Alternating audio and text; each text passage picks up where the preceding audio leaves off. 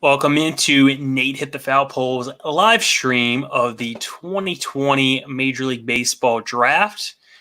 I am Matthew Pine, one of your co-hosts, along with Zach Goodman. Zach, how are you? Pretty good, Matt. Definitely pretty excited for tonight. It's going to be a good one, and hopefully add some franchise cornerstones to our team. Yeah, the Orioles have 2 picks tonight, so I'm looking forward to that. Number 2 and number 30.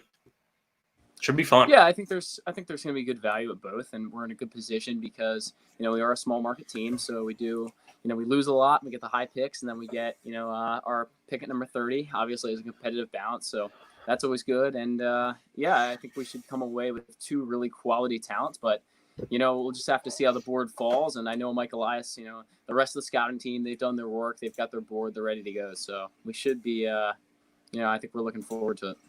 Quick shouts out to the Astros for cheating, so that we moved up a spot. Yeah, I mean, I don't Appreciate think many people realize that, but this is, this is pretty unprecedented for a team to have 2 first-round picks. So we'll take it. Yeah. I'm going to tweet out the link momentarily to get more folks in here. And folks, if you are joined us right now, comment along and say who you think the Orioles will pick. I think as of now, the consensus is Austin Martin, but we want to hear from you guys. Hear who you guys think. Yeah, I think that it's pretty much going to be Austin Martin. I think there's a solid chance for Nick Gonzalez too, and maybe you see some other guys like Zach Veen or HESTON KJERSTAD pop up, but I'm almost 100% positive at this point it's going to be Austin Martin. I was thinking Nick Gonzalez yesterday, but now I'm thinking Martin's our guy. Can't wait. He's going to be a great add to the team. I know that there are a lot of people who don't think he's worthy of a second-round pick. Matt, maybe you're not as big of a fan of him as some other people are, but I think you're going to see as he moves through the minors that his pure hitting ability and that contact and that bat is really going to play. Yeah, I'm a big fan. I think my guy would be Zach Veen at this point in time, just because of the upside there. I mean, when you see his swing, you see Cody Bellinger kind of has that length to his swing to add power. So he would be my pick. I don't think that's going to be the pick. I think there's probably a 1% chance that happens, but I trust whoever Elias and Brad Ciolek choose to go with. Yeah, Veen and KJERSTAD are both guys that we've heard a lot about as possibilities, but I just really don't see either of them being the pick. I mean, Gonzalez and Martin, I think even Lacey are far above, on our board. I just don't really see us picking KJERSTAD or Veen. So, I could be wrong. I do really like Veen. He definitely has that huge potential. He's like you said, Cody Bellinger. I mean, if he turns out to be that, then I think we're all pretty happy. But Martin has a great high ceiling too. Lacey's a possibility to be a number 3, maybe at worst. So there's a lot of good guys in this draft. I think a lot of us probably wanted Spencer Torkelson, and we can't get him. But that's just the way the board falls. And unfortunately, we weren't the worst team. So there's some benefits to that too. But this is a good year. We're in a good position. Yeah, and as Vasilios mentions here, soon we will find out just in about, give it 40, 45 minutes who the Orioles are selecting. We have several guests lined up for tonight, including Vasilios himself. I believe Dylan Atkinson from Utah Street Report will be joining us in just about 10 or 12 minutes. So we're excited for that. Should be a fun night. Yeah, we've got some of the most well-known Orioles people that are on Twitter, and they do other things. They write, they do podcasts. Some work for Barstool, so it's a very diverse group. And hopefully we all get their opinion on the pick. And I think guys like Eric Arditi, he's going to have a very very opinionated and probably very emotional response to our number 2 pick. Yeah, I'm curious to ask him, if he's gotten any restraining orders put on him from any of the prospects. He's been DMing them pretty frequently, so that'll be interesting to find out. Yeah, he wants to go to the aquarium with Austin Martin. I mean, who can blame him? I mean, honestly, But I'm sure Austin Martin likes his crab cakes, which Eric also wanted to know. So, I'm excited to hear what everyone has to say about our picks. Yeah, that is what Maryland does. Baseball and crab cakes. That is for sure. Matt, if you had a guess right now at pick number 30, obviously we're jumping ahead a little bit, who would you say is most likely? See, I just actually put out an article for Utah Street Report. And my prediction was that the Orioles would go Nick Bitsko, who's a high school pitcher. Saw some rumblings on Twitter that they're looking more at college guys. So at this point in time, maybe like a Tanner Burns, maybe a Chris McMahon from the U, maybe those type of guys at 30. Yeah, I could see that. I know Rockabacco in his daily blog said they're looking at college pitching at number 30. So I think that's probably where they'll go. I do really like Tanner Burns. He's got a really nice slider. His fastball moves from 92 to 98, so it's a little bit inconsistent. But Tanner Burns is really nice. I've heard the name Dax Fulton thrown around a ton. Mm-hmm. And Matt, you obviously know I'm not too much of a fan of Dax Fulton. He had Tommy John. He's a high school lefty. One of the better prep lefties in this class, but wouldn't necessarily call him one of the best pitchers in this class. He's got a really nice curveball. He breaks it off well, great feel for it, but the fastball's not there. Only 90 to 92, so not that impressive.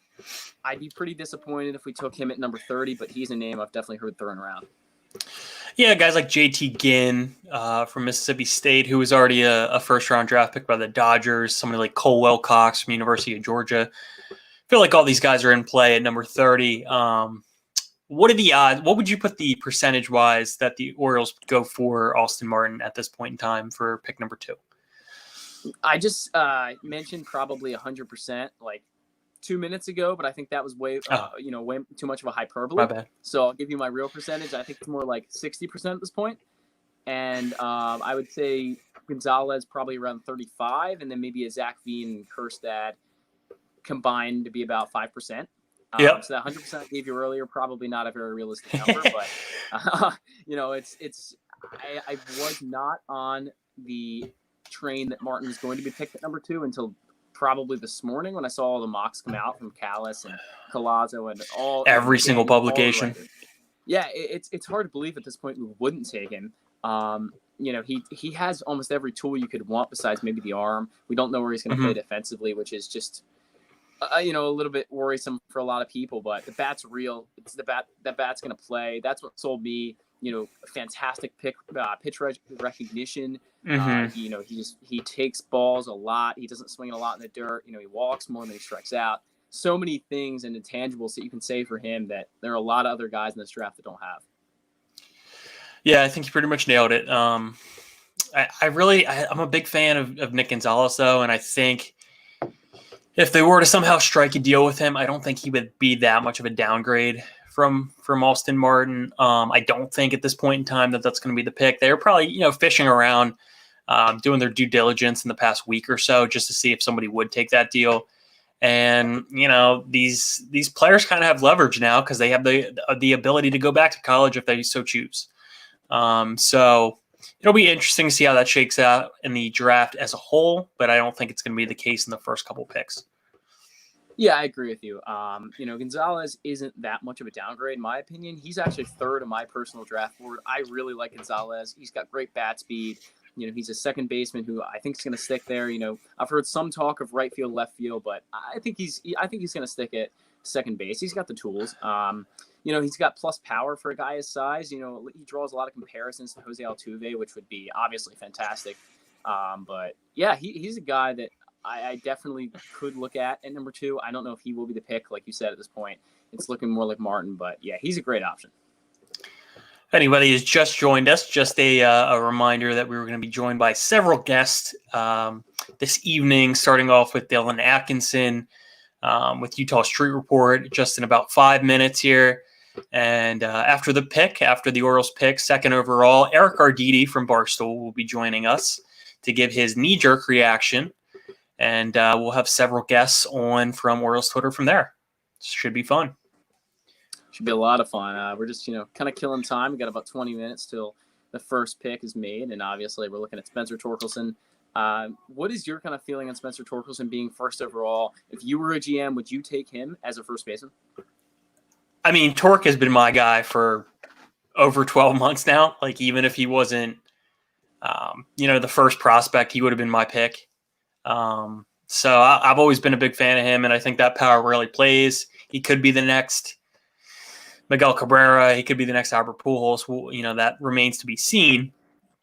But I think, in the Tigers' case, I think they are so rich in pitching in that prospect system that it wouldn't be such a bad idea just to infuse that talent with with a slugger. Maybe the next Pete Alonso, maybe even better. So should be fun. I've heard almost every comp that you can make for a power hitter. I mean, Miguel Cabrera, Dan Duquette, Mark McGwire. You obviously mentioned Pete Alonso. There's just so many comps for this guy. He could be anyone. I mean, he's got so much power and a great bat. I don't necessarily agree that he has a better bat than Adley Rutschman and went last year. I think a lot of people think that. I'm not one of those. Maybe that's my Orioles bias, but Torkelson's a great player. I don't know if he's a generational talent. Maybe he is. We'll see. First baseman generally don't get drafted first overall either, so let's just have to see how that plays out for them. And Tigers will probably get quite a few good years out of him. And I believe he would only be the third all-time first baseman to be drafted at the 1-1 position. Should be fun. I think there are a few others, but John Olerud maybe was one of them. I can't remember. And maybe I think it was some guy in the 60s. I think by the Yankees, okay. I want to say. Okay. It hasn't been too many. It's just, with no positional versatility, it's just not much of a value pick at number 1 overall for sure. Justin chimes in here. He says, Mark McGwire without the steroids, potato, potato, we'll see what happens. Do we know that is the truth? I personally don't. I feel like the Tigers would be made aware of that situation, but if not, hopefully. We'll see what happens. Yeah, these teams collect medicals months before, so I'm sure they know almost everything that there is about Spencer Torkelson. But to note this, he did not get drafted out of high school. He's one of the few guys that is going to be a college guy going in this draft that did not get drafted out of high school, even in like the 40th round. So that's something to honestly think about, that his power really went up. And obviously, I'm not accusing him of anything, but I'm just saying it's pretty interesting. He probably worked really hard.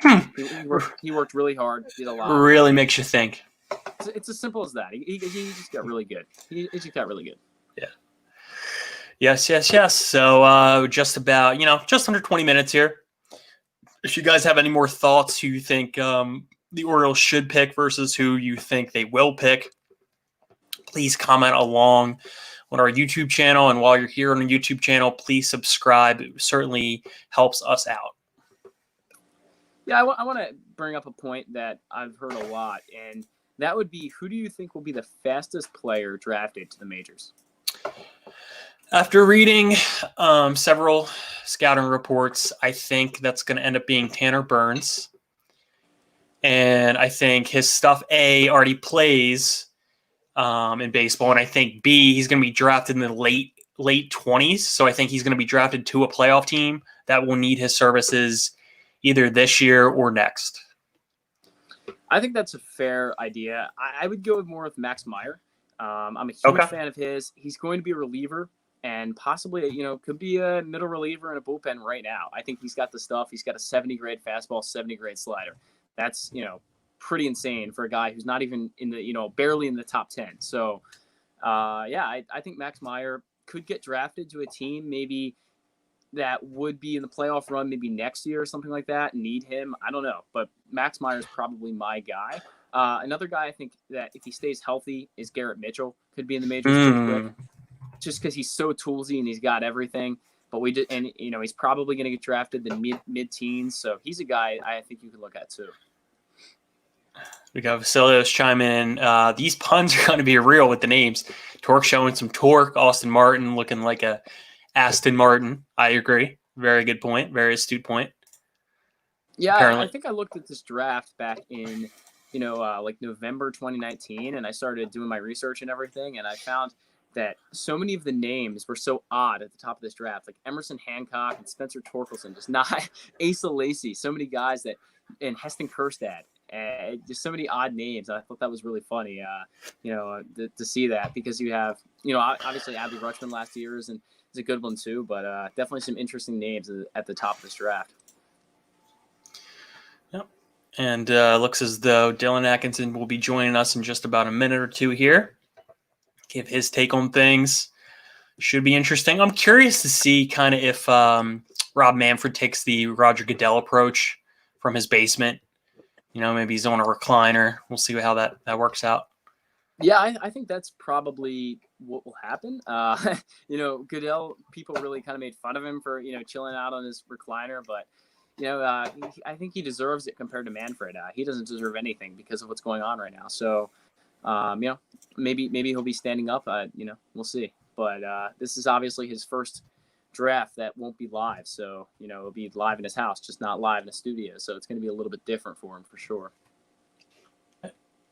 I want to welcome in Dylan Atkinson. Welcome to our stream, Dylan. Hey guys, thanks for having me. Appreciate it. Yeah, absolutely. We're both writers at Utah Street Report, so be good to have your opinion here. Yeah, I appreciate you having me on, and ready to get cracking. Cool. What are your initial thoughts so far on Austin Martin and who the options are at number 2? I mean, originally I'm going Martin, and I'm still sticking with Martin. I think he's the best pure hitter in the class. I think he's the most complete player in the class. I mean, you look at Torkelson, he's got above and beyond the best power, the most power. You see comps to Pete Alonso a lot. But with Austin Martin, you're kind of getting the complete package. I mean, there's so many things that he does well. He runs the bases well. He hits well, makes a lot of solid, hard contact all the time. A lot of plate discipline, can get on base quite a bit. And his versatility is something that is unmatched in this class. I mean, when he first hit the draft boards last year, you saw him listed as a shortstop, and you saw him as a second baseman. Mm-hmm. Now he's listed as a third baseman / outfielder. And I think even though they're having him listed as a third baseman and a center fielder, you can really put him anywhere on the diamond. Now, I know Mike Elias has talked about possibly going underslot. Well, he hasn't talked about it, but there's been hints and rumors around right now about going underslot. But I think right now it's Austin Martin, because even though he has a history of going underslot, a lot of people point at Carlos Correa and that draft in 2012 when the Astros had the number 1 overall pick. Correa really wasn't seen as that number 1 guy. But Elias talked about how even though going underslot there, he is only going to go after the players that he feels best fits the organization. And that proved to be true with Correa, because the players that he was picked ahead of that people thought were going to be picked ahead of him were Kevin Gausman, Mike Zunino, Byron Buxton, all players that Correa has surpassed in his career. So I think that really speaks volumes to Elias trusting his guys and saying, I'm not listening to your mocks. So even if he does go underslot here with a guy like Zach Veen, maybe Gonzalez, no matter who it is, it's going to be who he thinks is best fitting the organization. Yeah, and I think we should probably trust anything Elias does because, honestly, we have no other choice. We're working in a rebuild here. We're trying to put the best competitive team on the field in a few years. And if Elias thinks that, Zach Veen fits better than a guy like Austin Martin, then if he takes Zach Veen, I'll be perfectly happy with that. There's some guys, obviously, I think like Tyler Soderstrom or Patrick Bailey that I wouldn't be too happy with at number 2, but we just got to trust Mike Elias. He's a plan. He knows what he's doing. So I think that, anybody he picks is going to be good. Yeah, I totally agree there. I mean, there would be some shocks. I mean, you don't see in too many mocks Lacey coming in, even though he's projected to go 3rd right now. You don't see much of Emerson Hancock, even though if you think about it, just a year ago, everyone was on the tank for Hancock. He's fallen off the board quite a bit. So if the Orioles go Hancock, I will be shocked there. And like you said, with Patrick Bailey, and I know his name kind of surfaced around as of last night or the night before. I can't remember to be exact. It would be very surprising to see the Orioles with back-to-back first-round picks in years take a switch hitting catcher, especially with Bailey being not so high on boards. It would definitely be a shocker for sure. How do you see the rest of the top 5 shaking out, Dylan? Right now in the top 5, I mean, I think everyone's got Torkelson going number 1. If the Tigers don't take Torkelson, it's just bombing everyone's mock draft from the start. So I have Torkelson going number 1. If he falls to number 2, great, and that creates even more stress on the Orioles side. Who do we take, Torkelson, Martin, or do we go underslot?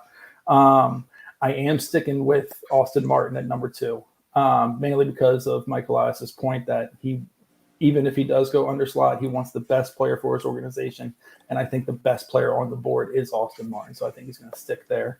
And this isn't going to be a shocker, but I do have Lacy going number 3. I mean, he's the best pitcher in the class right now. I mean, I know he has some struggles with his command and needs to sharpen that up, but right now he's got the best stuff in the class. I mean, he's a tall left-hander, throws hard. He's got a perfect 4-pitch mix. He's got that hard slider. He's got the over-the-top curveball from the 3/4 arm delivery, and he's got the changeup that fades away. So I think Lacy's definitely the first pitcher off the board. I think he's going number 3. And then it gets a little tricky. I mean, I think at number 4, I think it's going to be Zach Veen. I think he's going to be the first prep off the board. At number 4. Yeah, and he's got that strong stroke from the left side of the plate, and like you said, Matt, before, it looks like Bellinger. It really does. I mean, he has the tall stance. He doesn't stand as close as Bellinger does necessarily, but you just see the absolute bat path. You see the swing path. He's got the launch angle intact. He's definitely tapping into that. He's got a lot of raw power from that left side. So I think he's an exciting player. I think he does come with a lot of risk. And like you, Matt, I like Zach Veen. If the Orioles want to go Zach Veen, I'm not opposed to it whatsoever. But I do think with that, especially high school talent, especially with the state of times right now and everything, it's definitely a big risk. And then at number 5, I actually thought about going Hancock here, but I think I'm going to stick with Gonzalez. I mean, like you said, Zach, I mean, he kind of reminds you of an Altuve kind of guy. Not that sharp of a defender, but he's definitely capable. I know there's worries about his arm, so shortstop may not be a future there. So he's probably second base long term. But he's one heck of a hitter at the plate. Not a lot of power to tap into, but he's going to get on base for you a ton and possibly a top of the order catalyst. So I think he's going to go number 5 if he doesn't go at number 2 for the Orioles. Good caveat. Yes. We can't talk about power without bringing up Blaze Jordan. So I just want to get your thoughts on Blaze Jordan, a possible pick, for the Orioles in the 30s. Who knows? Yeah, I mean, I saw his name brought up at possibly at 39. I know Matt wrote about it earlier today about possibly Blaze Jordan going number 39. I mean, the young kid, I know he was famous on YouTube and everything for the home run derbies. And without that mixtape. Yes. But he's got a lot of power. It's just a lot that just to not be too sure about. I mean, there's no true position for him right now. Kind of reminds me of a little bit of a Ryan Mountcastle in a way where you're just trying to find that spot on the field for him. But it seems like the bat could be very legit at the big league level. So if the Orioles go for him at number 39, I'm perfectly fine with that too. I'm always welcoming a big bat into the system. Yeah, what struck me immediately with him is just how much more advanced his bat was than most of the other high school guys in the draft. He just, he's not going to be your guy who's going to hit the ball every time. I mean, he's going to strike out a ton, so you got to accept that. He's a more DH type guy, but and like you said, no position yet. He's not a great third baseman. He plays a pretty average first base, but it's hard to pass up a bat with that much potential. Maybe 40 home run, 50 home run potential in the future. So he's a guy I definitely want to see us take maybe in that comp round for sure. Yeah, it definitely wouldn't shock me if they do. He kind of reminds me of maybe a Mark Reynolds type player, possibly maybe like a right-handed Matt Adams. Oh yeah, I could see that. So possibly a platoon guy. I mean, if you want to go with an Orioles comp right now, you maybe even be looking at a Renato Nunez. So a guy who has a ton of power to tap into, maybe gets shuffled around a little bit, doesn't have a true position. Which is kind of the limbo that Nunez is in right now, and that could be possibly the future for Blaze Jordan. I was telling Zach earlier, he's number 1 on my big board. I don't know what everybody else sees, but that's my guy. So if that's your guy, I can't argue that. He definitely has a fun name with Blaze Jordan, but I still can't pass up with Austin Martin with the walk-up song being Aston Martin music. Right. All time. I agree. Well, gonna be good. Dylan, we certainly appreciate you coming on, and we hope you enjoy the draft. I appreciate it. Thanks for having me on, guys. Enjoy. All right. Thanks again. Yeah, Yep, thanks. see you. All right, Matt, So, we're about 4 minutes, 50 seconds off from the Tigers being on the clock officially, so we're looking forward to that. And I think I can give them the official boom. Think I can do that. That's fair. How about that? You know, first few picks should be pretty cookie cutter. 1, 2, 3. So no surprises there. But this, you know, as we get into the teens and as we get into the 20s, it's going to be very interesting down the stretch for sure. I did want to get back to one comment, though. I think this is from Katie Minton. I want to make sure that's the same Katie from the O's Windup podcast. Great podcast. Highly recommend. That's all I want to say. Yeah, and she says we got to trust Elias, and that's about the best thing we can hope for, and just, you know, hope that he makes the right pick. And I do think he will make the right pick. And obviously the intelligence, there's not as much there as a normal draft because of, you know, the unique circumstances that we're in. There's a lot of video scouting going on, not as much in person. So, you know, we can't meet the guys in person. We only have to meet them over Zoom. So it's definitely a different situation. And I know from, you know, talking to people in the industry that, you know, they feel that Zoom meetings are kind of the future, though. So I think that we will see a lot more of that in the future, and maybe not as much in-person meetings because, you know, it's almost just as efficient. But, you know, it does, you know, that's how it's played out for teams this year. Yeah, and I think Elias kind of breached that subject a little bit and said, you know, luckily I was able to go see these guys in like January before all the COVID hit. So he's got a pretty good grasp, especially if he's seen them in person, you know, of what they've got to offer. So. Yeah, I know he did travel to see Zach Veen quite a few times. So that's maybe an indication of that, you know, they really like him and maybe some other high school prep guys. So we'll just have to see what Mike Elias has in store for us. But Justin says if the Bundy trade is any indication, the Orioles are in good hands. And that's you know, partially true. I wasn't the biggest fan of the Bundy trade, but I know a lot of people were. If the VR trade is any indication, the Orioles are in good hands, you know? That was perplexing and not sure what they were thinking on that one. But, hey, I know it's, you know, that's why it's not my job, it's his. But, yeah, we pretty much got nothing for a guy who, you know, was a borderline all-star last year. So, you know, we went from him to Jose Iglesias. I do really like Iglesias, so I wasn't too mad about that, but kind of confusing.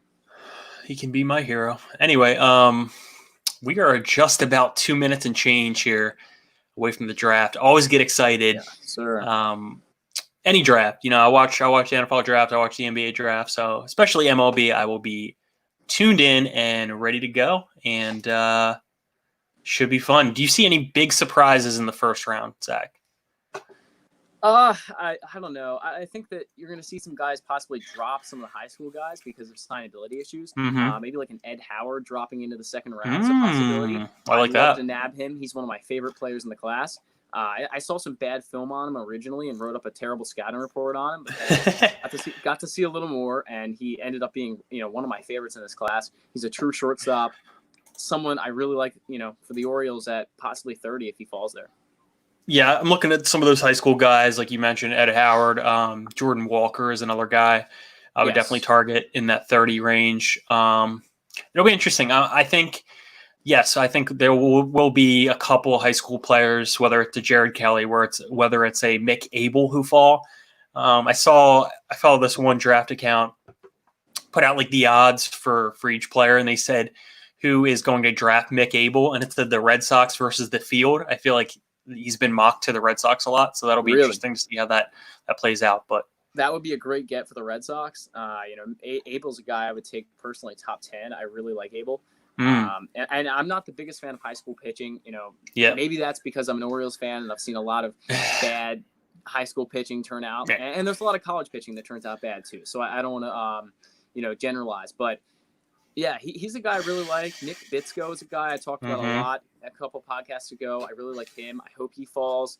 Definitely some high school guys. Maybe an Austin Hendrick falls into the mid-20s. I think Robert Hassel will actually rise a bit. Yeah, I don't think he's going to fall at all.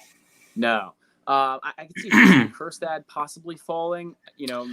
Just based on the Maybe. fact that hit tool is not really there, and that swing is way off from what I'm accustomed to. So maybe him.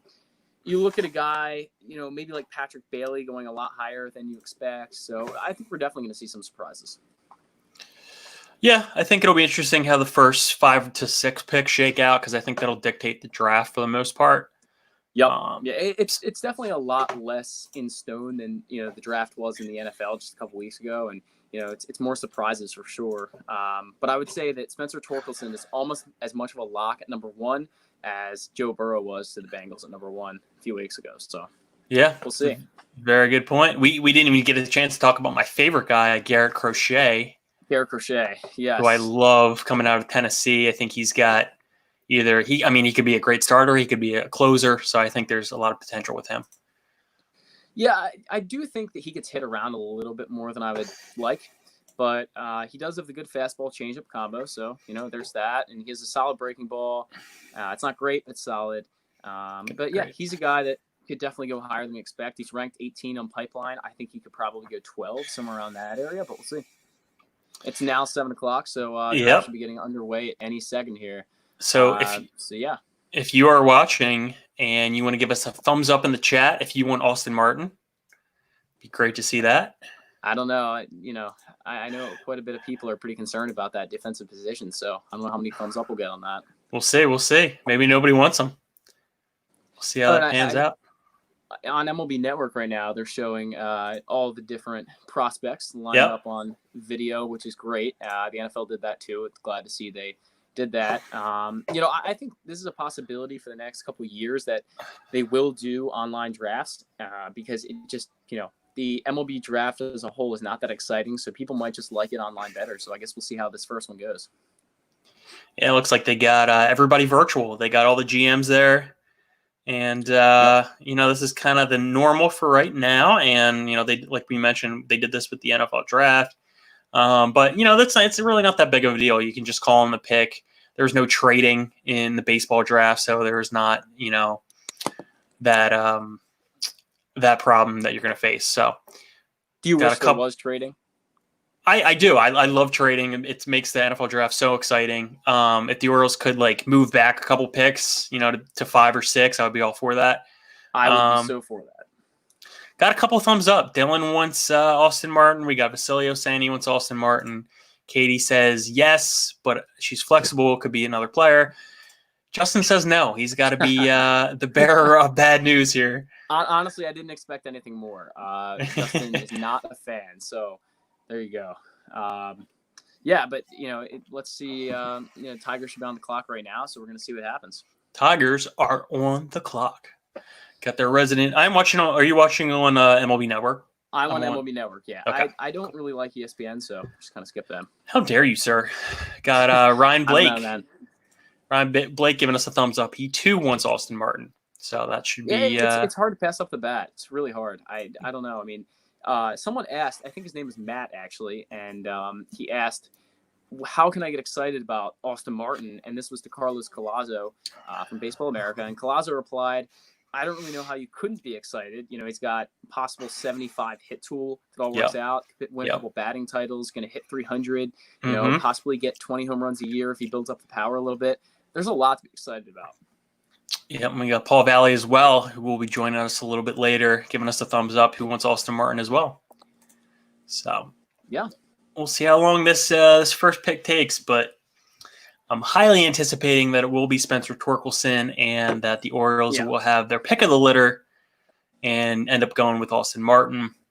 It's going to be interesting because the Orioles have the largest draft pool this year, so they have the most money to spend. So if there is that guy like an Ed Howard or a Jordan Walker who says, I might want to stick with my commitment to college, maybe they can woo them with some cash. I was worried last year that Gunnar Henderson would sign. And would not sign, sorry. Mm-hmm. And he ended up, signing at the last minute. And that was, pretty stressful. He wanted to go play with his brother at college, which I totally understand. But I'm glad he came here. He's now our number 7 to prospect. So, maybe another situation like that with a guy like Bitsko or a Howard where we really have to give them a lot of money. I think Henderson got around $2.3 million last year. I'm not sure about the signing the slot of pick number 30, but I guess we can find that out here at some point. Yep. And Katie says plus the Flaherty Vanderbilt pedigree, and yeah, I mean For Martin, Flaherty's an Orioles legend, so yep, can't pass him up. Yeah, I'm just gonna do some housekeeping work here, Zach. So if you want to keep talking up the stream, you feel free to do that. I'm gonna try to figure out what that slot is for pick 30. So try to figure that out real quick. Okay. Here. See if anybody else wants to comment along and say who you would like at pick number 30, please do so. If not, we will keep you up to date who we think should be there. Okay, so the Orioles are they have $2.3 million, exactly what it was last year to spend at pick 30. And then at 39, we have $1.9 million. And then obviously at number 2, we have $7.7 million. So we have quite a bit of cash. We have the number 1 draft pool, which is super exciting. And here's Rob Manfred at the podium. Ooh. Doesn't look like he's at his house. So, all right. This is more official than we expected. So we're just waiting on the pick here. And you were definitely ahead of me. I am on my laptop, so. Okay.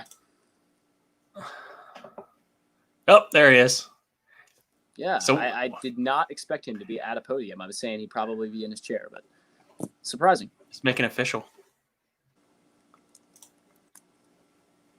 We should hear it any minute here. Justin says, and here we go. It's pretty exciting. We got about 5 hours of the draft coming up. And you better, we want everybody to stick with us through the entire time. Yeah, if you don't watch for the 5 hours, you're really not a true Nate at the Foul Bowl fan. You're not even a fan. Doesn't even count. Come back at pick 30 because we'll give our full breakdown on that one for sure. Half asleep. Yeah, half asleep. It'll be June 11th.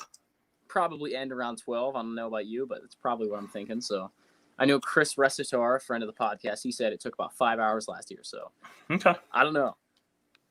We shall see. We shall see. Manfred is saying a lot about the Black Lives Matter movement, and again, very timely. Very timely. Very timely. Glad they were able to incorporate something in their podcast for sure. For sure. Yeah, so just hopefully Spencer Torkelson goes off the board here in a few minutes.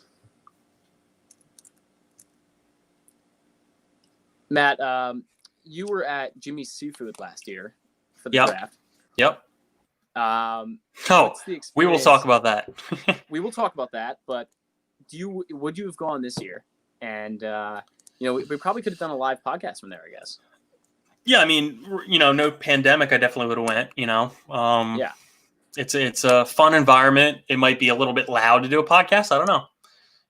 We could probably try it out if we had nice mics. Next year, you never know. You never know. That'd be something. And we get Kumar Rocker too, so that would be something. Manfred's going to pick the order next year, so I'm not confident he's going to give us a very good pick. He'll probably give us like 7 or something like that. The Yankees will get like 2. Well, then I guarantee you that the Orioles are not getting number 1. No. If they don't get an All-Star game, they don't get the number 1 pick. It's kind of crazy with Kumar Rocker. I don't want to talk about anything else here, but I just want to make the note that we are literally talking about Kumar Rocker being the number 1 pick in 2 years ahead of time. We were talking about this last year, so that's how talented he is. We need that number 1 pick. We're looking at a 50-game season, so we need to go maybe 11-50, and then we can get that number 1 pick. Yeah, and as soon as a couple picks go off the board here, we will do a ticker, just as you're seeing on your screen on MLB Network, just to update you with the picks. Ryan, if you are listening, I just sent you the link, so you should have that at the ready. And a good option. Go ahead. The Tigers have about 3 minutes left on their clock. I know you're a little behind, so just letting you know, and I'll let you know when the pick is in. All right. Mine currently says 3:18, so 3:18. Okay, about 20 seconds behind me. Yep, I'm about 20 seconds behind. So, I'll know the Orioles pick before they pick it. I have it on mute right now, but I'm honestly glad I don't have to hear what Harold Reynolds has to say because he's probably hating on the Orioles. Wouldn't be surprised. Yeah, I have it volume low. We have Vasilio saying a joint podcast at Pickles Pub. That is intriguing, Vasilios. We will definitely have to take that into consideration. Definitely looking at that. That'd be great. I know Pickles is, they're struggling a little bit right now, and that's with every small business, but they also rely on a lot of their revenue from Orioles games. So As soon as definitely Camden support Yards is them. back open, they'll be back, getting those Yeah. pregame parties and stuff like that. Yep. Yep. Tigers pick is in, so hopefully we see Manfred coming to the podium Ooh, real quick. boy. And, first pick of the MLB draft is off, and that's an $8.4 million slot. So I'm expecting them to go probably at least $1 million over that, for Torque. He's going to want a lot. He's a Scott Boras client, so he's going to demand big-time money.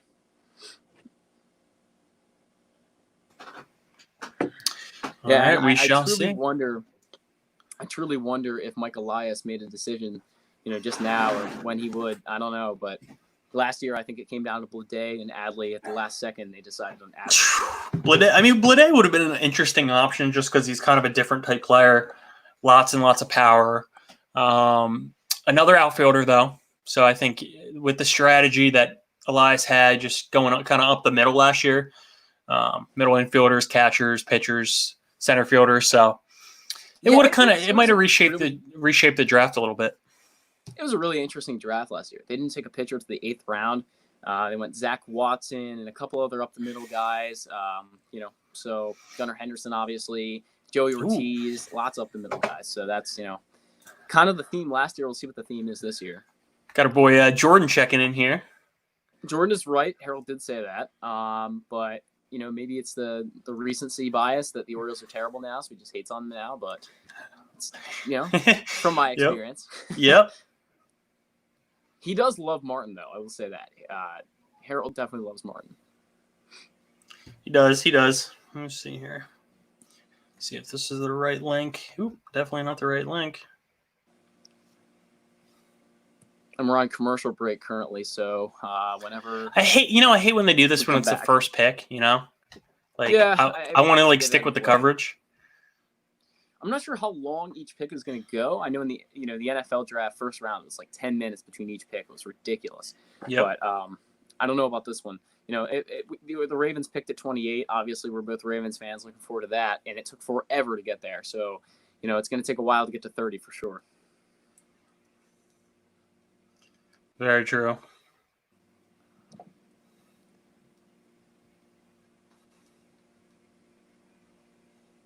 Plus the fact that the Tigers have probably known this pick since the end of the season last year, if not late winter.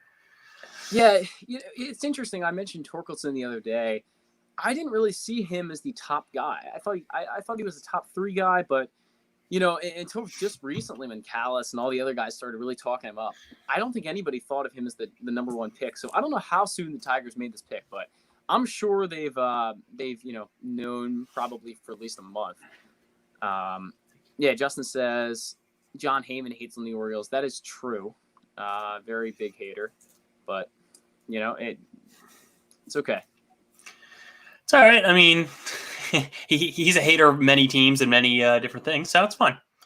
Hates the Mariners, hates the Marlins. So any rebuilding team, John Heyman just hates them. So should come to expect it, I guess. But definitely not one of the favorites of Orioles fans. But no, to each their own. I think he tweeted a lot of pretty negative stuff last year, so everyone kind of went after him. I'm looking at MLB. Go ahead. I'm looking at MLB Network right now, and they're listing Torkelson as a third baseman. So that's kind of interesting. Maybe the Tigers wanted him listed as a third baseman. That's possible. I don't know. I've never seen that before. I know that a couple people have said that they might try him there, but I would never list him there. I don't think that's his where he'll end up, but we'll see. Well, it'll be what would your reaction be, Zach, if they announced Austin Martin as a center fielder? I think that's what will happen. Honestly, I do. Okay. I do think that, but I'm expecting him to end up in the infield. So, and I know Harold Reynolds said that too. He said he's going to be a second baseman, third baseman. I personally think that scouts undervalue him, and here is Manfred to the podium. So, all right. Let's see our first pick here. Here we go. First pick. You're gonna have to let me know because I'm behind you. Spencer Torkelson. So, he's the pick. That is the pick. It is officially in. There it is. So, alrighty. Yeah, I mean, definitely something we expected. His family's going nuts. Him. Good for him. it's it's not shocking that they didn't pick anyone else. So that's pretty cookie cutter. But there we go, first one off the board. 44 minutes into our stream here. Yeah. So we got Spencer Torkelson. He's just a mammoth of a human being. He's going to have he's going to infuse a lot of talent to that Tigers organization. Like we said, they do have Riley Green, but they are lacking in bats in that prospect system. So he's definitely going to make an immediate impact. Yeah, I would agree with that. And I think that, there's that obvious plus power, and we see a lot of lofty comps for him. So good for the Tigers. They got their guy. He's not Adley Rutschman. He'll never be Adley Rutschman. Nope. But he's the newest number 1 overall pick. So the Orioles are on the clock. They've got about 2 minutes left. The NFL did about 5 minutes on the clock for each pick. So this is. I like the quicker pace. I'm not going to complain with that. Took about 15 minutes in for the Tigers to select Torkelson. So Yep. The Orioles hopefully will be selecting the next cornerstone right here. So we'll see who it is. See what happens. Short period of time. Play a little music here to set the mood a little bit. We can't not.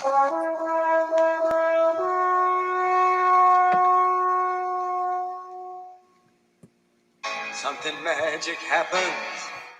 It's a great song. Every time you go. Orioles are officially on the clock. We got just about 2 minutes left before they will make their selection. We assume Austin Martin. I don't know, man. I don't know. I would be shocked. I would literally be shocked if it was anything other than Austin Martin. Also, I just want to make a note. They actually announced Torkelson as a third baseman. Manfred said third baseman. So okay.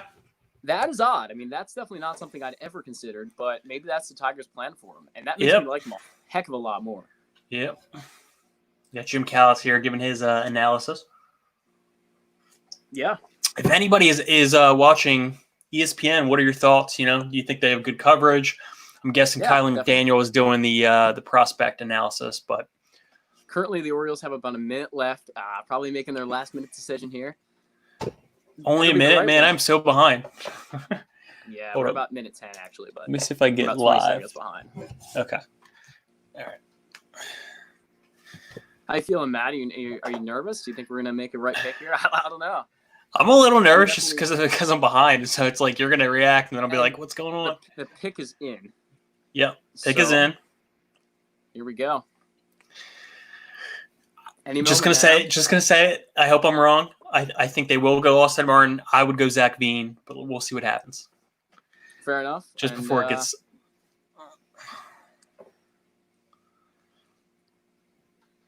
Yeah, they're talking right now on MLB Network about drafting Torkelson as a third baseman. It's quite odd. I mean, I just haven't ever heard that before, but yeah, that's they're gonna try it out, see if it works. He does have solid athleticism. I mean, for a first baseman, he's definitely more athletic than a lot of guys there. And hey, if Renato Nunez can play third base, I think Spencer Torkelson can handle it. Yeah, very good, very astute point. So Dan O'Dowd. All right, what do we got? Do we have it here? And Manfred will be announcing our guy. Yep. Is the commissioner at the podium yet? I'm behind. He's not at the podium. I will let you know. All right, you let me know. Orioles on the clock. Getting a little nervous here. Yeah, I'm definitely nervous. Got the, just the butterflies because you don't know who they're going to take. And this is a big pick. You can't screw it up. You really can't screw it up. See if we got some more comments coming in here. Oh, we got Spencer's off the board. Goodbye, Torque. Torque listed as a third baseman. Good observation, Vivek. Definitely that is a good note of note. There goes the dream. Let's go Birds. Pick is in for the Orioles. That one of our group chats we're in, we actually named Tank for Torque. So we were both really big fans, and he's off the board. I believe that group chat had a few different names as well. All about Torque. Was one I done Tunk for Torque. Tunk for Torque. And he's at the podium. And Here we go. Here we go. Let's get initial thoughts here. This is pretty scary, man. I'm going to need you to jump up with joy Second if it's Austin pick, Martin. Baltimore Orioles select Heston Kjerstad. Oh no. Oh no. Are you Oh, are no. you serious? I'm serious. It's Heston Kjerstad. You're serious? Alrighty then. All right. Yeah, that's not at all the guy I was going for. Oh my god.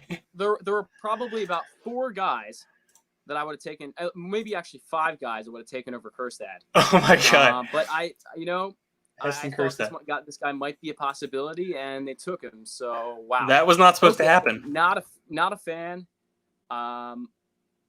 Yeah, wow. Okay, that's not great. I'm not very pleased, Matt. I don't know about you. I'm not very pleased. I just said he was going to fall to about 13. I think I said. So wow. Drink up. I don't know what else to say. Number 2 overall pick. Yeah, Justin, that's about right. I'm pretty shook. I mean, let's give our scouting report here. All right, I'm a little flustered here. Swing. He's got tons of power. He's the best lefty bat in the draft. That's right on that. Not terribly athletic. That's just very, very surprising. Very, very surprising. We heard the rumors, and they were true. Yeah. I have no words. I hope this kid. It went big under slot. I hope this kid is nothing but successful. And we've got weird look. The numbers look terrible in the back of his jersey. I don't like that. And yeah, this is pretty perplexing. Yeah. So our best goes to him. Hopefully he's the as good as Mike Elias thinks he is, but that's not at all who I would have gone with. But hey. Yeah, I'm a little at loss for words just because I knew there was like smoke and I just thought it was kind of like BS, but didn't think that would be real. The national media is going to absolutely destroy us for this, so I'm not looking forward to that. Wow. I don't know. I mean, man, I don't know, man. That's just not. I had the Aston Martin music ready. Golly, he's got a 40 run tool as an outfielder. I think we should make note of that with Heston Kjerstad. That's just not good. This is like a very DJ Stewart type player. And am I wrong though? Am I wrong? Like, that's who we're getting. This is extremely perplexing. Like I'm 40, very 50. unhappy, but yeah, I know this is not who you were looking for at number 2. I'll tell you that much. I think also I would have been fine with Martin, would have been fine with Gonzalez, would have been fine with Bean, would have been fine with the pitcher. Max Mayer. I don't think this was what anyone was expecting. You couldn't have. I wouldn't have put money on Heston Kjerstad as our number 2 pick. I mean, I heard the rumors. I never believed them. I mean, I'm. Wow, this is. Orioles fans. What are our thoughts? Initial thoughts here of seeing Heston Kjerstad. That's my initial thought. Great. Yeah. I don't know, man. He's got the power. I mean, Mike Elias likes power. Apparently, that's Blaze Jordan probably going to be pick number 39 now. I wouldn't be surprised if Mike Elias loves the power that much because that's really all he's got. He's not a hitter. He's just got power. He's not a contact guy. So. I don't know what the deal is here. I really don't. Honestly, sometimes it hurts to be an Orioles fan, Matt. It really hurts to be an Orioles fan. I will correct you on that. It always hurts to be an Orioles fan. It hurts to be an Orioles fan. And obviously, we didn't grow up in the time period where they were winning. So this is just perplexing. But Marlins pick is in. I expect them to go with Lacy. Yeah. I feel like a Jets fan right now. Like. Yeah, I don't know. What I think. Like I said I would trust whatever Elias picks.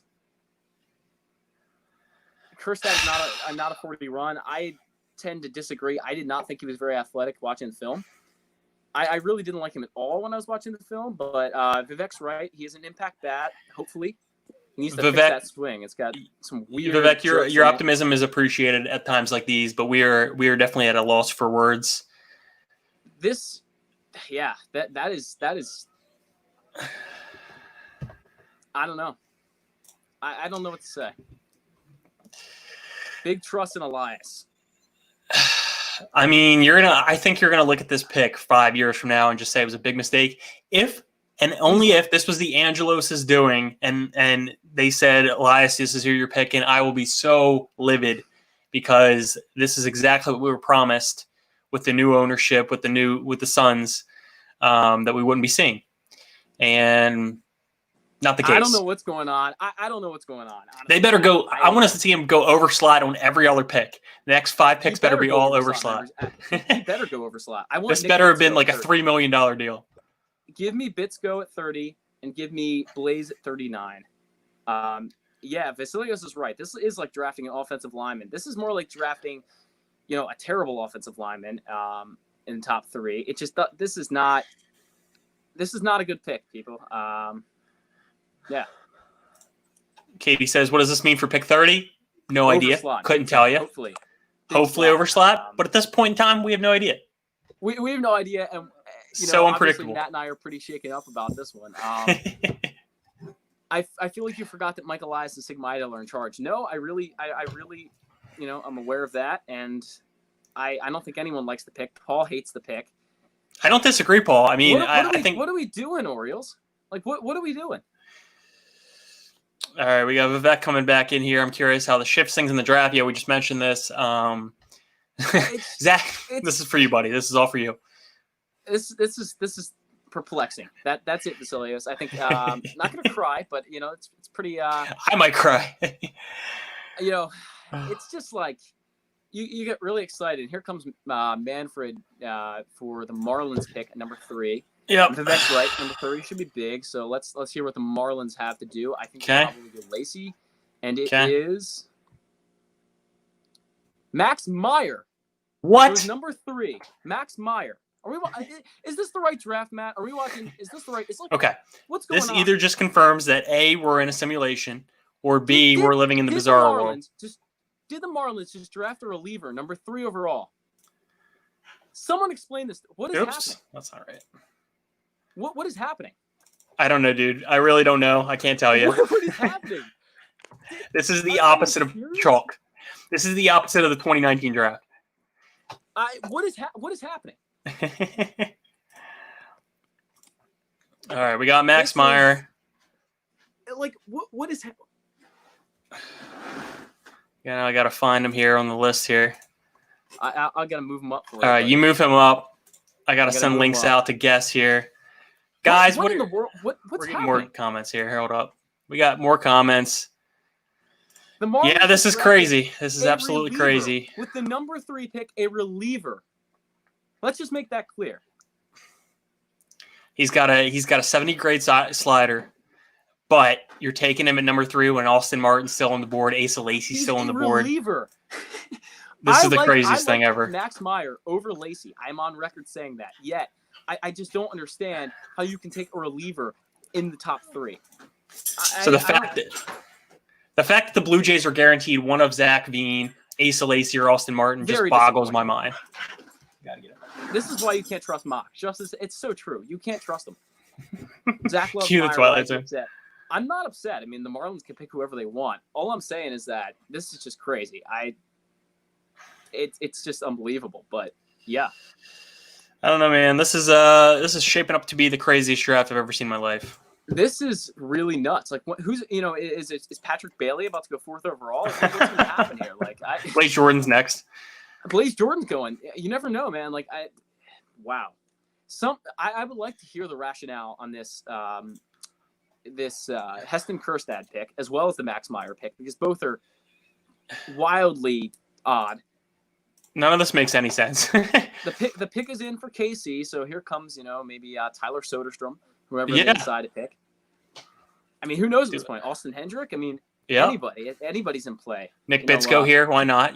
While we're at it. Kevin Abel's in play. He's a 5th round pick, but Kevin Abel's in play. Who knows? I mean, I'm at a loss for words. All right, let me send this. Let me send this thing off to Eric here. You can keep talking. Okay, I'm gonna try to see what the media is saying about our Heston Kjerstad pick. You should definitely not do that. I'm probably gonna agree with them. We're gonna get clowned terribly for this pick. I feel like I bought into the smoke, and then said, "Nah, that's just jargon," but it was actually real. That's exactly what I did, and it's gonna make for some really interesting reactions here from our couple guests, but. I mean, maybe they look at Heston Kjerstad as a guy who could possibly be here in a year or 2. That, maybe he fits the Adley Rutschman timeline a little bit better. This is a good point. This is a really good point by Vivek. Very What good if point. everyone's Very just good underslotting just because of the financials? But Max Meyer, though? A Well, I reliever? mean, look at it. Look, the Orioles are a KC low market, KC is at small the podium, market, so let's just. small market. Miami's a small market. And the Kansas City Royals will be selecting right now. Let's see who they pick. It's probably going to be Austin Martin. Asa Lacy to the Royals. Okay. Not horribly surprising there. Yeah. I definitely would have gone Martin. I don't know why Martin is falling so far. This is shocking. I don't know, man. I really don't know what's going on. Yikes. Yeah, big yikes. This is.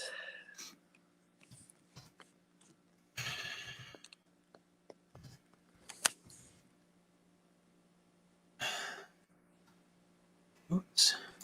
Sorry, folks. I'm just fixing the kicker at the bottom, and I will have that up momentarily. Please keep commenting along, as this is the craziest draft in history. Toronto is really going to get Austin Martin or Zach Veen. Right, who just went?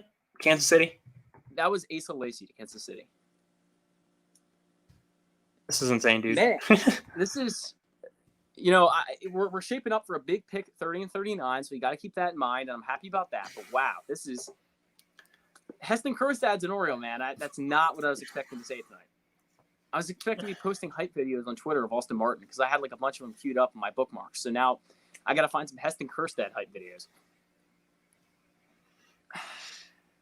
Oh man, we got Lacy here. Yeah, I mean, I'm just. Can we just talk about what the Orioles just tweeted? The Orioles just tweeted adding some power to the lineup.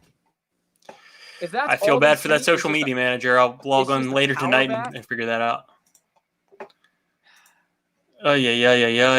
They spent no time on Kjerstad. Shows me nobody saw this coming and weren't prepared to talk about him yet. That on everybody hates Baltimore sentiment. This is gonna make for an interesting live stream. All right. I mean, let me get this Blue Jays have a really hard decision here. If you take Martin or Veen, I mean, man, that's a really tough move. I don't know who I would pick, honestly, at this point. I think at number 5, you almost got to go for the higher upside guy. You got to take Veen. Dude, at this point, I don't even know. It's just this is just insane. Well, let me give me 1 Royals second, jersey Katie. off? I'll get your thing in I here. don't feel a part of the team right now. Don't say that, sir. Don't say that. Tim Corbin's on here talking up his guy, yet he's dropping to bottom of the top 5, possibly. I don't know. Lower than that. This is some weird and wild stuff here happening. Oops. I don't know. Okay. Eric Arditi from Barstool Sports will be joining us momentarily to break down this ridiculous pick. This should be good. Yeah. You thought I was mad. Yeah. Get Katie's comment in here. She said Martin to Toronto. I mean, it's looking that way, right? That is a good point by Katie. Is there something about Martin we don't know? It's possible. He could be, bad influence on people. Who knows? I mean, but yeah, Vivek's hitting, perfect point here. The Royals farm system has got some arms now. I mean, that's just unbelievable now. I mean, he fell right into their hands. And Buddy, what are we doing here? Are we buying Kjerstad crab cakes, Eric? I just DM'd him. I already asked him the crab cakes. Dude, what is I don't know. I mean, I have zero idea. I mean, I know it was a name that was tossed around, and I kind of just thought they were doing their due diligence. I didn't even DM him before today. I was doing my due diligence yesterday, DMing every prospect under the sun. It's truly unbelievable. And I think I saw him ranked anywhere from 15 to 20 prospect. I mean, they better do something, solid with 30 and 39. I'm absolutely dumbfounded. Like I heard from people. I talked to a coach in the organization today who said all the hitting coaches absolutely love Martin. They said, we love Torque. We know he's won. What could have been? They said Martin's the next best thing. What could have been? And I don't get it. I mean, I haven't watched him. I haven't seen anything about him, except for what I just YouTubed, at 7:21 when he was picked or whatever. I can't wait to hear Elias and the scouts talk. I just thought Martin, I thought it was a slam dunk. Some I thought people it was had no doubt slam Kerstad dunk. in the teens. Yeah, I personally did. Yeah. I Like, there's no way he should have gone number 2. No, just no way. And I'm fine with him. Like, I'm fine with the pick. Again, I feel like, again, the stuff I saw, he looks like a good pitcher, or he looks like a good, guy. He looks like a good player. A lot of lefty power. But at 2, I don't think so.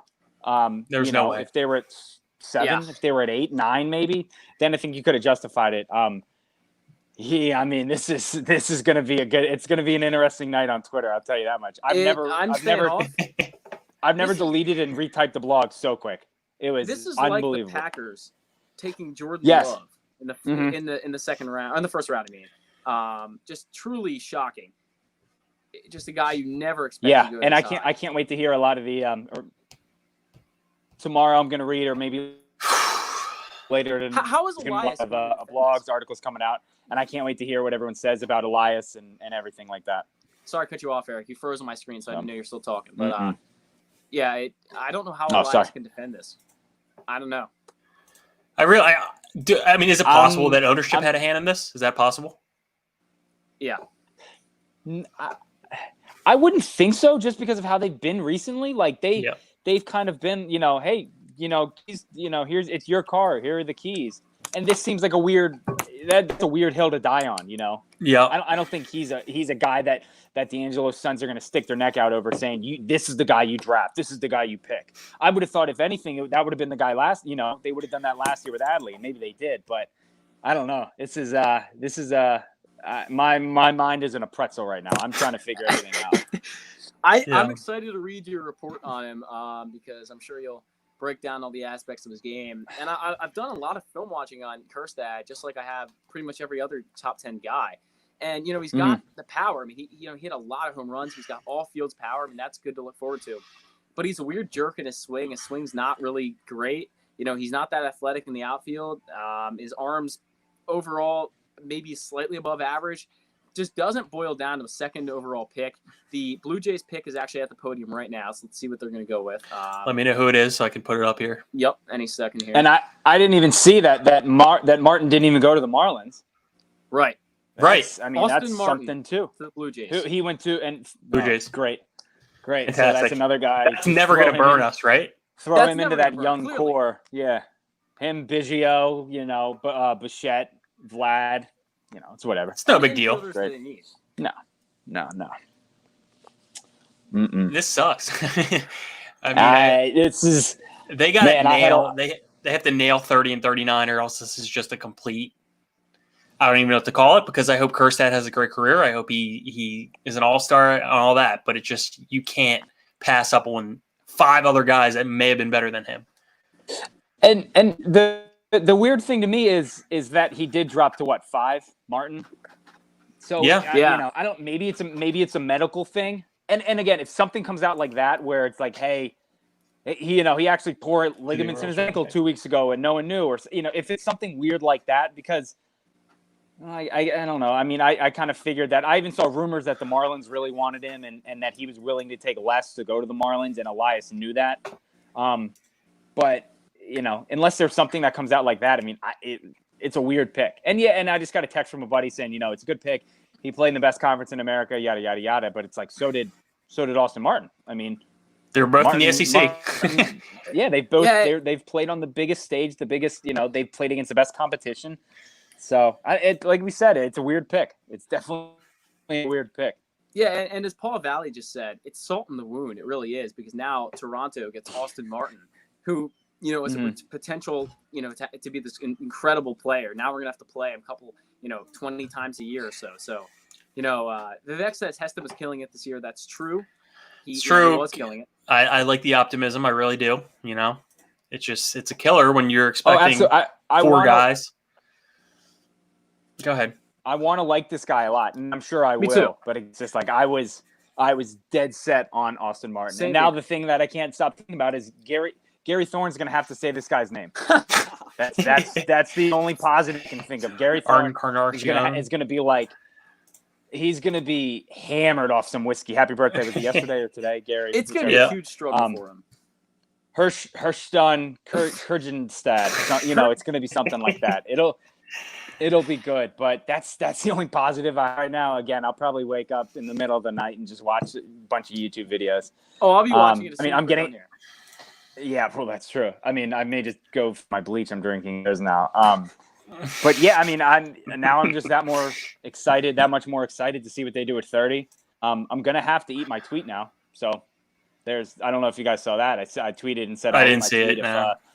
Yeah, I said I'll eat this tweet if the Orioles don't pick Austin Martin, and Dallas Braden already tweeted it and said color black and white. So that'll be great, fantastic. That'll be good. I mean, Zach was just saying, like, what's the national media, baseball media, going to say over this pick? I don't really care. I mean, it's kind of is what it is. Like, we're going to take our lumps. Dave Heyman will probably say something about, you know, the Orioles need to be relegated to the ACC and kick them out of the league and you know, stuff like that. But again, I mean, obviously Michael and them, they did their homework. They've had plenty of time to do their homework. This is. I mean, and again, we talk about Adley. This is a guy that Elias and company are going to be. They're going to be linked to him. So this is. I mean, it's a big. And I guess it's not that much football, like in football or basketball, where a GM is directly tied to a player and, you know, kind of puts his neck on the line for him. But this could be one that comes back to bite him. But again, we're 35 minutes into his Orioles career. So there's also another point too. Like that. When the Carlos Correa pick was made, nobody was thinking this is the guy. This is, you know. So that's a good point. Hopefully, and again, I hope we all end up on Old Takes Exposed. I would more than gladly be totally fine with that. On Old Takes, Cold Takes, Old Takes, whatever it is. You know, again, I hope I'm wrong. It's nothing personal against the kid. I just think 99.8% of Orioles fans were hell-bent on Austin Martin. So. And we heard smoke, you know, last night, yesterday, that it could be an underslot guy. It could be one of these guys that KJERSTAD was one of those guys mentioned. I never seriously took it into consideration. No, sorry, no, you go. I was just going to say to Matt, I don't think anybody did. I mean, there's no one who could have predicted this one. I think that I kind of was like, okay, if they go underslot, that's fine. I thought it would have been Nick Gonzalez or, you know, someone like that, or even, you know, Veen. I thought that would have been one of their underslot guys. Yep. I don't know. I just, and like you said, I saw his name mentioned and flipped right by him because I thought they won't do that. They won't do that. But again, man, when you zig, they're going to zag, and they zagged hard. So, yeah, that's about right. I think that sums it up. So, yeah. How quick did you get that blog out? Oh, I mean, I literally had my Austin Martin blog up, and then I had another blog just like, WTF, I can't believe the Orioles took fill in blank. I can't believe he did this at fill in blank school. And I just clicked that on one because I literally had my finger over top of it and boop, and was definitely gonna. I was seconds away from clicking it. So that was some of my fastest finger work in the last couple of years. So proud of myself for that. Do I dare go on Twitter? Probably not. Probably not a good idea. I don't know, man. This is I'm pretty shocked. I just got a text from White Sox Dave who said I wouldn't have wanted him at 11, let alone 2. So he's not wrong. He might give you some crap for this one, Eric. He might be. I mean, if I gotta, I'm gonna eat my tweet. I'll own up to it. So I said I would. I'm gonna do it. So looking forward to that. It's gonna be a long night. It's gonna be a long night. If people want to read your blog, where can they go, Eric? Barstoolsports.com. Just had one, I'll put up today. Can have one tomorrow and every other day following, and hopefully, again, maybe a draft recap. I'll feel a little better about this pick, but right now I feel like I just got kicked in the balls. So I actually just heard a point from someone on Twitter, and they said Heston Kjerstad fits Camden Yards perfectly as a left-handed hitter. Mm-hmm. And I think that's a good point. He does fit very well. Yep. I always just thought that I thought their outfield depth, in the minors, I thought they really had good. it. I thought, and that's not one of the spots unless they move him or unless they're gonna, obviously Trey's not gonna play in right. But I guess you slot him into right or left, and they also got Santander, they got DJ Stewart. Obviously, Austin Hayes in center. So Plenty I of saw future some guys. Yeah. A lot of someone had mentioned that Martin was falling because he, I guess teams didn't know where to play him, which seems kind of weird. I feel like, an athlete. I mean, all you heard was about how much of an athlete is. You'd think that, and again, if he's doing it at a high level like Vanderbilt as a freshman, if he's playing everywhere, I mean, I thought that that you could have at least found a spot for him. Again, if not, you move him around, wherever you want. So.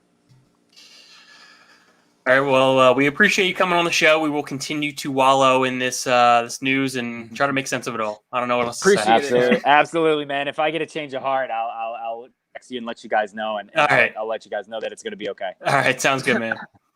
Have a good one, guys. All right. Appreciate it. You too, Eric. All right, here comes Emerson Hancock to Seattle. Okay. All right. So I don't hate that pick. Kind of a surprising one. I'll be honest. I really thought they'd go Veen or Nick Gonzalez. I mean, I'm shocked at that one too. I mean, all the mock drafts are just absolutely ruined here. I mean, no one knows what's going on. We got the Pirates coming up. Nick Gonzalez is still there too. Yeah, Nick Gonzalez is still there. I am going to use the restroom and come back to it all. Guys, continue to get your comment along your thoughts on the Orioles pick and the rest of the draft so far. I will be back. All right, Matt. Yeah, so we're looking at the Pirates on the clock now. About 3 minutes, give or take a little bit, and then the Pirates will make their pick. The Pirates, it's interesting because there was a team that was reported at looking to punt the MLB draft and, completely just, get a guy way under slot and just blow it completely because they didn't want to pay him the money. So, some speculations that it was the Pirates or maybe the Angels. So we'll see which one it was here, but could be the Pirates right here at number 7. I would expect them to go Zach Veen, but we could see something else here. But we're looking at the Padres and the Rockies and the Angels to round out the top 10. A little scouting report at Emerson Hancock, since he was just the 6th pick in the draft. He's got a really good slider. He has a power fastball. He's had injury issues, and, he's probably not going to hold up, as well as people thought he would. That's why he kind of dropped off from that number 1 pick conversation that he had, at the beginning of the year. So he kind of struggled. He wasn't great throughout his first couple starts this year before it all got shut down, but that's an interesting pick. I thought they would go Gonzalez or Veen, so I'm kind of surprised that the Mariners selected Hancock, but there we go. So so we're on to the Pirates, and their pick is in. All right, buddy, I'm back. All right, just give him a rundown of Emerson Hancock, so we should be good to go there. We're getting, some positive remarks in, mainly from Vivek, but Forrest gets in here, said he's weirdly excited by the pick because it is so shocking. Definitely is a plan that has been set in motion. Justin agrees. I just hope that plan comes to fruition. He actually turns out well. Otherwise, I will be none too pleased with this draft. Yeah, and I really think it comes down to who we get at 30, because now I'm really excited for that pick. It could be anyone at this point. I mean, we have so much money to spend now. I mean, we could have gotten him for probably $5 million, maybe at least. I mean, who knows? They could have gone a huge underslot for this. I mean, we don't know how big the underslot was, but it could be well over a couple $1 million, maybe $5 million, $3 million at the least, maybe. I don't know. We'll see. But it makes 30 more interesting for sure, and especially 39, which we'll see tomorrow night. But yeah. Wow. The Pirates are going to do something crazy, Vivek says. Yeah, it's a possibility. They could punt the whole draft, like I just mentioned. That's definitely a possibility. So Pirates could reach totally, maybe for a Soderstrom. I keep mentioning his name. I really think he'll go higher than people expect. Oh, boy. All right. Well, Ryan, says that there's spoilers being sent out, which is fun if you're into that type of thing. We will not be spoiling any picks, but if you want to do that, you know who to go to. So this is a crazy draft, man. I don't know what else to say. It's just the Pirates select Nick Gonzalez. Yep, there it is. So there's that. So Nick Gonzalez, kind of like an Austin Martin light, but he's got the more power. Quick bat speed, good speed. He can play second base up the middle. I think that would be. It's a good pick. I really like that for the Pirates, actually, and I'm glad they didn't punt the draft because that just would have made no sense. But He had an explosive 2020, hit 5 home runs in one game. He really broke out. I'm looking at him as like a Jose Altuve comp. I really like Gonzalez. I had him 3rd on my draft board. I'm kind of shocked he's fell to 7. So yeah, that's about it with him. And he's a guy that is probably going to do very well. I saw some comps saying he could be Keston Hiura, with the Milwaukee Brewers. I could see that. I saw that too. Yep. So we'll just got to see. It's just this is crazy draft. I mean, the last couple of picks have been fairly chalk in terms of player rankings. But it's just going to be one of those drafts where it's kind of unpredictable. Yeah, that's about what it boils down to, I guess. That's about it. Katie says he dropped to 30. High hopes at this point. It's possible. We had the money for him. He is an Aaron Judge fan. He wears Aaron Judge socks. That's kind of odd. Glad he's not an Oriole. I'll say that. You're glad he's not an Oriole? Well, yeah. Aaron Judge socks. Come on. Come on. It's better than Heston Kjerstad. I mean, yeah. I think we can both agree on that one. For the record, I had Kjerstad ranked 10th on my board, which I believe is the same as Pipeline. And then Baseball America had him 13. So Nick Gonzalez, if you're not aware, went to New Mexico State, which is essentially the Coors Field of college baseball. Everybody hits their Orioles pick last year. Joey Ortiz hit like over 400 there. So that probably hurt him a little bit, but he did show out in the Cape Cod League, which is a wood bat league last year, and he won the MVP. So we'll see how it shakes out. Yeah, Dan Duquette mentioned to me actually that he saw him in the Cape Cod League, and he just looked really, really, really good. And and that's obviously like what you said, a wood bat league, which is really impressive. For a guy with this small to have that much power and everything, that's kind of impressive. Hits a lot of home runs. Yeah, I don't know if he'll be as good as Austin Martin will. I think that will be, we're going to see about that. But they both could end up in the outfield or at second base, so we'll see about that. That's a good pick, I think. And we're still waiting on the Padres. They've got about 1:22 left on the clock here, so probably Zach Veen here. It fell right into their hands. The Padres are going to get another top talent. I can't believe the Padres are going to pull this off. I mean, their system's already so stacked. It is so stacked. They have almost, I believe it's like 6 or 7 top 100 prospects already, including McKenna. Obviously, Tatis graduated just last year. They're building around Shada. Great time to be a San Diego fan. I was just mentioning this to you guys the other day, but he's they are a very they're a great team. They do great player development, and I think they're going to be a force throughout the next couple of years for sure. Yeah, and a guy like Garrett Mitchell's still there as well. I expect him to be gone in the next 3 to 4 picks. I could see Colorado for Mitchell. Yeah, I think. I could see that. Watch out. Guy like Reed Detmers, he's still there too. Yeah, I don't see him going number 8 here, but Colorado maybe number 9 or Angels 10. Maybe. I'm seeing the graphic with Austin Martin on the Blue Jays, and it just sickens me considering I had Austin Martin as my profile picture in my lock screen for the past month. But hey, who cares? It's fine, dude. My favorite non-Oriole players are Tim Anderson and Keston Hiura. I would definitely have both of them as my lock screen, so there's no shame in that.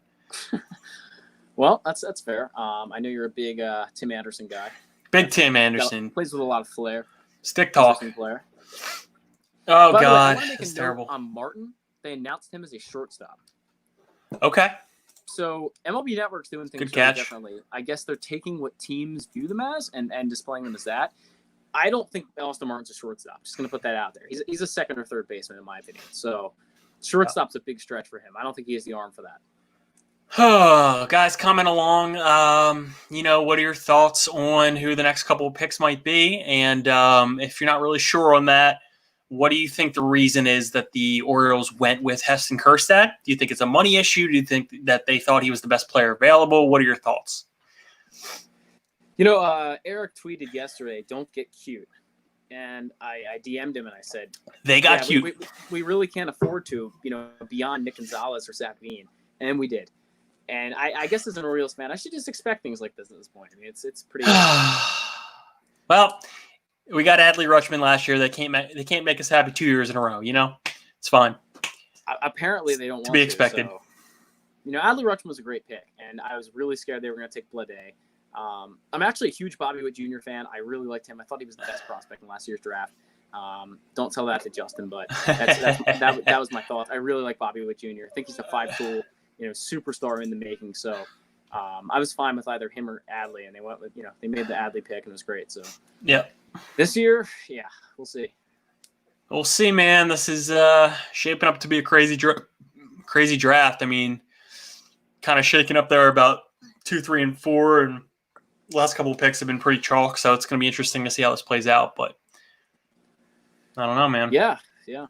Nick Gonzalez, the Pirates, is just such a steal. And then, the pick is in for San Diego. So if they go for a guy like, Veen here, they're just getting incredible value. And Vivek says they went for a power bat. Yeah, that's about what it looks like they did. They went for a plus defense guy last year in Adley Rutschman.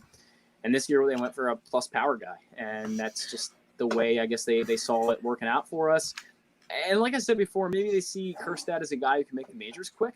That's the possibility. Maybe 1.5 years, 2 years he could be here, and already a middle of the order bat. I don't know. The questions will be numerous and long lasting here as we try to figure out how the Orioles will finish up this draft. They have two more high picks, one more pick tonight, number 30. They pick again tomorrow night with a second pick, number 39. So I fully expect them to address maybe some other needs, and if not other needs, hopefully they get the best player available, and hopefully it's something that the industry agrees with. I'm waiting for a high schooler to drop. I think that's the best thing we can hope for now. I want Ed Howard or Nick Bitsko or even a Jordan Walker. There's someone worthwhile. Jared Kelly. Someone worthwhile taking at 30 to drop. That would be preferable. I'm still in at Tanner Burns at 30, but I think we gotta make a splash pick at 30. Like we have to make a great pick because nobody's gonna understand why we went for Kjerstad if we don't. So we have an opportunity here to really knock it out of the park at pick 30, but it just depends on how the board falls. And so far, it's falling in our favor. Yeah. No high school players off the board in the top 7, so that is of note for sure. 2 brighter topics. How about, guys, if you're following along, comment along your current player in the Orioles system that you're most excited to see the progression. Doesn't have to be, one of the top guys. Doesn't have to be Adley or Grayson or DL Hall, but just somebody that you're looking forward to seeing make their way to the big leagues. Yeah, and I just want to make a note that Paul Valley will be joining the podcast very soon, so we'll get his thoughts on HESTON KJERSTAD. And I think he's pretty perplexed already from his comments, but we're going to get more of his thoughts. Maybe if he's seen KJERSTAD, what he sees in him. I'll have to watch some Arkansas games soon because I haven't seen any currently, so I'll have to watch a few. I've just seen the highlights of HESTON KJERSTAD over. Justin coming in here saying Adley Rutschman. Of course, he couldn't say anything else because that would be sacrilege. So definitely going with Adley. Vasilio's checking in with DL Hall. I am very excited to see what DL Hall can do, especially with that stuff coming from the left side. Very excited to see his progression. If we would have had a full season this year, we would have seen him in Bowie and AA. Robert Hassel for the San Diego Padres at number 8. Okay. I don't know. Veen, I really expected to go. Veen, what's going on, man? That was my guy. Something's wrong with Veen, apparently. Maybe they know more than we do. I don't know. Yeah. This is truly one of the oddest drafts I've ever seen. Yeah, I will say this, though.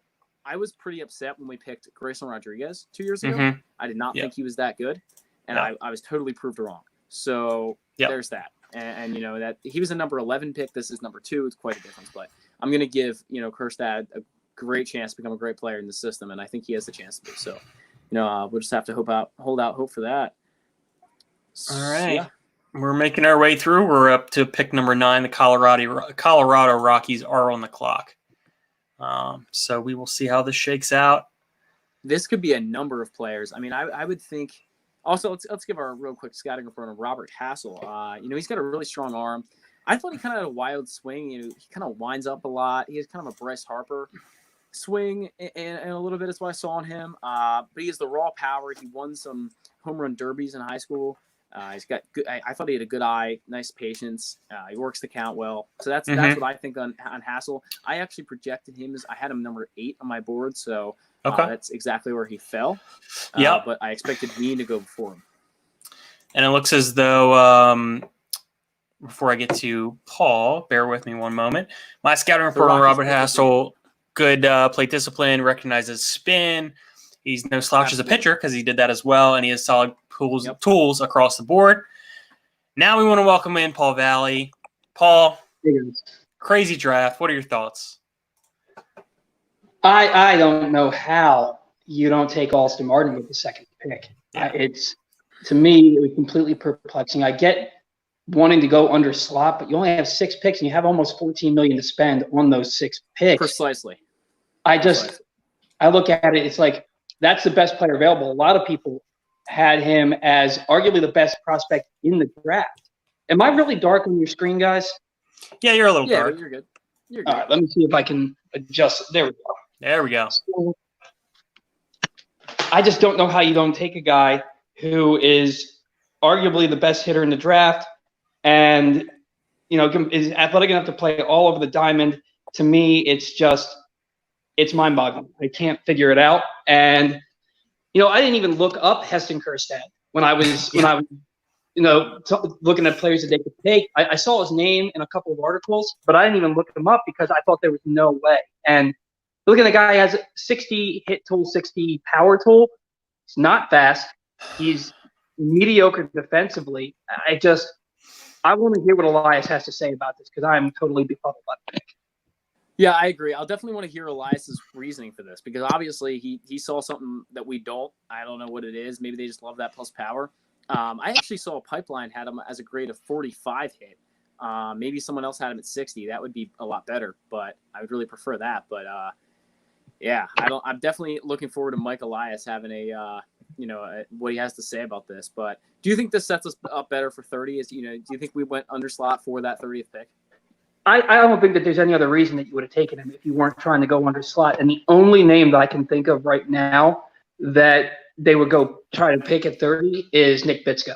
I mean, a lot of people thought he'd be a 10 talent. And then with everything going on with COVID and whatnot, they're like, we don't want to draft a guy that high who might not sign. So the Orioles have to be preparing to go after him and give him a ton of money to come into their system. And I don't know, man. There's so many good college pitchers in this draft. I just can't imagine going under slot to take an unknown guy like Kjerstad to pick a high school pitcher at 30. I don't get it. The Colorado Rockies just selected Veen. So there's the newest pick. That's Justin's very upset. But yeah, there's no way he's going to 30.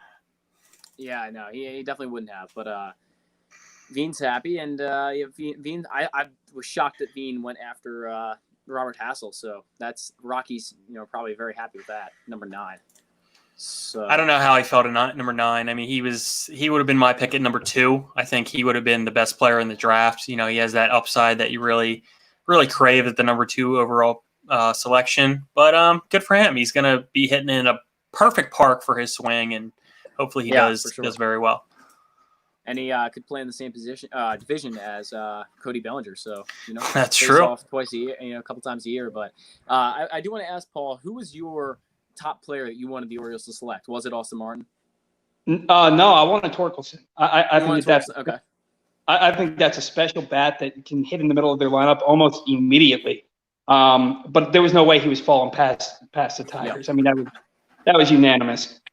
So then the next guy I wanted was Austin Martin because he can run, he can play all over the diamond, he can hit.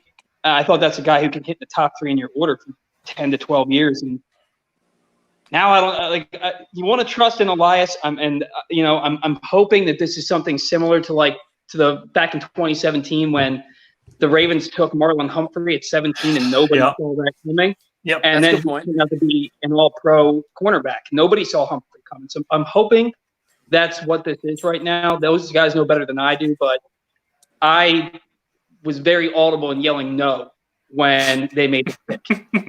I wish we would have had you on the live stream. We'll have to rewatch it, but Matt and I just sat here in shock for a few minutes. Yeah, trying I to didn't. comprehend that one. I didn't have words because I wasn't like prepared for that. So, No. just gonna have to. I hope, like I said, with Eric, I hope all the best for him. I wish him all the best. I hope he's an all-star. I hope he's MVP caliber. I just don't understand how you pass on literally 4 guys that, in my opinion, are better and have higher upside over Kerstad. At worst, 4 guys, probably more. I would have been happy with Martin, Bean, Lacey, Hancock. I did not see Kerstad coming, but hopefully he's a guy that moves through the system quickly, can hit in the middle of the order, and makes us all look stupid, like Eric Arditi said. Hopefully we all just look ridiculous in a couple of years, bashing 40 home runs at Camden Yards. I hope so. That would be great because it's totally changed our opinion from right now. But yeah, I definitely think he's going to hit a lot of home runs. I mean, that's the one thing I think you can bank on. And we'll see how he progresses throughout the minors. Hopefully he's as good as he is advertised for a number 2 pick. Hopefully. So. Anything we can plug for you, Paul? Honestly, right now, man, I'm on hiatus from everything I was doing. I was producing Stan Charles' Saturday morning baseball show, The Bat Around. Yep. I don't know when we're getting back in the studio to do that. I think once they announce a baseball season, we'll probably get back in there shortly after that. Sure. The payoff pitch is also on hiatus as I'm switching programs for that. So I'm going to be putting out articles here for Utah Street Report soon, a lot about the draft. And so people can find me at Utah Street Report. And just stay tuned. My Twitter handle at Paul Valley III, just like the name that you might see on the screen if it's even on there. Yep. Get it on there for you. But yeah, if you just follow me at Paul Valley III and at the Payoff Pitch 1. I'll be putting out content as we get closer. So. All right. Well, we appreciate you joining the show, man. I do want to also say real quick, I think that Blaze Jordan could be a potential. I didn't think so at 39, but now with the underslot, he could be a big potential, especially if they're going for power bats right now. I think that could be a pick. Blaze Jordan is my guy. I agree. Yep. Thank you. All right, man. Appreciate it. Bye. All right. So there was Paul's thoughts, and I think he pretty much goes exactly in line with what the rest of us said. So, we'll hear from Ryan and a few other people later. The Angels pick is in, so this will probably be interesting. I would probably say either Garrett Mitchell or Reed Detmers here. They could even go for Mick Abel. I mean, they've got a lot of options. Austin Hendrick possibly.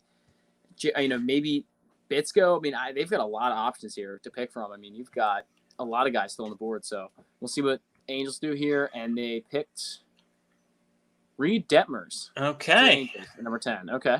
I like that pick for them because that infuses some pitching talent, which they so desperately need in that prospect pipeline. Yeah, like they definitely needed a pitcher in this draft. That's for sure. I mean, out of all the teams, they needed him. Detmers was one of I actually preferred him over a lot of other pitchers in this draft too. I thought he was really good. I thought he had a great combo of a curve and fastball. He worked up, which is kind of interesting to see. But he threw all his pitches for consistent strikes. He had pretty good control, and he seemed like he knew where he was throwing it a lot of the time. Had good location. So Detmers was I really like him. He's a lefty, 20 years old, so he's a big guy too, which is awesome. I think that's a great pick. Yep, kind of continuing on here with the almost chalk picks. Garrett Mitchell still out there. Guys like Mick Abel, Austin Hendrick as well. I don't know. It's going to be funny to see how it shakes out. But, oh, man. What do we think, guys? What do we think who's on the live stream? Comment along if you give a thumbs up if you think we should take Blaze Jordan with the 30th pick. Can I thumbs up? You can thumbs up. I need a thumbs up because that is I'm giving my thumbs up here because that is a perfect pick, I think, at number 39. If you're going to draft one power bat, probably the second best power bat in the whole draft, and just draft another one at this point. I mean, who cares? We've already got HESTON KJERSTAD, so might as well stay along with the theme here. I mean, might as well add Aaron Sabato while you're at it. We need all the power bats in the draft now, so you never know. Well, the Chicago White Sox are on the clock. Yes, they are. I don't know. We have Ryan Blake coming on here at 8:30. He's going to break it all down for you guys. Definitely. Runs the Orioles fan problems account, and he should have some hot takes and hopefully make sense of it all. That's what we're trying to do he's here. also a little bit connected, so we'll see if he's hearing anything about 30 or 39. I'm going to keep checking on Twitter and seeing what people think. Vivek wants Cole Wilcox. I think that would be a solid move. Yeah, I don't know if we'll drop that far. I don't know. It's tough to know right now. It's really tough to know. Pitching has not gone, the way we expected it so far. And I should say the White Sox pick is in, so see what they decide. But Cole Wilcox, he's from Georgia, so I would be happy. I would not be thrilled with the pick, but I would be happy. It'd be like, okay, that's what I would say. fine. I'd be thrilled with a guy like Walker or especially Ed Howard. I would love Ed Howard, and that would be perfect number 30 pick. But there's a lot of guys that I could potentially be happy with. Tanner Burns, I really like, so him too. Yeah, Agreed. A comp I see for Detmers right now is Dallas Keuchel is the guy they're giving the comp to. So I think I agree with that. I could see that. Be right And back. Matt, Just give me 1 second here. Lost your picture there, Matt. Yep.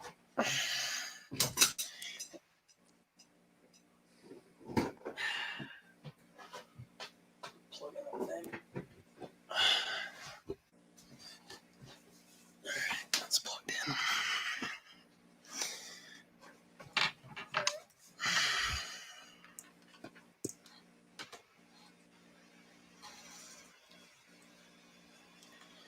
All right. Now doing an interview with Robert Hassel. So Fun stuff. yeah, he's a good player. I liked him a lot for sure. There were some people who did like him more than Zach Veen, so maybe he is better. I just personally don't agree, but he's a good player. So here we go with the White Sox. What are you thinking for them at number 11? Okay. Oh, did you hear Who me?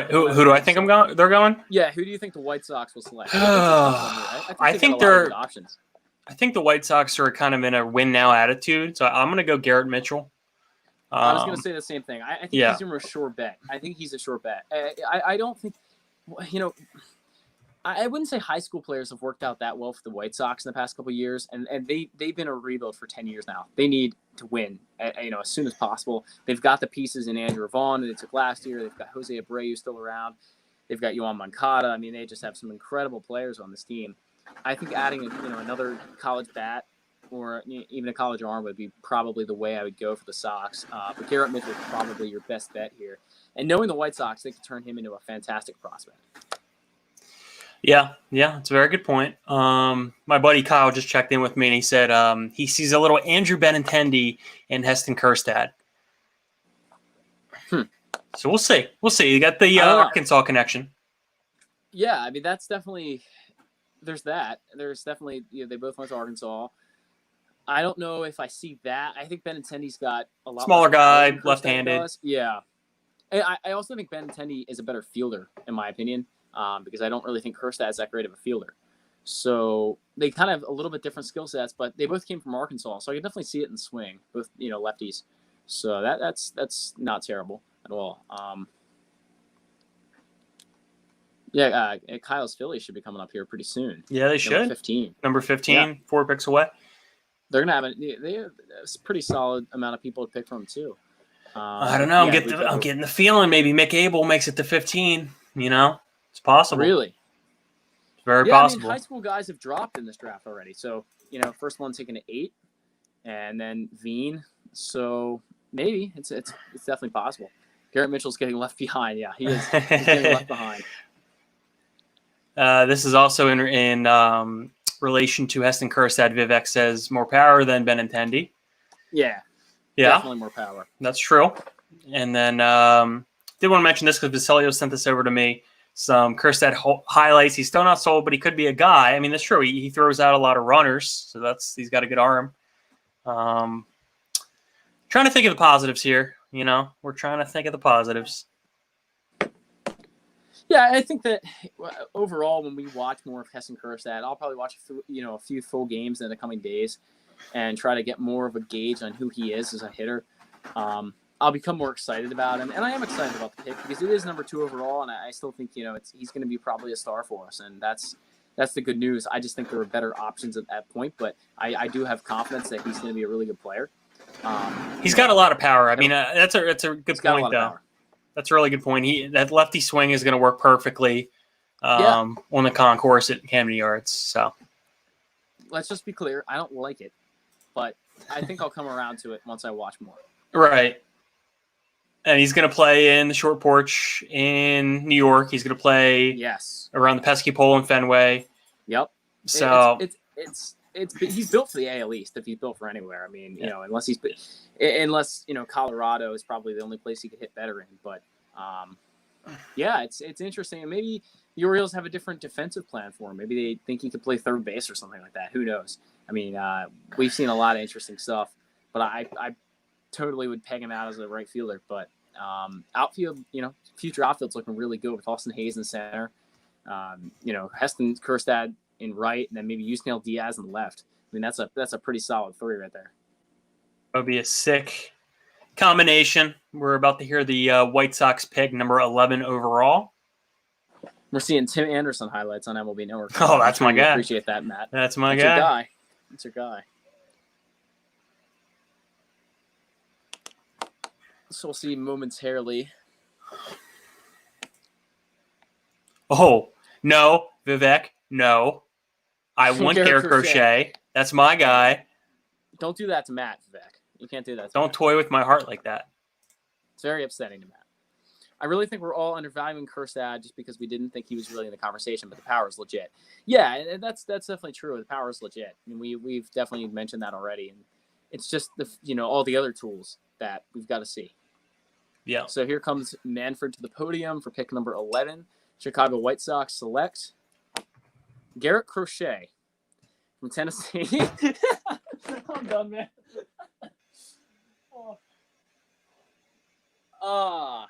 Sadness. Okay. Garrett Crochet, Matt, it's your guy. I'm going to let you give the full rundown of him. He really flashed in the fall. He was going to be, a top 5 pick if he would have played a full season. He flashed this season early. We go to his scouting report here that I have. Yeah, there was some injury risk, but he could be the next Chris Sale. He's really lanky. He's imposing. He's a tall guy, 6'5". And he was picked, number 11? So he has just surpassed R.A. Dickey as the earliest drafted Tennessee Volunteer in history. He's 6'6", actually. He's going to be a stud. Whether that's as a starter or as a closer, he's going to be a stud. That's all I got to say. Yeah, I originally didn't really like Crochet. I kind of was, mixed about him, but I do see that he has that 100-mile-an-hour fastball. It's hard to pass that up, to be honest, especially in a starter. It's hard to pass that up. Lefty, too. So he's I'm so really pissed. good. That was my guy. I mean, that was your guy. I don't think you could have expected him to drop to 30, though. I mean, that would have been really hard. Yeah. I don't know. I mean, teams would really have to have something on him, maybe a medical or, maybe it's an attitude issue or something for him to drop that far. But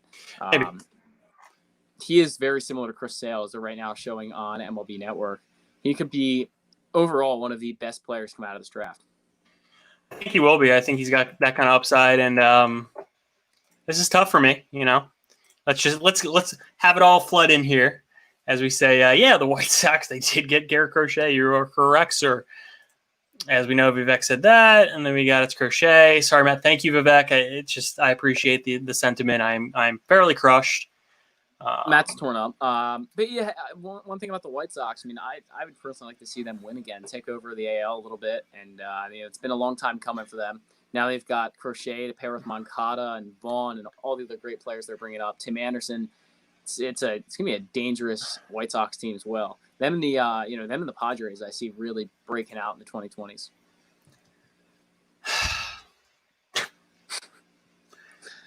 I don't know what to tell you, man. I mean, that's just it may be said that I'm more upset about this pick than the KJERSTAD pick. It's very possible. Really? Okay. Well, I don't really know what you could have expected otherwise. I want to quickly run through Jonathan Mayo's last mock draft. Okay. He had Torkelson going 1, Austin Martin going 2, so that didn't happen. He had Lacey going 3, that didn't happen. He had Gonzalez going 4, that didn't happen. Meyer going 5th, that didn't happen. Hancock did go 6th to the Mariners. So he did get that one right. Mm-hmm. Number 7 was HESTON KJERSTAD to the Pirates. That didn't happen. Zach Veen to the Padres. That didn't happen. Reed Detmers to the Rockies. That one was, I do believe that one was right. Oh no, Yep. Rockies were Zach Veen. Rockies were Zach Veen. Detmers was the next pick to the Whites. Detmers, to the who? You I White messed Sox up. in there twice. Angels Yeah, were I messed Detmers. that up. Who did they go to? So Angels were picked. Supposed to go Hassel. That didn't happen. White Sox Bailey. That didn't happen. And now we're on the Cincinnati Reds, and they were mocked. Pete Crow Armstrong. I think that's a good possibility there.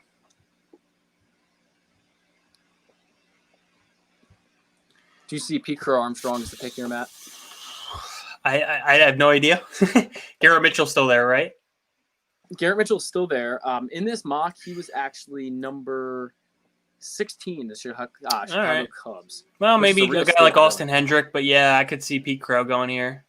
He's got a lot of upside, and he fell a lot. I mean, last year at this time, he would have Yes, he been did. a top 5, top 10 pick. So I don't see it as gotta be a. honest. Go ahead.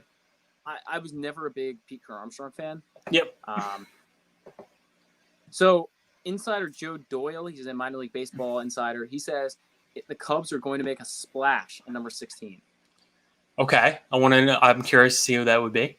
So that could be Garrett Mitchell. That could absolutely be that if he falls that far. Yeah, or it could be a guy who's ranked lower that they're going to pay a lot of money. You know. Yeah, he's also hearing that Ed Howard is going soon. It could be Ed Howard. I mean, that could be him.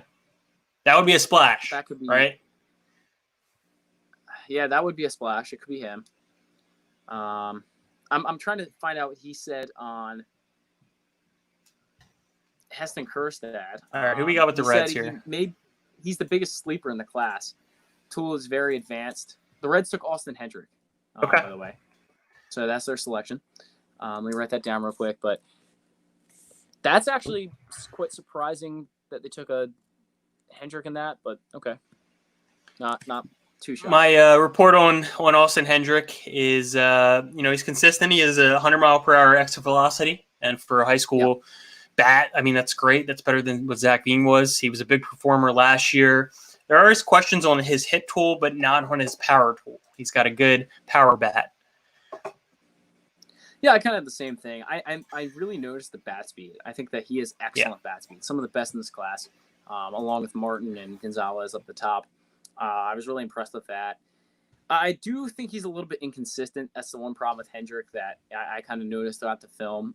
He wasn't, perfect, but he's a pretty solid player, and I think a good value at 12. I definitely think that's a good value. I just want to read a little bit more of a Heston Kjerstad scouting report. Someone said he's the biggest sleeper in the class, and the hit tool is very advanced, polished, and he's got plus game power to go along with it. He's a corner outfield bat that will fly through the system, but he's got a lot of swing and miss. Yeah. Seems fair. I think that's exactly how I'd write him up. And his player comp is Kyle Schwarber, which is not at all someone you want to be comp to, in my opinion. The fact of the matter is when Kyle Schwarber was coming out of the draft from Indiana, he was literally one of the best prospect bats scouts had ever seen, just a pure bat. So I could see that if you're saying when Schwarber came out of the draft. I mean, he's got no defensive, value, but yeah, I think that's about sums it up. Yeah. All right, I will be back momentarily. Just bear with me. Sounds good. I'm going to read some more scouting reports on Heston Kjerstad here. I'm going to read from the MLB Pipeline the scouting report they had on him. And they said that his strength and bat speed is going to give him above average raw power. We all know that. He has good timing, but he needs to work on the swing. Something we all noticed too. He's kind of slow, but he is the once average speed once it gets going. But he's not going to steal bases. He's a good right field fit because of the power in the arm. So pretty much everything we covered is on Pipeline, and he's rated a 55 overall with a 60 power grade. With a 45 hit grade. It's it's interesting. It's interesting, and we're gonna have to come around to that. The San Diego Padres have about a minute left to pick here at number 13, so we'll see who they go with very soon. We'll see, but I think the Giants definitely could make a splash here.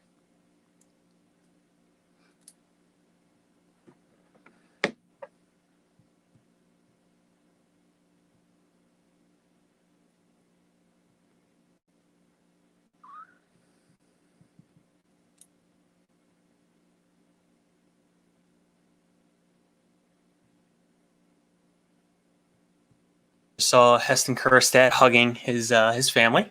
Good for him. Yep. Looks like we'll have Ryan Blake joining us momentarily. To break this down, Ryan spent some time in Arizona recently, and I believe he's writing for Prospects site now. So we'll get him on to kind of explain all that. Looking forward to it, and he's on right now. We have a comment from JJ Cooper. I just want to mention real quick that Go ahead, go for it. He expects the Orioles to take a top 15 to 20 talent with the 30th pick. I am all about that. I'm all about that. Definitely what we kind of expected there. Welcome on in, Ryan. Glad to have How's it you, going, man. fellas? Good. Good beer. Good. We're smiling through the tears. On Heston Kerstad. You know what? I'm kind of pumped, man. Like, really? Here's the thing. I would have loved to have had Austin Martin, but coming into this draft, there were guys who, as recently as today, were saying these first 9 picks. There were a bunch of publications who were all, hand in hand. These are going to be the first 9 picks, and I had a feeling that something weird was going to happen. And of course, I didn't expect the Orioles to start off going as far underslot as they did. But as far as I'm concerned, man, and I probably shouldn't say this as a guy who wants to make a career out of evaluating talent, but no one really knows if any of these guys are going to be any good. Yeah. So as far as I'm concerned, let's get weird. I'm having fun. This year's already weird enough. I like the positive attitude for sure. I mean, I don't think Matt and I have been that positive all night. So that's a good. It's a breath of fresh air for sure. It's been a lot of negativity, but I mean, I understand it. You expect the Orioles to go with a guy who's a safe bet in Austin Martin, who is, athletic enough to play anywhere in the field. His bat's going to play. The power could come around, and he's got plus speed. So, obviously it's a little disappointing that you don't land a guy like that when you're in a prime position to do so. But, I'm honestly excited to see how it translates into our next couple picks here. Yeah, and who would you want to get at pick 30? Do you have anyone in mind? To echo what Paul said, I'm feeling Nick Bitsko. I think he's an analytically driven young pitcher, really good build. He's already got Ryan is my president. I love it. He's analytically sound and hard fastball, really good spin rate on his curve. Could develop into another plus pitch with his changeup too. So Bitsko's the guy I'm targeting there.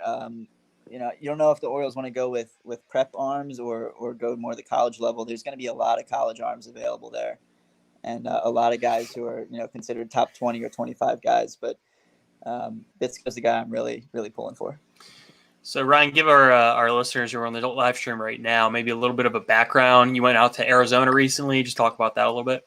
I did. So there goes Patrick Bailey off the board. Oh, that was the guy that, after Joey Bart. Yeah. Hey. Wow. Interesting. Things are getting weird, like Ryan said. Things are getting really weird. We'll see how that goes.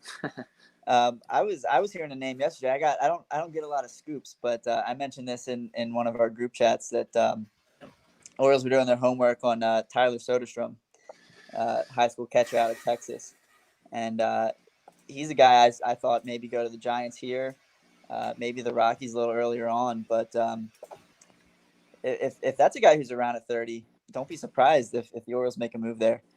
But to answer your question, I did move out to Arizona. I decided I didn't want to be in the restaurant industry forever, so I quit my job and moved out there to pursue scouting. And it was going well until Corona happened, and I was forced to, nothing going on. So yep. It was fun though. I learned a lot. I started to make some good connections out there, and it's hopefully a good career move. I'd like to end up back there at some point, but we'll see. I'm kind of in limbo right now. All good, man. man. And I'm scrolling through Twitter currently, and we all know how that place goes when something big happens like this. And I've already seen him called a disaster. I've seen him called one of the worst picks the Orioles have ever made, and a bust before he even reaches the field. So people seem to be pretty happy. I mean, that's what it boils down to me. I don't think he even has to play at this point. He's already a bust. So why even play? You know, might as well not even play. If you think Twitter's bad, don't get on Facebook. No, that's good advice. Not even baseball related. It's just good advice in general. Vivek agrees. He says, let's get weird. I agree with that. Giants took Bailey. And yes, like I mentioned, Joey Bart and Patrick Bailey. That's going to be interesting to see how that plays out. I'll be honest, And- Bailey is one of my favorite players in this draft. I just love Yeah. the switch hitting talent. He's got a lot of power. People didn't think his hit tool was that good, but I thought it was great. I mean, I just think he's going to really hit, and he's, kind of be like a Adley Rutschman light. Right. I don't know, man. This is not exactly what I expected going into the evening. So This is definitely throwing us for a loop, and Yeah. I'm sure you too, Ryan. Yeah, no doubt. We'll see how this goes. But Yeah. who you guys like at 30? I know you've thrown some names out there, but who are you zeroing in on as we get closer? I want Ed Howard more than anything. I mean, I just love Ed Howard. I think he's going to be the future of shortstop if we take him. I need Ed Howard. yeah, I think go ahead. Not to disagree with you. He's a hell of a player. I'm not quite as high on him. I don't know if this is because we've drafted so many defensive-minded shortstops in the last few years, and none of them seem to be climbing the ranks in the pipeline. Howard, of course, could break that trend, but we'll see. I think they're leaning toward pitcher at 30, but I mean, we thought they were going Austin Martin too, so who really knows? Yeah, I was looking at a guy like Nick Bitsko, as you mentioned already. Maybe a Jordan Walker who gets kind of Jermaine Dye comps. So that'll be interesting to see how that plays out. But if they went under slot on Kjerstad, maybe they do an overslot type guy here. So we'll see. They will go We'll see. pretty big overslot, I expect. We'll see at this point. I don't even know. Yeah, I think it's going to depend on how the draft board plays out, because they've got their list of top prep arms and their list of top college arms and position players and all that. So I'm interested to see how the draft board shapes up over the next hour and a half. You think till we get to pick 30? Give or take. Yeah. Till 30. Yeah, sounds about right. We'll see. And then we'll be on here through pick 37. So we'll kind of take a look at who's going to be available for 39. We'll have a good idea about that once this all plays out. Anything we can go ahead. I was just gonna ask how you feel about the possibility of Landon Knack. What do you guys know about him? Ooh, okay. Not at 30. Probably more closer to 39. 39. Just in general. I actually hadn't heard his name until today. He was not someone I had on my board at Yep, all. I'm the same way. I was looking at, but I did some research on him, and his pipeline grades are really good. He has 260s in his grades for a guy who's ranked in the hundreds. That's pretty solid. He's an overall, I think it was a 45 or a 50, somewhere around there. But he had like 55 control, 60 fastball. So I'm not opposed to that. Maybe in the third round. I don't know if I'd take him as high as 39 though. Yeah, he was actually brought up in our group chat today, and I hadn't seen any video. I hadn't read any scouting reports, but he might be one of those fast riser type guys. Yeah. There's not a lot of video out there on him. I think Prospects Live did a thing on him a couple days ago. There's like a bullpen session, and then some advertisement video that showed a real quick clip of him throwing. But he's a guy who actually came up when I was doing my preliminary research, trying to compile a little bit of a draft board. And he's a bulldog. He's just a guy that throws strikes. Like he's a fifth-year senior as well. Yeah. So he could be a very quick riser. Like you said, 39 might be a little bit of a reach for him there. I feel like he could still be around in the 60s, but I'm attracted to guys like that because I pitched growing up and I never threw very hard, but I threw strikes, and that was my calling card. So Steve Johnson-esque, right? What's that? Steve Johnson-esque, right? Pretty much. Yeah. Yeah, so I'm more naturally drawn to guys who can control the strike zone and throw any pitch in any count. Those are the kind of guys I want to see. And I think fair enough. To fill there. But we shall see. Fair enough. We shall see. Fun. Anything we can plug for you, Ryan? Oh man, anything you want. This floor is yours. So of course I'm at Orioles Fan Probs with a Z because I thought that was cool when I made the account in high school. So you can find me there on Twitter at RyGuyBlake. As in terms of, I guess, professional stuff, if you want to call it that, I was supposed to debut with Prospects Live back in March, but the whole coronavirus thing happened, so that kind of fell by the wayside. But actually, once I get off the phone with you guys, I'm going to start compiling my Orioles draft recap for them, so you can hopefully soon find some of my writing over at Prospects Live. Other than that, just kind of waiting for baseball to come back, really. Aren't we all? Well said. Yep. I want to make a note here real quick. The Texas Rangers just selected Justin Foscue at number 14, which I think is a massive reach. Really? Yeah. So Foscue, I like his bat a lot. I think he's a good contact hitter, possibility for a little bit of power, but I would have taken him more around 30, not at 14. That's a shocker to me. I had seen that Aaron Sabato was almost a lock to them at 14. Really? Big So, you heard first Sabato baseman. was going that high. Okay. Well, not necessarily that high, but I heard the Rangers were really zeroing in on that guy just as kind of the one team that was targeting him there. But that's Foskey's. It seems a little bit of a reach there, but like I said, it's a weird night. Yeah. Let's keep it weird. Let's keep it Yeah, weird. let's see what Well 30 said. happens, and well, maybe it will get even weirder. Who knows? We'll find out. All right, Ryan. You're We welcome. certainly appreciate you coming on, man. Yeah, hey, I appreciate Best of you guys luck in the having me. future. Thanks a lot. Thanks, Yeah. Ryan. Appreciate it. You guys All enjoy right. the rest of your time. Yep. Yeah, you too, you man. too. This is a crazy draft, So- man. Foscue at 14. I mean, that's just what is He happening? was a I mean, guy that could is- have been there at 30. Late 20s, maybe at 30. Easily. So I actually mocked him on one of my first mocks. I had him at 30 for the Orioles. I thought he would be a good fit. Guy who can play second base up the middle again. Now we're in need of one since we don't have Austin Martin. We're definitely, I really need to go middle infield, hopefully somewhere else in this draft pretty high. But Foscue was a guy I really liked. He's got his double play partner at Mississippi State, which would be Westberg. blanking on his name right now, but Jordan Westberg. Yep. And he's a guy that I wasn't even as high on as I was with Foscue, but never mocked any of them close to 14. I don't think anybody had that, or saw that coming. Texas Rangers fans, I can't be too happy if I'm taking him at 14. I don't think there's probably not too many teams that are too happy right now. I follow some Giants fans on Twitter, and they're livid with the Patrick Oh Bailey. yeah, Patrick Bailey. Like, there's no way. There's no way I'm livid. picking. I like him a lot, but a catcher at 13 for with Joey Bart already in your system, I don't know. It doesn't make sense to me. I'm doing some more reading as far as on Twitter goes, and people are pretty mixed on what's going on right now. Seeing a lot of hate on the KJERSTAD pick, but I'm also seeing a few people like Ryan who are kind of excited about it. So a good mix.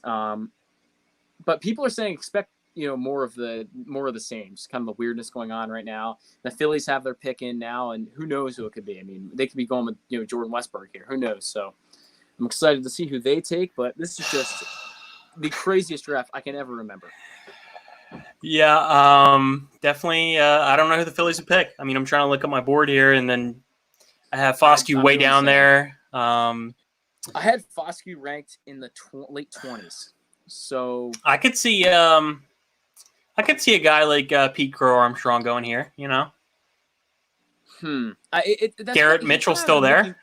He kind of has the Mickey Moniak profile, though. There you go. It's basically just Mickey Moniak 2.0. I mean, and who was their first overall pick? It was terrible, but yeah, I mean that's the kind of the same profile, and I think Mitchell's kind of like a grown up version of that too, Right. With Pete Crow Armstrong. So I think they're very similar players, but we'll see what the Phillies decide to go with. We're on commercial break right now. 15 picks through. We're halfway to the Orioles pick number 30. It looks like our good buddy Justin here wants Mick Abel to fall to number 30. No way. I don't see that happening, but No. maybe he's asking for a lot of money. You never know. That could be the case, and I'll eat my words then, but I just don't see it personally happening. He's just too good. He's way Eric too Eric eats his tweet. You will eat your words. Fair good. I enough. believe. Fair enough. Yeah. That's about all you can do at this point. I'm just so at a loss for words. On what part? On the crochet still? Are you still upset about that one? I mean, I will eternally be upset about that one, but I just can't believe Foscue went this early. I can't believe the Giants went another catcher. So I'm on Twitter early, and I just saw that Mick Abel just went 15 to the Phillies. All right. We got an Elias video up on KJERSTAD, so if I can bring that up here on the podcast, I will play it. And I don't know if Did there you will see be what- volume. Mick Abel just went to the Phillies, by the way, at 15. Oh, okay. Yep. Well, let us update that for a second. Give me a moment. All right. It has not been announced yet, but I just saw it on Twitter. Someone had it Okay. early, so- Justin probably will be thrilled because that's his guy. I don't know. That seems a little bit. I mean, that's a pretty good value actually. It seems a little bit later than I even expected. Really. I will. That's I a will good put it up value. when it's official. Yeah, it's not official yet, but Okay. soon. All right. There's Andrew McCutcheon giving his thoughts. Yep. Can't wait to Man, watch this that is- video. This is a nutty draft, and hopefully you can play that Elias video without getting our stream taken. I don't know. Well, I can play it. I don't know if we'll have sound. That's the problem. Okay. Well, let's just hold off on it then. We'll retweet it from our pod account so everyone can see it. But if there's going to be no sound, might as well not play that one. So. Oh my. Well, we're inching towards 30. You know, we're inching towards it. We're inching. It's we're about 2 hours 10 minutes into this, and here comes Rob Manfred to the podium.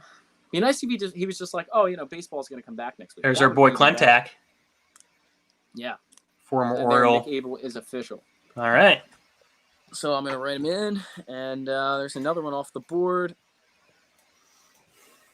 Justin, please comment on your thoughts. I'm excited to hear. I'm sure he will.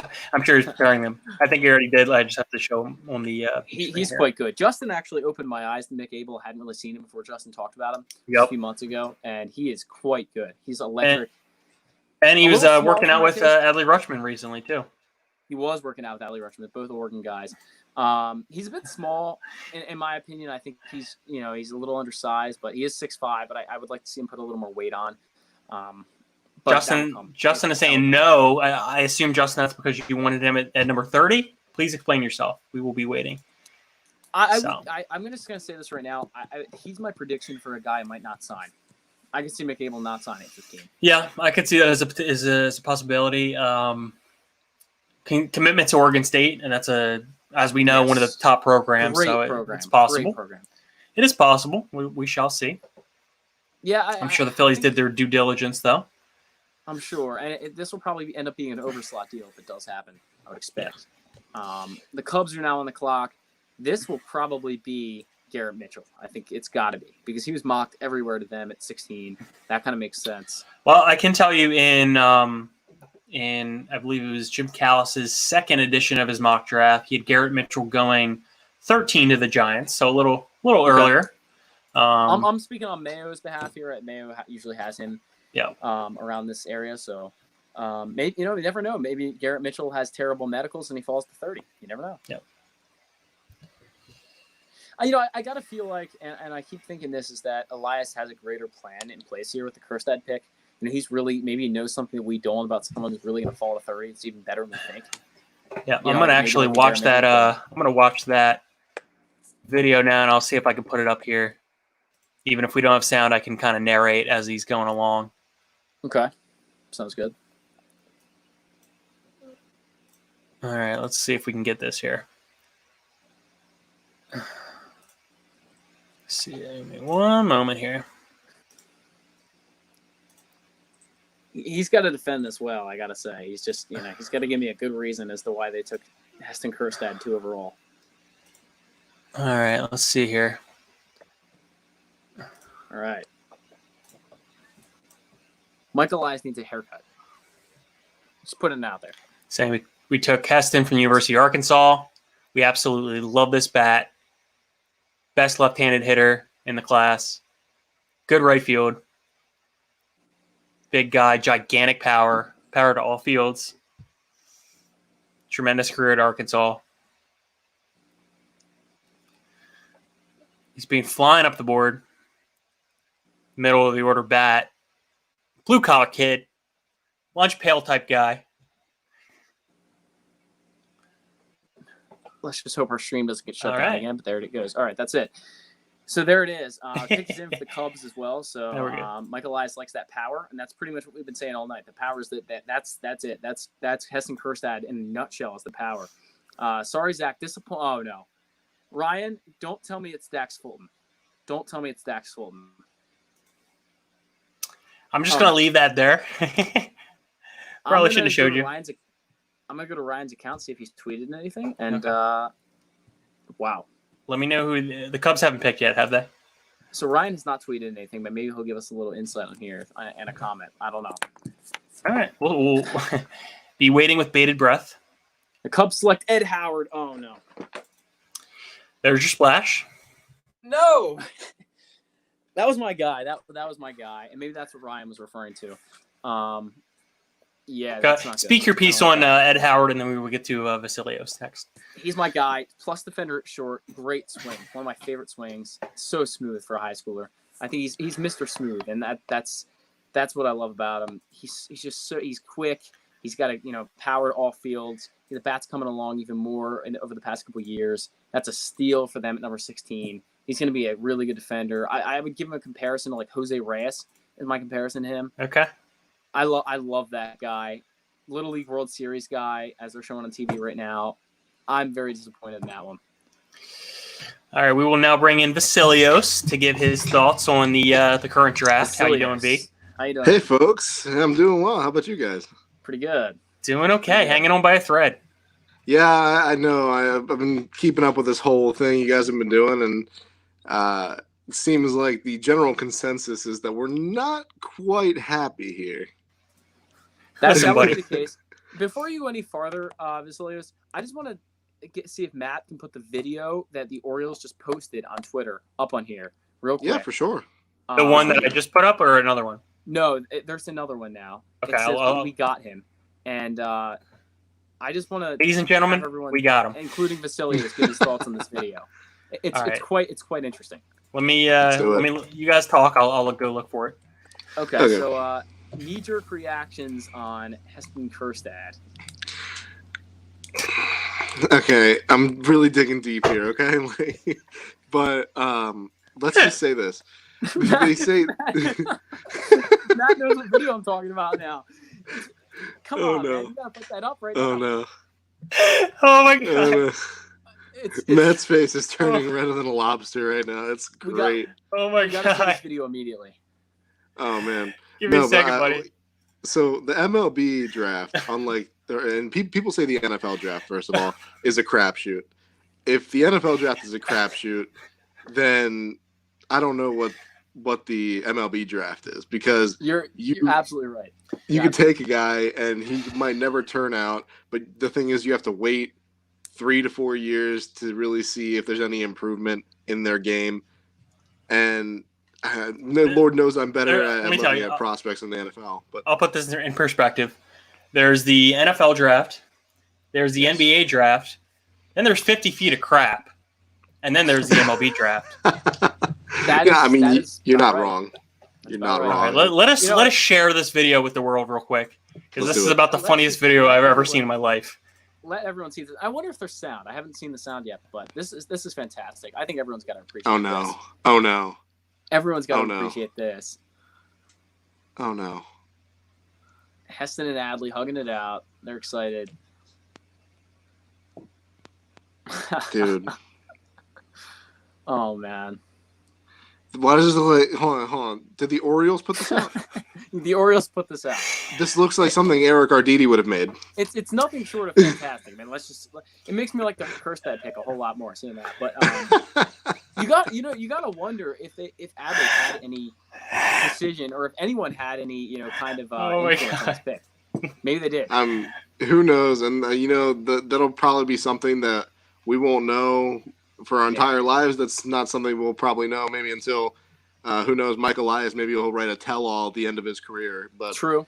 They let Lamar Jackson pick Hollywood Brown, so maybe they're letting the star of the Orioles, Adley Rutschman, pick. Well, they let Joe Flacco take Tannen Doss too. What's your point? Yeah, that worked out well. But no, like what I was saying before is that I did my best to scout last night, and I was watching video on Torque. I was watching video on Austin Martin, and I was looking at Asa Lacy. Not once did I look at KJERSTAD, and I didn't even know who he was. I didn't recognize the name at all. You're not alone. Yeah, and I'm not gonna sugarcoat it. My jaw hit the floor when I saw what it was. I mean, from everything everybody's been saying about Austin Martin, and from what I saw just from watching a few videos of the guy, he looks like he's going to be a transcendent talent. Am I right?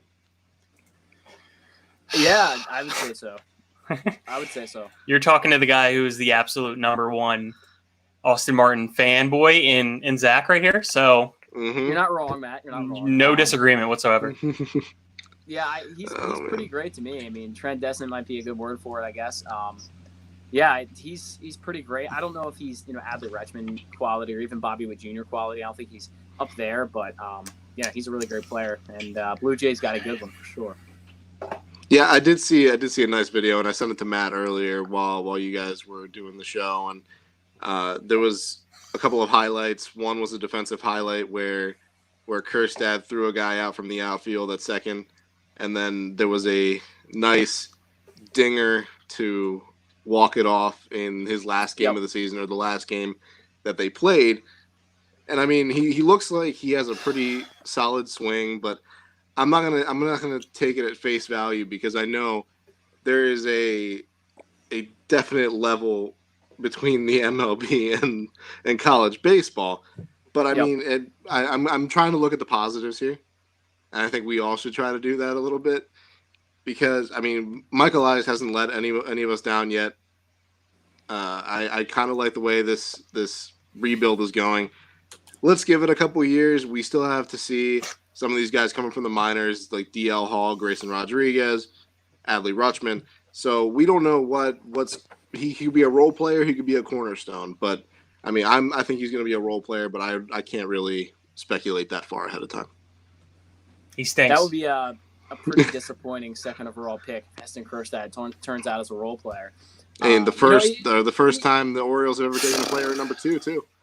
That is the first time. Yeah, you're right. You know, we a couple first overall picks with Rutschman and McDonald. So maybe we knew more what to expect with that pick than we did with number 2. We'd never seen the pick before. You know, this is only Elias's second first round draft pick, and I don't even know what's going to happen next year. And they'll probably go even deeper next year. Who knows? But you know, he'll skip over Kumar Rocker or something for someone far worse. But we'll see. Oh no, Lord, give me Kumar Rocker. I will buy a Kumar Rocker jersey the minute they make the pick. If they skip over Kumar Rocker next year, I will agree with the tweet from John Heyman that said relegate them. I would be that pissed. Yeah, I'm not kidding. I'm wearing the Kumar Rocker jersey to work. Like, I will wear it to work. That would be Rock the Rocker. If they missed out on that.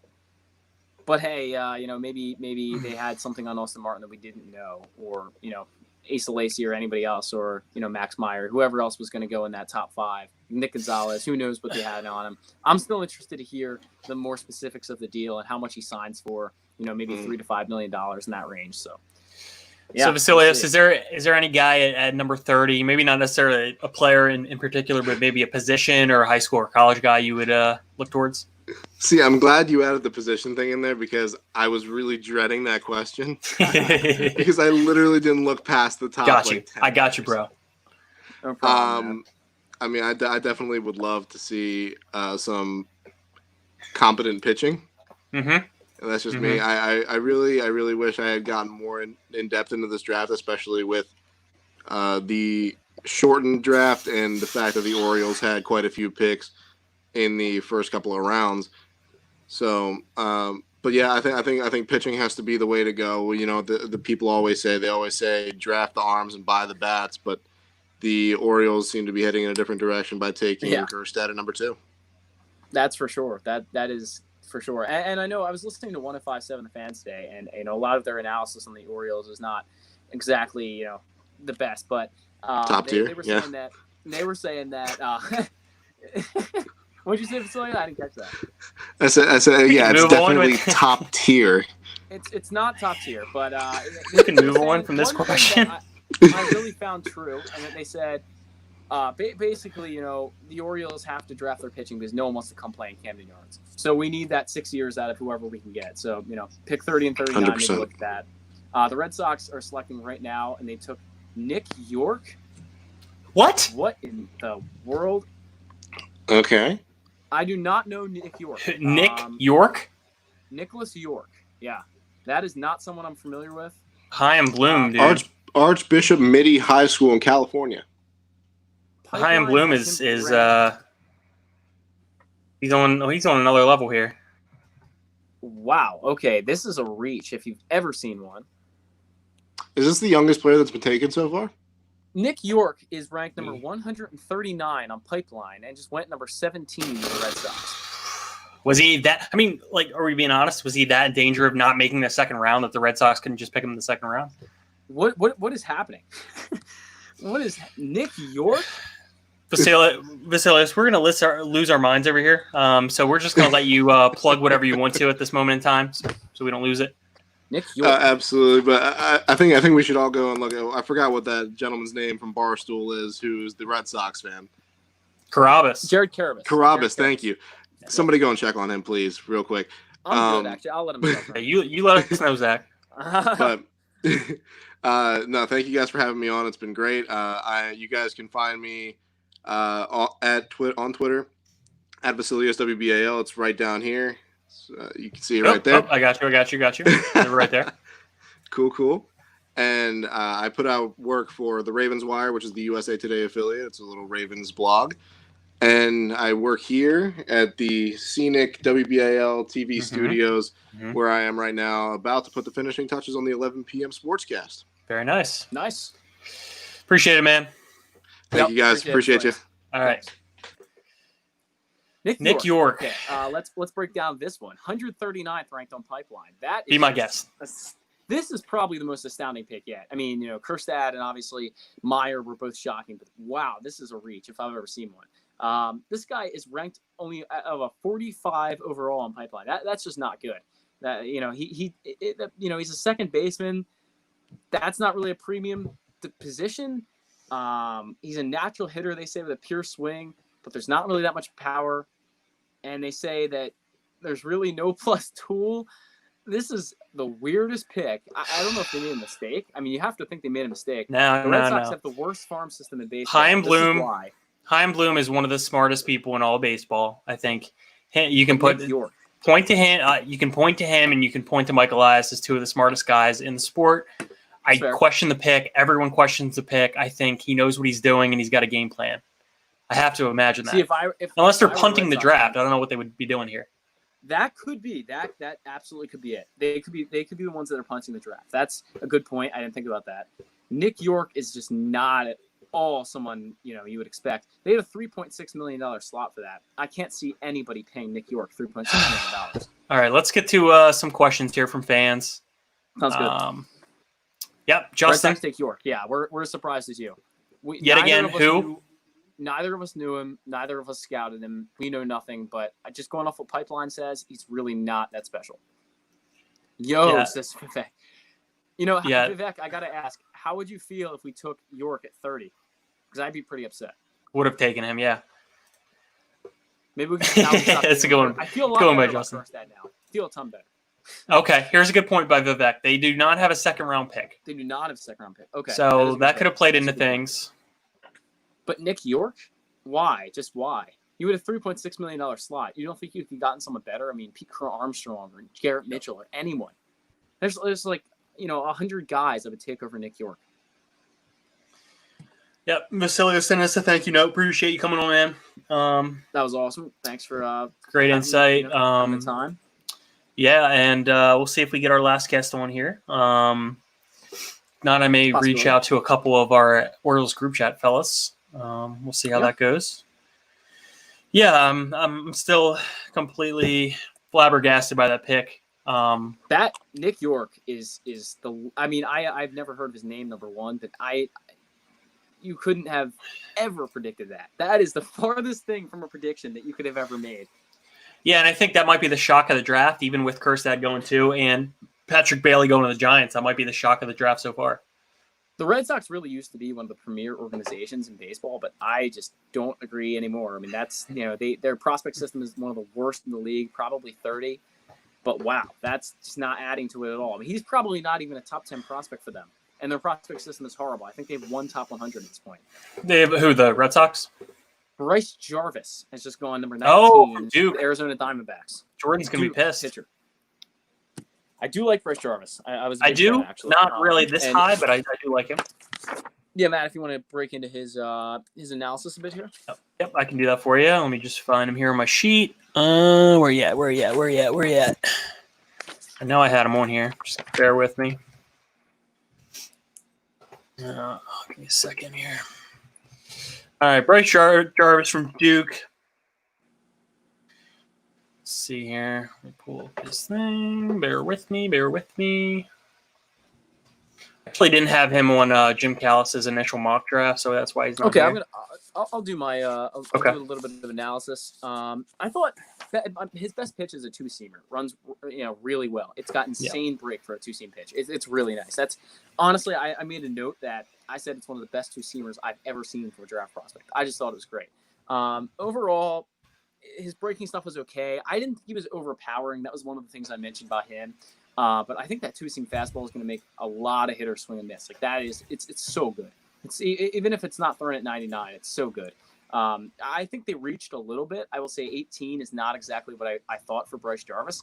I pegged him more as a 35 talent, maybe 25 to 35, that range. So Bryce Jarvis, definitely not one of my favorite picks here, but I thought his two-seamer was good enough to be, to play in the majors for sure. Got some more comments coming in. D-backs take Jarvis. Obviously, Jordan, that was your guy. So, it's good to see him get drafted as early as he did. I think he'll definitely help that D-back system who already has John Duplantier and others. So it should be interesting to see how he fits in. And he might be another guy who's quick to the majors. So we'll see.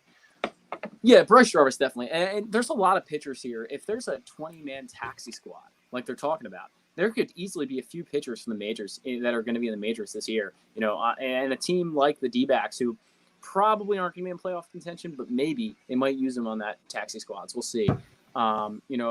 Max Meyer I thought would be on a taxi squad, but now no way. Now that he's with the Marlins, but we're going to see probably more college pitchers in that situation as far as Bryce Jarvis is.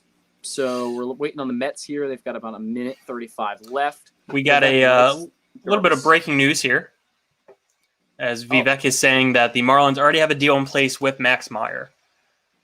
Really? Yeah. Okay. That is not something I have heard, so that is really interesting. Yep. Okay. Justin is asking who is our best player available. I believe Garrett Mitchell is still on the board. Man, Garrett Mitchell's looking like he could drop to 30. I mean, if he drops to 30, I would be elated. That would make almost make up for the Kjerstad pick in my mind. Oh, it would totally make up for it. It would actually make it a better draft than if you had gotten Martin and someone else. It would make it a better draft. Garrett Mitchell's a guy who's got 3 tools above a 60. He has a 70 speed, he has a 60 hit, and he has a 60 throwing arm. I was telling someone today, without those injury concerns, he'd be a top 5 pick, easy, probably even a top 3 pick. So, man, that's probably, a guy that we should take if he's there. Yeah. Looking through Twitter and trying to find some stuff about what we're looking at for the future here. I don't really see too much just yet.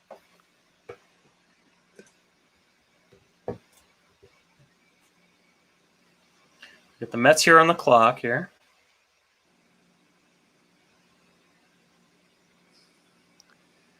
Mets, I could definitely see Peaker Armstrong. He's a guy I definitely thought they'd take early on. And I think that fits pretty well into what they're building right now. Because they've got a lot of older talent on their team. I think they need to start building a little bit younger. So Mets, I think the Mets are in good position right here to take Peaker Armstrong.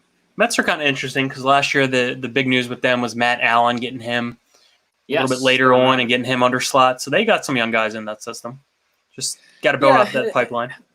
The Mets, I don't like the Mets personally. One of my least favorite teams in MLB, but I will say this: they've got probably the most talented roster going into 2020. But a lot of that talent's pretty old. I mean, you look around, there's not much young talent on that team. Even Pete Alonso is over 25 now. So, you find guys like DeGrom and Syndergaard, who obviously might not be on the team for that much longer. So, to pick a high school guy here is probably the move for them. You got Brandon Nimmo, obviously. Some decent outfielders, Michael Conforto. Yeah. But I believe they have Wilson Ramos. I could be wrong with that on the catcher side. What about a guy like a Cade Cavalli here? Cade Cavalli would be a really interesting pick. Is he two-way or not? I always forget with him. I don't have that down. Yeah, I don't have that. He's not two-way. There is someone else sort of like Cade Cavalli that is a two-way player that I'll have to think of. I think he's a high schooler, though, not a college guy. Okay. So I'll look for that, but that should be, pretty interesting. Matt, what do you think about for pick 30? What do you think about a guy like Slade Cecchini? I'm saying that right. I don't know if I am. Yeah, I like him. He was kind of one of the guys that I considered in my article. He's from Miami, University of Miami. I kind of look at him maybe more as a reliever though, because his fastball kind of fades as the game goes on. He has a good slider as well, but I kind of see maybe him being more of a bullpen piece in the major leagues. I generally have a thing against drafting relievers, especially right now when you're, rebuilding and you need so many other things. You let your failed starters turn into relievers. I wouldn't say you just generally go out and draft a reliever. Like we drafted Zach Britton and let him turn into a reliever, and that worked out very well for us. So I think that's more along the lines of what people, players should do. Dan O'Dowd is speculating the Red Sox for punting. Yeah, that's most likely what happened. Hard commit to Arizona. I could see that. Yeah. That makes sense now. I mean, that is a mind-blowing. Why would the Red Sox do that when they need more talent in the organization than probably anyone else does? Yeah, I'm trying to think of a reason. No farm system. It's not like they're not short on cash. No, not at all. It was a $3 million signing slot too. Yeah, that's probably the biggest shock for me so far. That's odd. I don't know why the Red Sox would do that. Mets pick is in. Okay. So let's see what we have here. We've got David Wright on TV right now. So once he's done. David Wright, Mr. Met. Brody Van Wagen. Stomp on that plate, just like Austin Martin. Yeah, that was definitely not something I was a fan of with Martin. I thought. Oh, Mets! I had the pick. I noted it yesterday. I'm a super fan, but did they announce the Mets pick? A little bit odd. They have not, but here comes Manfred right now. PCA, and he picks. Let's see, 19th pick of the draft. Pete Crow Armstrong to the New York Mets. So there you go. Pretty much what we expected there. That makes total sense for them. That plays right into their it's a very good pick. Line of development. I think that's a really good pick at number 19. It's good value. Yeah, that's really good value. He's a guy I saw going right around that spot. So Pete Crow Armstrong, really good outfielder. The power's coming. He's working on building himself up. To be a little bigger. He's got the bat. He can hit doubles the gap. He's got speed. He's got outfield prowess. He's got a pretty good arm. He's going to be your guy who probably will reach the majors pretty quick as a defensive outfielder as far as a high school player goes. Little note for Pete Crow Armstrong. Both of his parents are actors. Just a fun little fact for you. I did hear that. Yeah. His mom was in Network. Yeah. His mom was on in Little Big League. She was also in Minority Report. So just a fun fact for you. Talented family for sure. Oh, Mets take PCA. Yeah, he's going to be a good player. I mean, I wasn't the biggest fan, but if that power comes along, he could be a 5-tool potential guy. He really could be. It's really shocking to me that some of the guys went above him, actually. There were some guys I really didn't expect to go above him. Obviously, Nick York. But yep. So Garrett Mitchell is still out there. I'm kind of wondering if there's any lingering thoughts on him.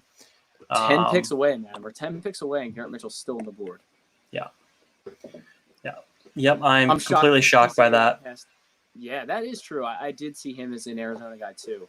And maybe that's because he played a lot of showcases in Arizona Stadium, so that may have done something for me. But PCA definitely a good value for the Mets at 19. And now the Milwaukee Brewers are on the clock. Never known to be great drafting teams. So let's see what they do. David Stern, so that helps. He's a good GM, yeah, for sure. And they got Keston Hiura. He's made some great trades, but I'm not. He's definitely not a guy I'm completely sold on. But we'll wait and see. Fair enough. We do have another comment and a really astute point by Vivek here. That's a good point. He was rated really low. Yeah. Ryan Mountcastle was picked at number 36, and he was rated at number 110. I don't think it's the same thing with York, but we'll see. I don't think it is either. I think they really just punted on the draft. The one thing I'll say about Mountcastle, though, is that he was, a guy who we didn't know where he was going to play. I mean, right off the bat, he was drafted as a shortstop, but we knew he wasn't going to stick there. So that's probably why he was ranked so low, but that bat was so special. So maybe we're looking at that for the reason that Mountcastle, went so high because of that bat. But I don't know. Nick York is certainly interesting. I don't know. That's never someone I expected the Red Sox to end up with. But Milwaukee's still not made their pick here, so we're going to wait a few more minutes for the selection. Milwaukee, they're very much in the hunt of being a World Series contender. Anytime you have Christian Yelich on your team, Special. Maybe they target pitching here. We'll see. Yeah, I really hope they don't take Garrett Mitchell. I'd be pretty upset. I could see this might not be the case because he might go a little bit later, but I could see them going Tanner Burns here. Yeah, that could be a definite guy. I mean, he's a guy I can see stashed in their bullpen on a taxi squad. Easy. Tanner Burns could definitely be in the majors this year for sure. But yeah, so far some of the guys we were looking at for pick 30 are still there, except Ed Howard, and I'm very broken up about that. But it's going to be okay. Tyler Soderstrom's still not off the board, which is a pretty interesting name. Another catcher. We still got some guys. He was a guy to be rumored at the Orioles pick at number 2. Oh my God, that would have been. I would have left the stream. I think that would have been too riveting.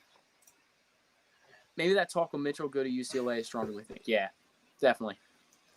That's a pretty strong. That's a pretty strong commit there, but. Here's the thing I think with Mitchell is that you have the injury issues. Maybe he feels like he can prove himself another year at UCLA, and that if he goes back, he could probably prove himself and maybe put himself in the top 3 situation next year. But I mean, he's now down to 20 and he hasn't been picked yet, so clearly something's going on with him. So Justin, that's a good point to bring up. Yep. And the pick is in from Milwaukee. Pick is in. Number 20. We are just 10 picks away from the Orioles' second pick of the night. It's going to be really interesting because depending on how these next 10 picks shake out. It better be good. It better be good, man. It better be good. If it's not good, we're going to have some serious problems with Mike Elias. Going to have some spaining to do. That's a good point, sir. We will speak with him. We will speak with him soon on Friday. That's true. Little plug. Yes, sir. All right. Here is the Brewers selection. Garrett Mitchell. There he is.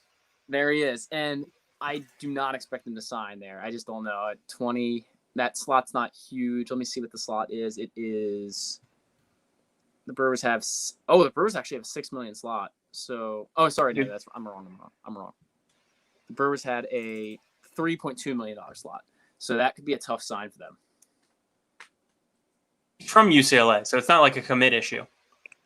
He went to UCLA. Well, yeah, but if he goes back for another year, then to prove himself, to make himself a top 5 pick. Although I don't know how many teams want to draft a 22-year-old in the top 3 picks. That's just getting on a little bit of the older side. So it looks as though with Kjerstad, at least one person in the organization is happy to have him, and that would be Blaine Knight because they were teammates at Arkansas. Yeah, correct. Yep. I was actually a huge fan of Blaine Knight coming out. He was one of my favorite picks that we ever made. And he's not worked out as I think I expect them to. But so now we have Caden Grenier and Adley, and we have Heston Kjerstad and Blaine Knight as former and current teammates. I mean, I'll say this, that you're looking at Austin Martin as more a potential top of the order guy. If they wanted a middle of the order guy to pair with Adley Rutschman, you got it. I mean, you're looking at your 3-4 combo down the road forever. I mean, that's your, for the next 10 years at least, you've got your 3-4 hitters. So, and you've got your back-to-back jacks all day. So, if they wanted that, that's what they got. So, that's not not terrible. Just a quick programming note. It looks like we may have one more surprise guest on the way a little bit later on in the evening. So, all right, get ready for that. More comments to get to. I'm ready. Bitsko. Still there, man. Could be there at 30. There, and I do expect him to be there at 30. I just don't see him being taken now with the way the board has fallen. But so let's recap some of the top prospects still on the board. We're looking at obviously Tyler Soderstrom. We're looking at Carmen Ladzinski, Kate Cavalli, all guys that could possibly go. Of course, Nick Bitsko. Jared Kelly is still on the board. Chris McMahon. Yep, Chris McMahon, who I'm not the world's biggest fan of. I'll get into him when he gets picked. Okay. But all right. Dylan Dingler still on the board. Cole Wilcox, did you say him? I did not say Cole Wilcox. Yep. So there's another one. Tanner Burns, obviously, who I expect to fall somewhere in this 20 to 30 range. Pipeline at Mountcastle at 45 hit. Maybe the Orioles saw something else. I don't know. That's a good point though, George. That was in the Dan Duquette era, so you never know. That was a good pick. I mean, probably one of Dan's finest, and we got him for losing Nelson Cruz, so I'm not too upset about that at all. The pick is in for the St. Louis Cardinals. Yeah, this is a tough one. I could easily see them going Cade Cavalli here. I think that would be or Lodzinski. One of those two, I think, are probably most likely. Lodzinski just sounds like a Cardinal, you know? He does. Sounds like a Cardinal name. And the fact that he's got the red hat on in his pipeline might help. Help. We associate colors to maybe Bobby Miller from Louisville. That's another red. Bobby Miller could go. Yeah, that's interesting too. I'm starting to look down the list a little bit. Jordan Walker's still on the board at 30. Would be a really nice pick. Little more breaking news here, not draft related, but I'll put it on the screen. Okay. Well, we were talking about this last night. We had we had our Wait, can we do this over? Can we do this over? Sure. Let's do it over. What? Okay, we're good. We didn't know. Thanks, Ryan. Appreciate it, man. Definitely knew. Pretty interesting, honestly. That's why she left Masson. I guess I guess that's the reason. But won't speculate on that. But good for them. Good for the happy couple. That's a extra innings episode coming up soon. Yeah, so we're looking at Jordan Walker as a possible guy. Nick Lofton has been connected to us at 30. We'll see. Casey Martin's still on the board, who could be one of the highest upside guys in this draft. Yep. We'll see. And we're still waiting on that Cardinals pick. It's coming in soon. Still waiting on the Cardinals pick. I will let the Cardinal pick go through, and then I might patch our guest through here. Okay. Depending if Sounds he is ready. Okay. Yep. And here comes Manfred at the podium. Cardinals are taking Jordan Walker. Oh, no. No. This is it can't get any worse. Honestly, like I don't. No. That was my guy, ladies and gents. Me too. That was my guy, and that was Zach's guy. Man, this is the worst. It's not falling. When's Bitsko going to go? He has to go now. I mean, yeah. Man, if Jordan Walker No, you know what? He's going to go at 29, right before us. Mike's got to have a plan, but if Dax Fulton goes at 30, this will be the most terrible draft I've ever witnessed. Anyway, okay. There goes another one. Another one bites dust. Nothing to joke about, Matt. I joke so I don't cry, you know? Yeah, if that's acceptable. Right. Wow. Ay. Do you think that this is the way that Mike Elias saw the board falling? I have to say it probably isn't. I would say no, but I feel like those guys are so in tune to everything that it's possible. Jermaine Dye, yep. I mean, this kid, Jordan Walker, he's 17 years old. He's already 6'6", 6'5", 6'6". He's gonna be the real. He's gonna be Aaron Judge. He's really good. Oh yeah, easy. He might end up in the corner outfield. I will say that. I don't know if he sticks at third, but he's got the power to be an absolute beast. As Mac gets back on here, but yeah, that's definitely my guy at 30. It's really too bad. Oh God, I'm pissed. Yeah, I mean, so who's our guy now? I mean, do we reach and take Blaze Jordan at 30? I mean, that's if Blaze Jordan doesn't go here, because he could. You never know. He could. Nats. What are their needs? Probably. Well, I'm thinking 20 through to 29 as a whole. Someone could take Blaze Jordan? Yeah. God, if Tampa picks Blaze Jordan, I'll just be.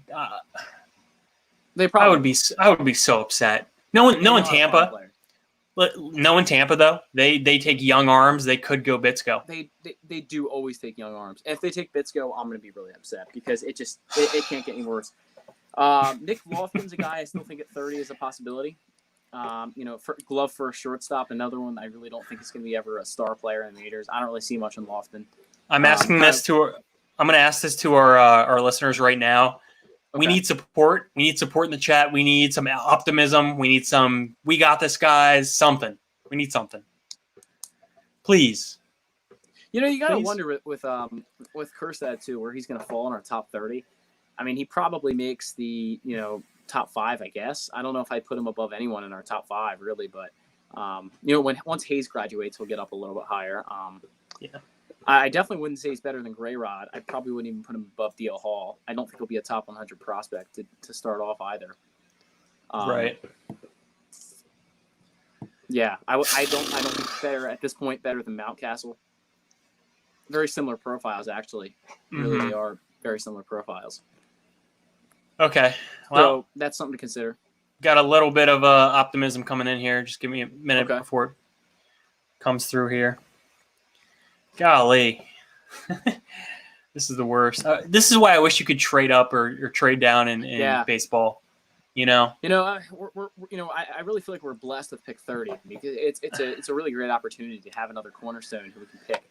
But now everyone's got to be there for us. I mean, that's the other problem is who's going to be there at that point. So we're just going to have to figure it out. And Jordan Westberg's going to be a possibility, I think. Yeah. I really would kind of be unhappy with that. I think our best bet right now, if Bitsko goes, is Casey Martin. Is our best bet. Okay. I would not hate that pick. I think that's where we got to go. We want to welcome one of our surprise guests. You probably know him from Section 336. He is Josh Soroka. Josh, welcome into the live stream. Hey, guys. Glad to see you're doing How this. How you doing? All good. Good. Just hold this camera. It's a little weird setup. Not what I'm used to, but it's exciting. Are you still down in Florida? I am. I am down in Florida. I moved my family here last summer. I thought like the worst part about being in Florida would not being able to go to Camden Yards a couple times a week. Turns out we're all in that boat. Very true. Yeah, that's true. Couldn't have said it any better for myself. Josh, what are your knee-jerk reactions on HESTON KJERSTAD? I kind of love it. I love when drafts go in a direction that no one's expecting. Because I hope that the people that were paying all this money know more than ESPN and me.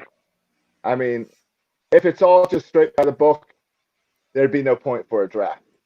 So, you're not wrong at all. I love it. This guy's got power. I love a lefty with power in Camden Yards. I could watch that highlight of him hitting a home run in dead center field in Minute Maid Park over and over again and good 420. I mean, so I'm all for that. We'll see. I like surprises, but don't disappoint. Hopefully Martin does not end up being the best player out of this draft. That would be a real slap in the face, considering he'll be on Toronto. Yes. Exactly. He's still in the division. Yeah, he's still in the division, and at least he's not a Yankee. I mean, there's that. That's that. We have that to hang our hat on, I guess. Yeah, but you know how it goes. We're getting the draft picks at the same time the Blue Jays are. So at some point, it's going to be us and the Blue Jays fighting to try to get to the top. Yep, and the Nationals are making their pick right now, so we'll see who that is. And it's Cade Cavalli from Oklahoma. There we go. So there he goes. Pretty straightforward there. So, Josh, what do you think about pick number 30 and possibly 39? What do you kind of feel as the board falls here? Again, I'm expecting a surprise. I'm expecting to not be very simple. I'll be kind of surprised if it's not a pitcher. I know we've got pitchers coming up, but I mean, come on, we always need pitchers in Baltimore. We've had so many pitchers. Yeah. I mean, so it's sure. Give me a pitcher. That's what I'm expecting. I would be shocked if it's another outfielder. There's so many outfielders in our organization right now that have potential. But that's kind of where I'm at. And just wait and see. I trust Elias. Whether that works or not, it's the only option I have right now. So I'm all in. Said well. Yeah, and it looks like we have a question directly for you, Josh. This comes from Ryan Blake. He wants to know if we're doing a Birdland radio if the season does actually get finalized for this year. You know, that's a good question. We'll have to see. if we figure something out, maybe we can throw something together. I was thinking, since we missed this season, of doing something special for spring training next year. Cool. Okay. Because after all, I am in Florida now. I'm about 3 hours from Ed Smith Stadium. Mm-hmm. So I'm thinking if I can get the rest of you guys to come down a weekend or something, maybe we do a spring training thing. That would be sick. But Nice little road trip. Sounds pretty great to me. right, that's what I'm thinking. We rent a big house, and it's kind of like Be awesome. it's big brother of Orioles podcast or something, and we do Sounds something great. together. I think Hopefully nobody gets kicked out of the house, though. That would be or ideal. that's an added twist. We vote Added someone twist. off every few hours. Vote someone off. Every few Right. hours. Just cutthroat. You get there, you're like 2 hours. You're like, yeah, I just drove all the way from Maryland. No, you're out. You're out of the house. You got voted off the island. There's a great little Nights Inn down there in Sarasota. You can go stay there, but you're out Fair of the enough. house. Fair enough. But no, Birdland Radio has always been fun every year. Every year we've tried a way to kind of kick it up a little bit. I don't know about this season because I'm still not convinced that we're going to have a baseball season. Right. So first, give me a baseball season, then let's have that discussion. That's fair Fair enough. point. Yeah. Fair point. Yeah, no, I had a blast last year. Went down, and it's an all-day event. You know, you get to meet a lot of people, not only in the podcast community, but on Orioles Twitter, and it's going to make those connections. So It is, and isn't that been the coolest part about tonight? Is everyone's back on Orioles Twitter. Yeah. So we haven't had much to talk about. There's been so much going on in the world that we've kind of quieted down on social media. Mm-hmm. At least I have. That it's cool to see everyone talk about something as frivolous as baseball. Yeah, for sure. Anything we can plug for you, Josh? Maybe your podcast? Yeah, Section 336. Keep checking that out. We're recording a new episode later tonight after the Orioles' next pick. So Yep. that'll be out tomorrow morning. So definitely check out Section 336. Sounds good. Appreciate you on the All live right. stream, Josh. All right, thank you guys. Have Thanks a good a lot, night. man. Yeah, you too. Yeah, you too. So Matt, it is currently storming at my house right now. So if my power same. goes out, and our power might both go out and the stream's over. I mean that just Well- might what happened. But My laptop has battery juice, so I got that going for me. so But- Carson Tucker just got chosen, by the way. Oh, Kyle Tucker. So- What's his name? Brother of who? What's his name? Cole Tucker. Cole Tucker from the Pirates. Yeah. shortstop. Yep. Matt, you might want to give your scouting report on him. Someone I wasn't really too high on, especially this early. I don't know if he's worth number 23, but yeah, let's see. Yeah, what I we can pull that up real fast. Just give me a second here. I know in our group chat, Chris had mentioned that he's actually better than his brother. could be. He Which did is not. high praise. That is high praise. Just give me a second here. He was the number 52 prospect on MLB.com. Let's see here. As soon as I get the full list, 52. I'll be able to find this. Here we go. 50 Here we go. Overall grade. 55 hit tools is best tool. Can't Yeah, say that wasn't a reach, but I don't know. He's got pretty solid tools across the board. He said he's a little bit more reserved than Cole. Carson has a chance to join his brother as a big league caliber shortstop at the plate. The right-handed hitter displays excellent bat control and bat speed over power, though he has showed that he can add strength. So there you have it. That's a pretty good analysis of him. I couldn't do better than that. Yeah, I think it's a high school player. It's a bit of a risk for Cleveland, but I don't know if Cleveland's exactly looking to rush anyone to the majors right now. Anyway, they're going to kind of go into rebuilding mode here in the next few years, I would think, after trading Kluber, and they look like they're headed toward a rebuild. So get a high school guy without much talent, without much upside. I think that's a good pick. I do want to talk about the guy right below him, actually, which is Tanner Witt. Where do you see him falling? Because I have heard that he could possibly be around that 39th pick when we made. I see him as a guy that could potentially go very late and stick with his commit to college. Mm-hmm. I think he's going to be a really tough sign. I know Jim Callis mentioned he was one of his favorite players in the entire draft.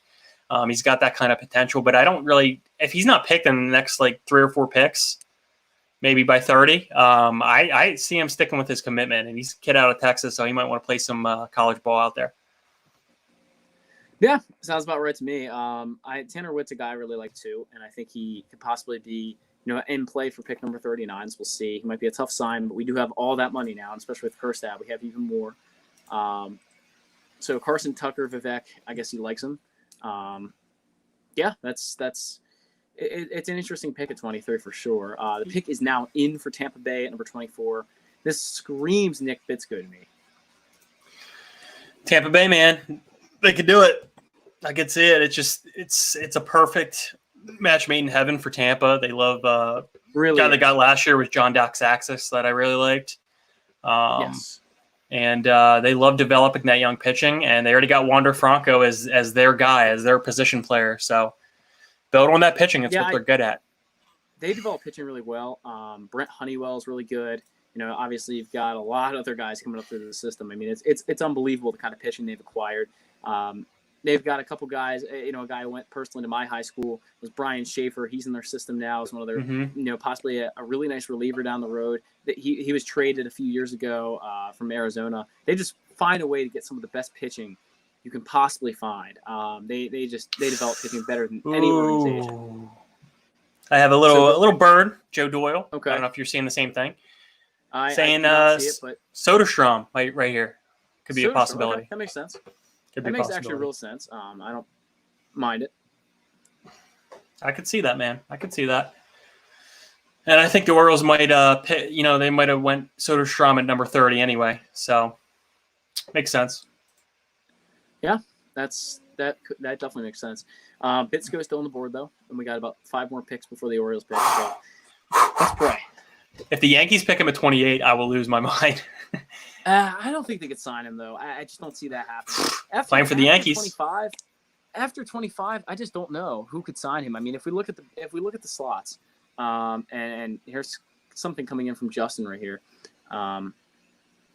But if we look at the slots, you're looking at only for the Yankees at 28 a $2.4 million slot. That's nothing. I mean, do you really think he's going to sign for that? Because I'm in the minority of maybe he won't. Probably not. Yeah, I don't think so. Probably not. He's falling right into the Orioles' hands. You never know. So Justin says something from Kyle Glaser, so I'm going to try to see what he's mentioning there. Yeah, no more. I don't think I saw another comment, so let's see. Yeah, waiting to hear from Justin on that. I'm going to go to Kyle Glaser right now, and it's probably something on the Orioles, I would assume. Nick York and the Red Sox have an underslot deal done that will save them quite a bit of money, according to a source. York is an athletic middle infielder who can hit and certainly a good player, and most saw him as a 2nd to 4th round talent. Okay. If that's what you want to do. Sox, I don't know if you want to call that a splash, but that's a splash. I mean, that's so they in theory they could go in the 3rd round, get Tanner Witt way over slot if they want. The Tampa Bay Rays select Nick Bitsko. No, man. What is going on? We can't get anyone that. Okay. I'm going to play a song for this occasion. Just yeah, please do. Bear with me. Hello, darkness, my old friend. Buddy, you read my mind. Yeah. Wow. That is unfortunate as it comes. Okay. So Bitsko's off the board now. And let's see what the bonus... that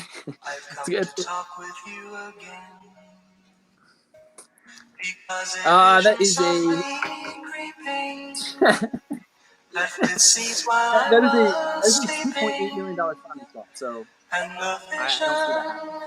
That was planted in my brain still remains. All right, Matt. Let's put Casey Martin's still there.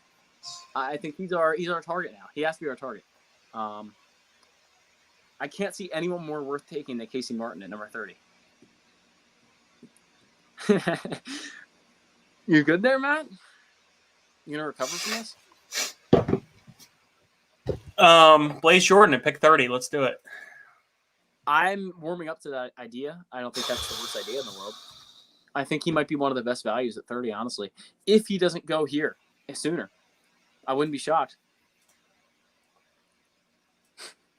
Folks, I'll get to the comments in a second. I'm just typing these out and crying on the inside. So clearly it is not falling the way Matt and I expected or wanted. So this is not what we expected to be saying at number 24. Nick Bitsko's gone. So,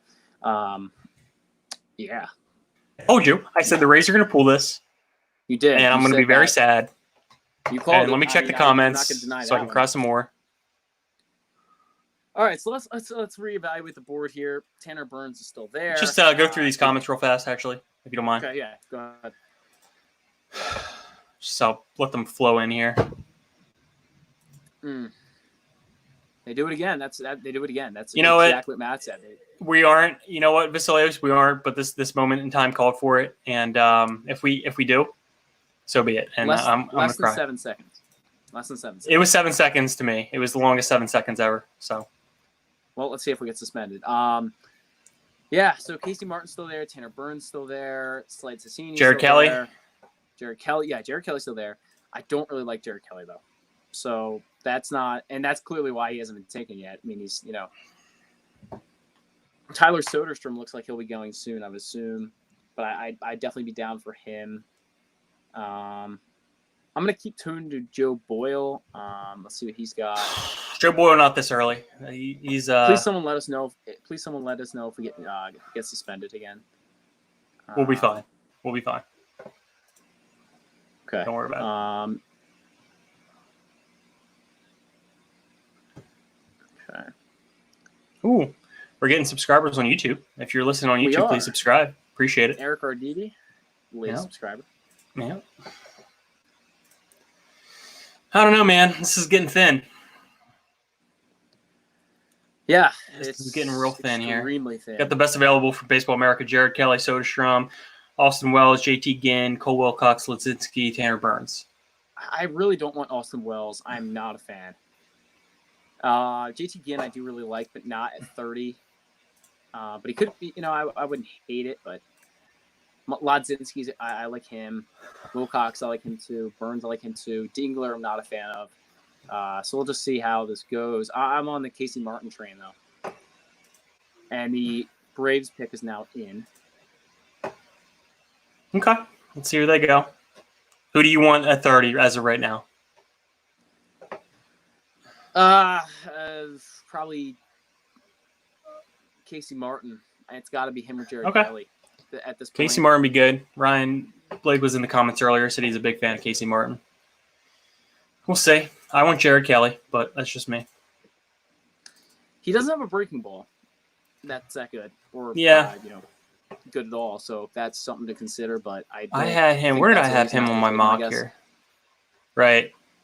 I didn't even put him in anywhere because I didn't know where he was going to go. I really It's 93 to 96. Dominated the showcase circuit.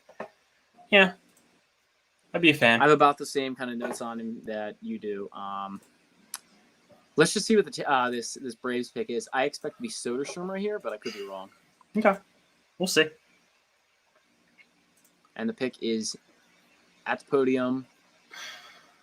And Manfred announces Jared Schuster from Wake Forest. So that's a bit of a surprise. I don't have much on Schuster. Can't say I know a whole lot on him, so. Yeah, I'm going to go right now to Pipeline. Let's talk about him. He's ranked number 77 on Pipeline. Schuster. He gets an overall 45 grade, but he has a 60 grade changeup, 55 grade fastball. So he's got solid tools. He is a Braves love lefty pitching. from Wake Forest. He has a clean delivery, and he should hold up as a starter. He issues a lot of walks, but he kind of cut that this year. Not a big strikeout guy. He operated 88 to 92, then hit a peak 97 this spring. So, interesting guy. I'd probably say a little bit of a reach, and Jim Callis looks like he's laughing right now, so maybe he agrees with that. Laughing maniacally. Yeah, he is not happy with this pick, I guess. But Jared Schuster to the Braves. All right, fellas, ladies and gents. We are just about 5 picks away from the Orioles pick. We're about 10 picks away from the draft being over for the night. Yeah. Get your thoughts in now as who you would like to see at number 30. After seeing the best available.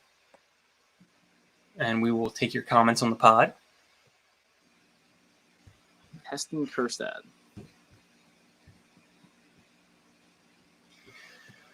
Oh my, this is turning into quite the predicament.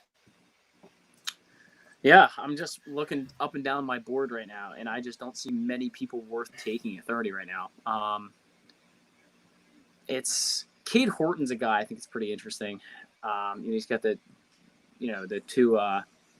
two-way player status, really good on the mound, pretty decent hitter.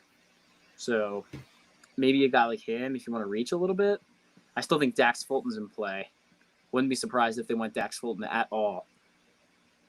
Literally, the Rays are going to be so good Oh. in 2 to 3 years. Yeah, I think we need to do an episode at some point about how the Orioles plan to compete with the rest of the insane AL East in a few years, because it's just shaping up. Except the Red Sox, they're going to be they're going to be at the bottom because they continue to make terrible picks, but that's on them. I'm looking for them to do a big time move in the third or fourth round. It's possible. Big time. Maybe a guy Big like Kevin time. Abel. They go over slot for Kevin Abel. Yeah, somebody one of those guys who falls, who you think is just going to go undrafted, and then they swoop in and get him. It's possible. Yeah. Could be Jared Kelly for all I know. I think another guy the Orioles could be looking at is Daniel Cabrera, Louisiana State. He'd be pretty interesting. Yeah, he's a good outfielder. Paul's all in on Jared Kelly, which means he'll go to the Yankees. Yeah, that's exactly it. The A's pick is now in. Okay. Vivek said he is praying for Cole Wilcox. I don't disagree. That would be a good, solid pick at 30. A couple years ago, he was coming out of high school in Georgia, and he was neck and neck with Kumar Rocker as the best high school player. So he's got that potential. I don't know if I'd get excited about Cole Wilcox, but he does have that 65 grade fastball. So I would be happy with the pick. I would be very happy with it. Yeah, he touches 97 too, so he's definitely got some tools that I like a lot. But 65 grade here or something like that. Yep. Let's see if we can get a scoop on who the A's are going to pick here. Mm-hmm. Okay. Oh man, A's. Oh. A's in the news lately with the pressure to pay their minor leaguers. They finally came through, but only after that pressure was put on them. I don't know why they would do that when every other team is paying them, but that's just it's their cheap their owners, choice, man. Yeah, couple years back, they went for Kyler Murray. Low revenues. Oh yeah, I felt bad for them honestly. Was that last year? Low revenues. That was 2 years ago. 2 years ago, yeah. Right, because he was the first overall pick in the NFL last year. Yeah. Right. I don't see anything as far as who we're going to pick yet, so I guess we're going to have to wait. Soderstrom just went to the A's. He did.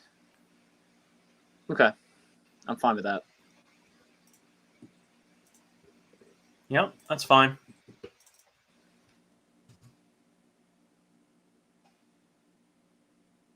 That is fine. Just saw a tweet. Kyler Murray is not in play for the A's at 26. That's exactly what I was thinking about. Yeah, man. Soderstrom, the catcher, 60 hit tool, 60 arm, 50 overall. I mean, that's pretty solid for 26 overall. Solid player. Ryan Blake, we just had him on. He said, if Tyler Soderstrom keeps dropping, I've got the O's taking him at 30. So that went by the wayside. Yeah. All right, and here's Manfred to the podium to officially announce that. Hey.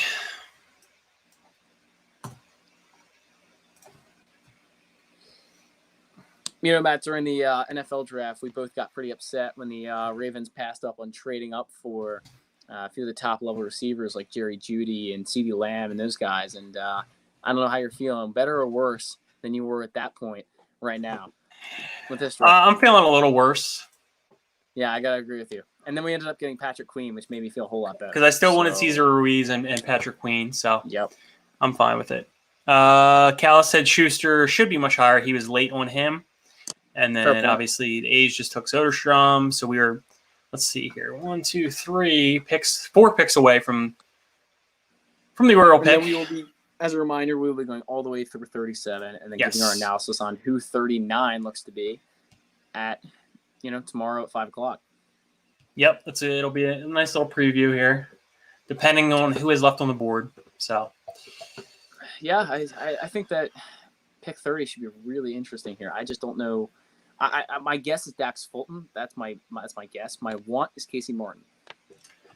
That's a good one. I'm going to guess that they go Cole Wilcox, but I want Jared Kelly. Yeah, that's a good possibility. I don't know. I don't trust them to go Cole Wilcox or Jared Kelly. I don't know. But Casey Martin, if he does take it short, is could be our future shortstop. I mean, he's got the high ceiling. So after the circuit last year when he was on the high school circuit, Jared Kelly was mentioned as being a potential top 10 pick. I mean, he does have that 65 grade fastball, so you hope you develop his changeup. You hope that you develop his other pitches in his repertoire. And he's ranked 12th on the big board for Baseball America. And I thought that was a bit high. Pipeline and Baseball America both had him at 12. I see him more down in the 20s somewhere. I'm not sure exactly where. But if you pick him at 30, that's a good value. Justin, my guess is Dax Fulton. That's my guess. Yeah, Dax Fulton for 30. This is a hilarious comment by Justin. I want Drew Romer to catch Drew Rom. Yeah, good point. Good point. Not a bad point. Love Drew Rom. Oh, let's see what we got here. Cleveland, 23. Okay. Let me fix that real fast. Bear with me here. 23. 24. You got the pick is in for the Twins. Yes, it is. At number 27. I'm going to go with Dylan Dingler here. I think this will be Dylan Dingler. Dylan Dingler, the catcher. Yeah, I think that's a good possibility. He's actually most comparable from what I've seen in comps to Sean Murphy, the catcher for the A's. Oh, yeah. So I could see that. Ooh, Aaron Sabato. They go the power route. Wow. That's a bit of a reach. Sabato, he's good at one thing, and that's hitting bombs. Which is Blaze.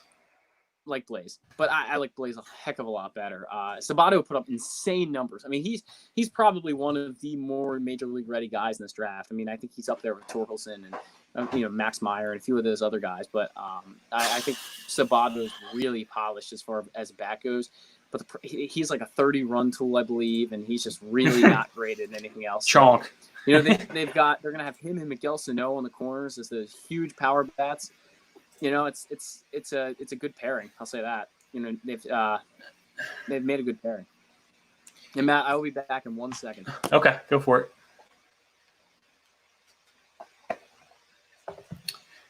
All right, folks.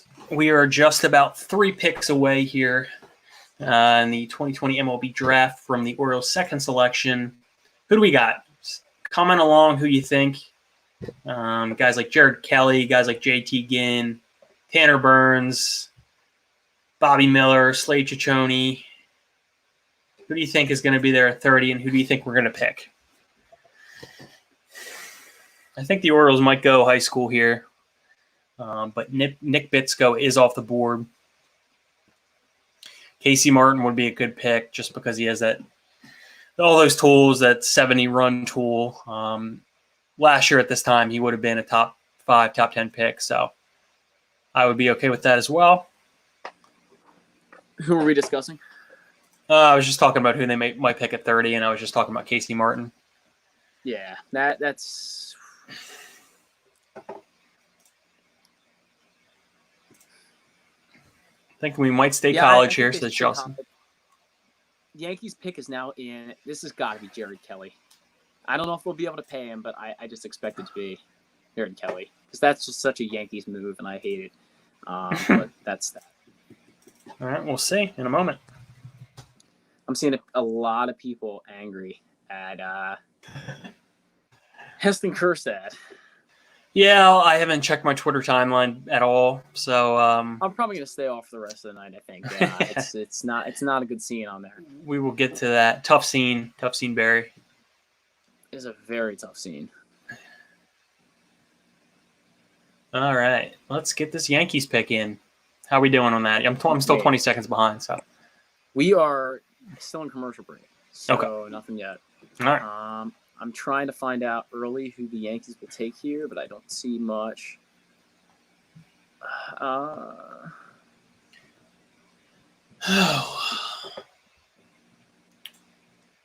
Pull up the Yankees farm system real fast. I'm just curious.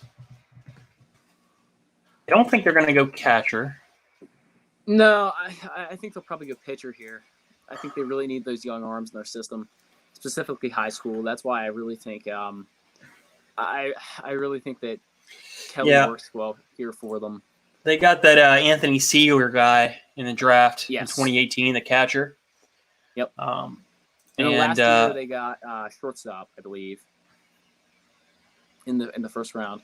Anthony Volpe? Anthony Volpe. Yep. Yeah. That's him. Yeah. Who is the most New York sounding name? Anthony Volpe. Sounds like he'd be in like a gangster movie. I don't know. But he's I thought it was kind of a reach last year when they took him. I'm seeing a lot of Carmen Lodzinski talk at 30. How would you feel about that? I'm a big Lodzinski fan. I think he reminds me a lot like Max Scherzer, at least in his delivery. I would not be happy with that going to the Yankees. No. I would prefer that at 30. He wouldn't be my number one guy at 30, but I would like him not to go to a division rival. I was actually referring to him going to the Orioles at 30, not the Yankees at 28. I do not see that. Oh, okay. But yeah, no, I'm with you then. I didn't understand you, but yeah. Joe Doyle has now said this is about to where you should expect a run on college shortstops, including Lofton, Westberg, Williams, and Martin. Okay. Justin says they're going Burns and Miller. I still think Dax Fulton is the guy. I just have that feeling. But there are lots of other options out there. Nick Lofton would be an interesting guy. Jeez. Yeah. I mean, there in the original mock draft that I looked at from Jim Callis, there's still a lot of those guys available.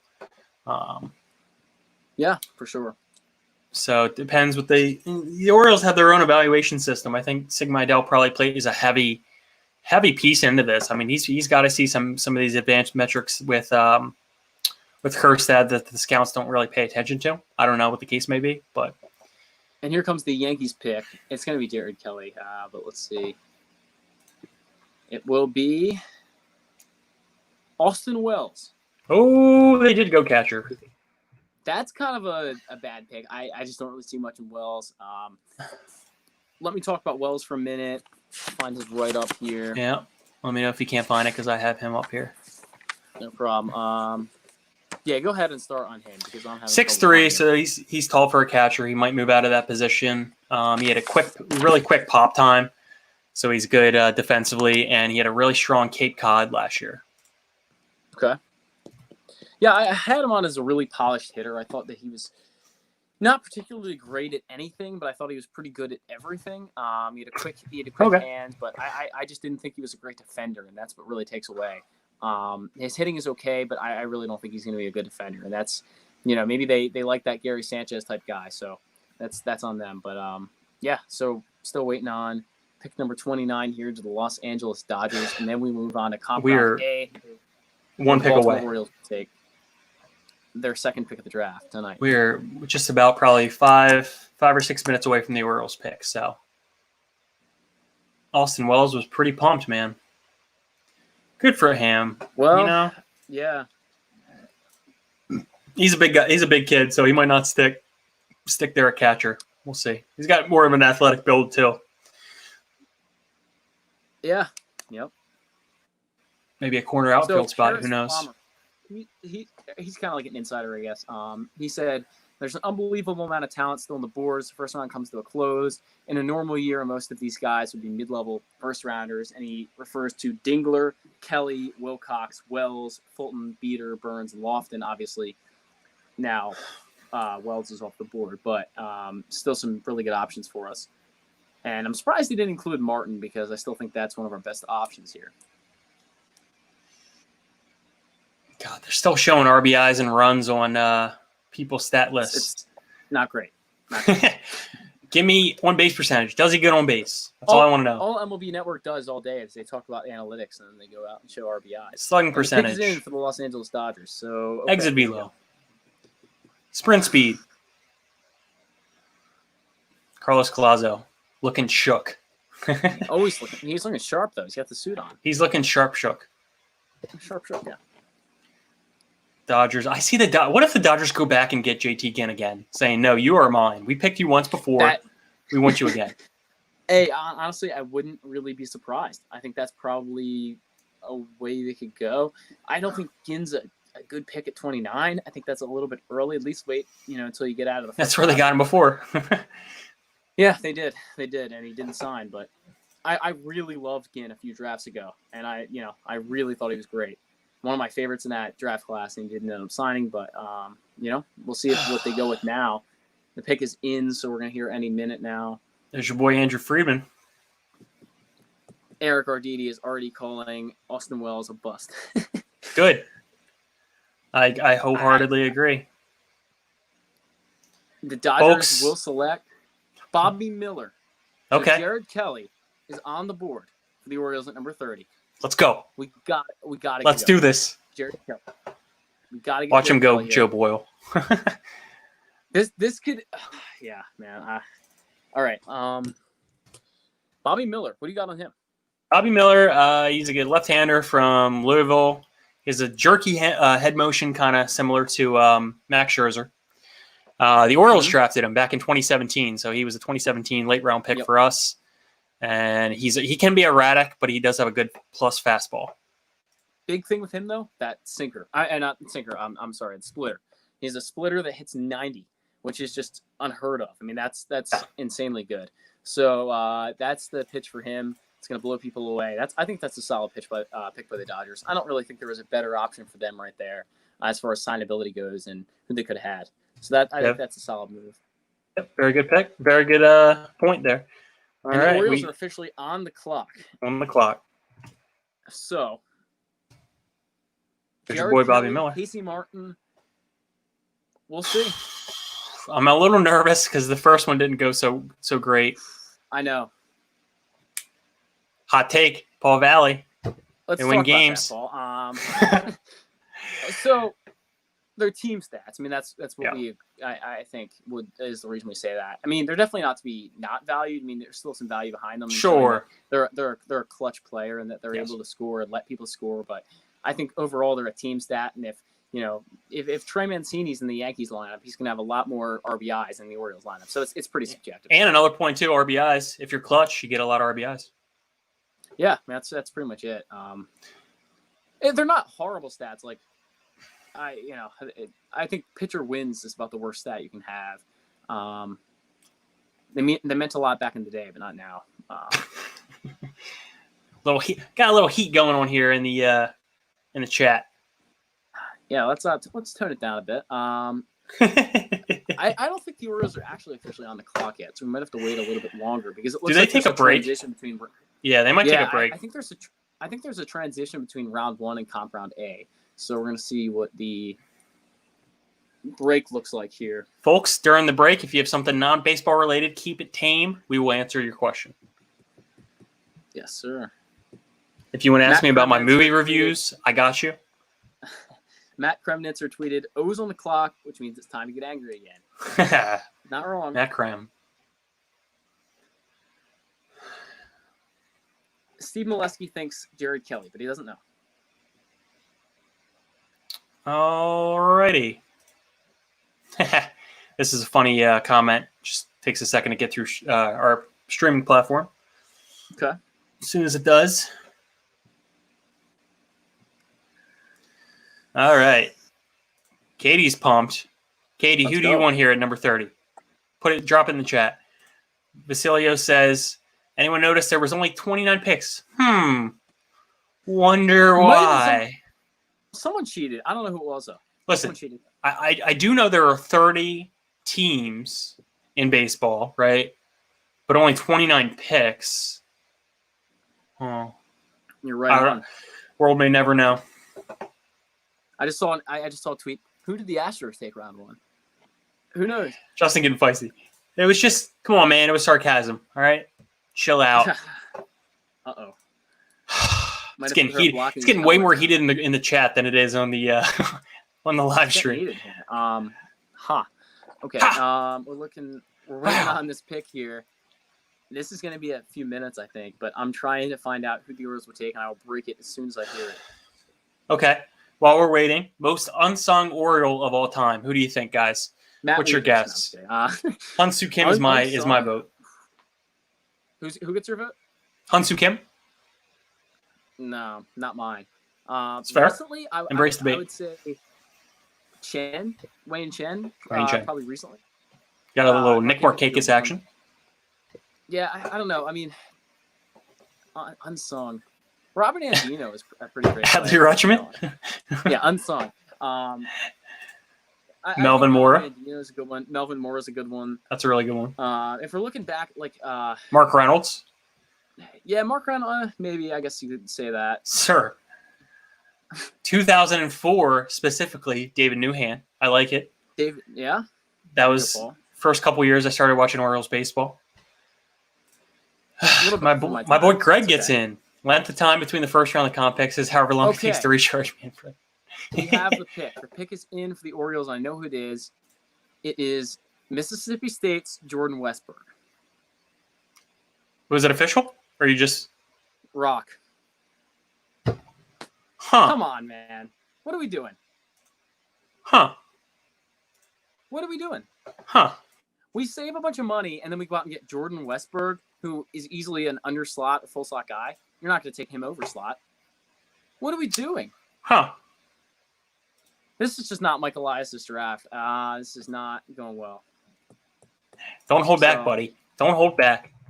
It's not Mike Elias' draft. This has been a disappointment. Jordan Westburg is not it. I was not a fan. He was mocked to us. I'll give him that. He was mocked to us at 30. He was.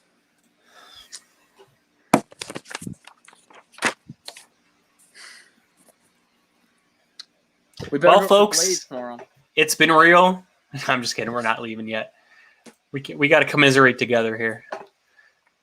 You know, Chris was telling me earlier he has a Marlins hat. I'll take the hat if you still got it.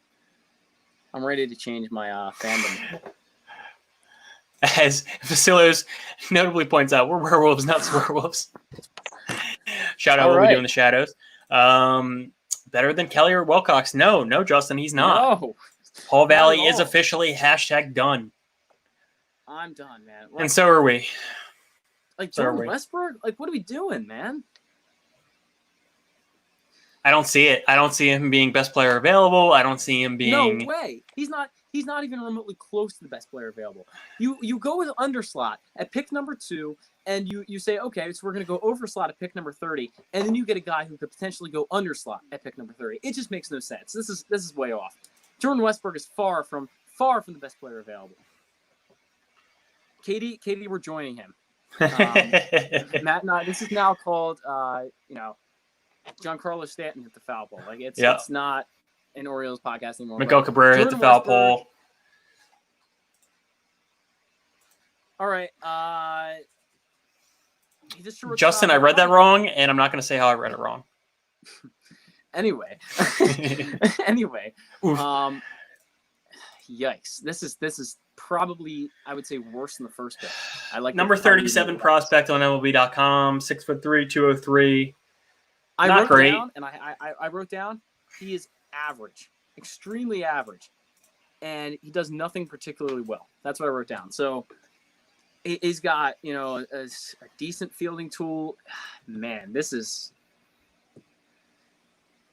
I'm not going to hold back. This is rough.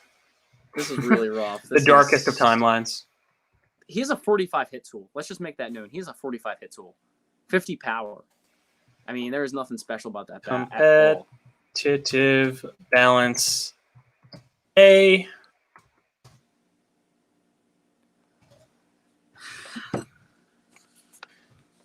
Well, thoughts on this pick, people? What do we think?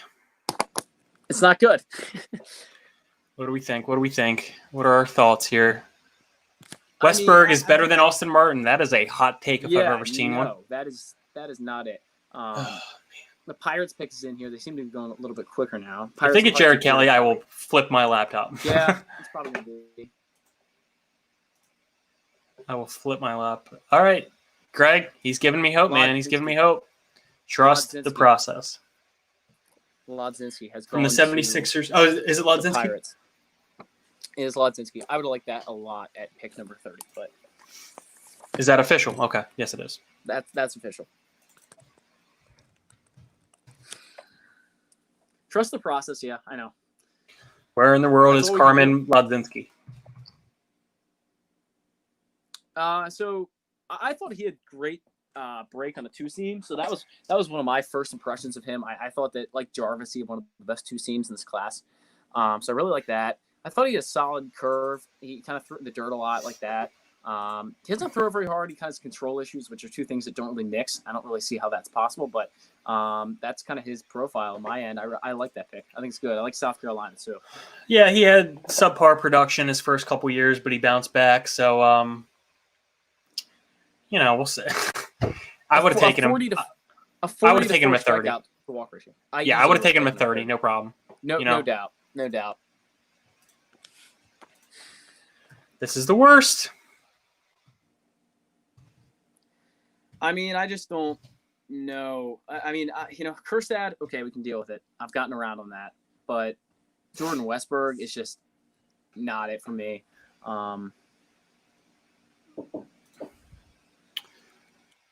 Rising Tide. Hashtag Rising Tide. Let's go.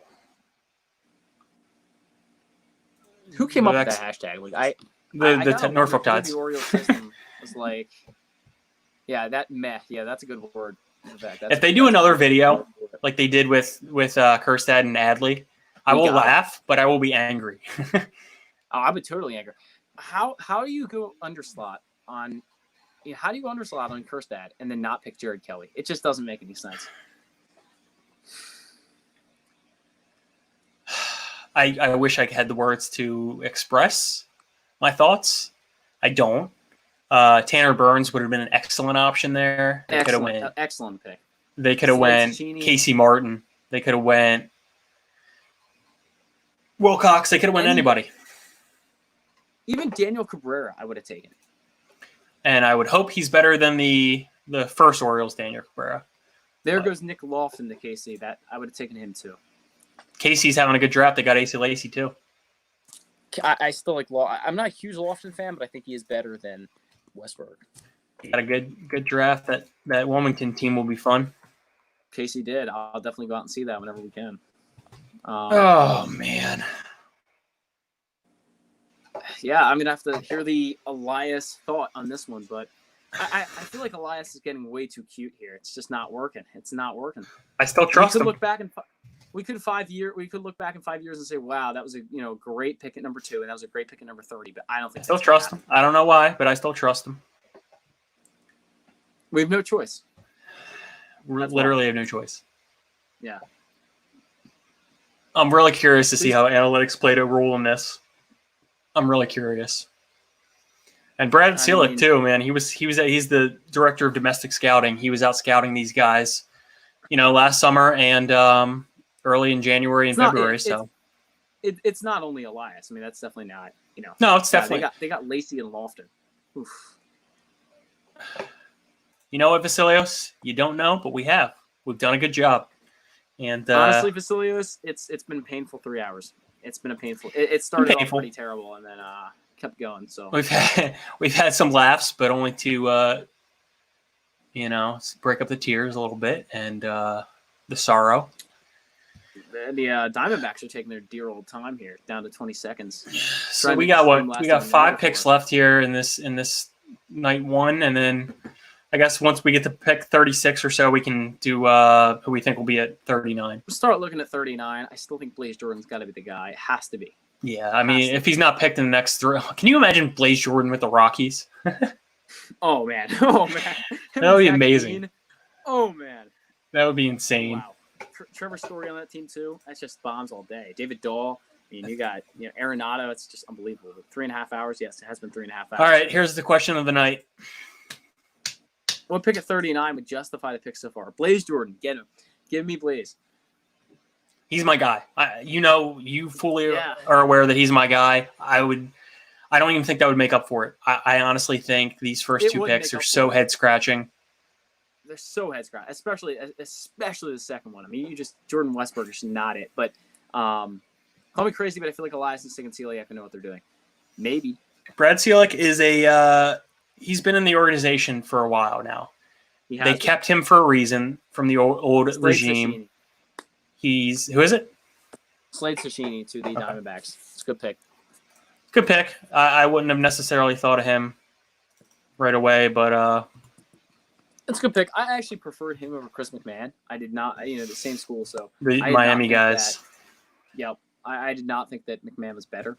I had him mocked above, but Tony is how you say it. I just got an email from Brewers.com, so apparently I'm subscribed to them or something. Oh, they're like, we selected Garrett Mitchell, so I'd be happier with that. Honestly, the email reads, "Want to jump ship?" Yeah. Want to jump ship? We've got a spot for you. Okay. At this point, sure. Why not? At this point.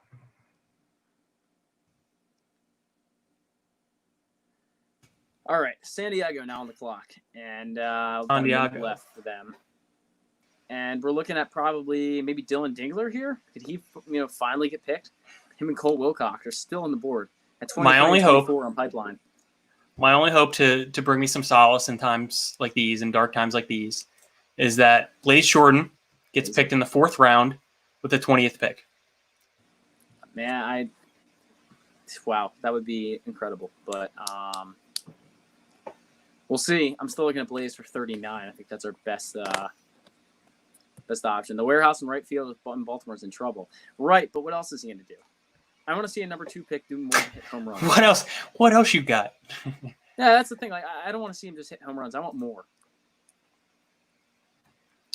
I mean, I like dingers.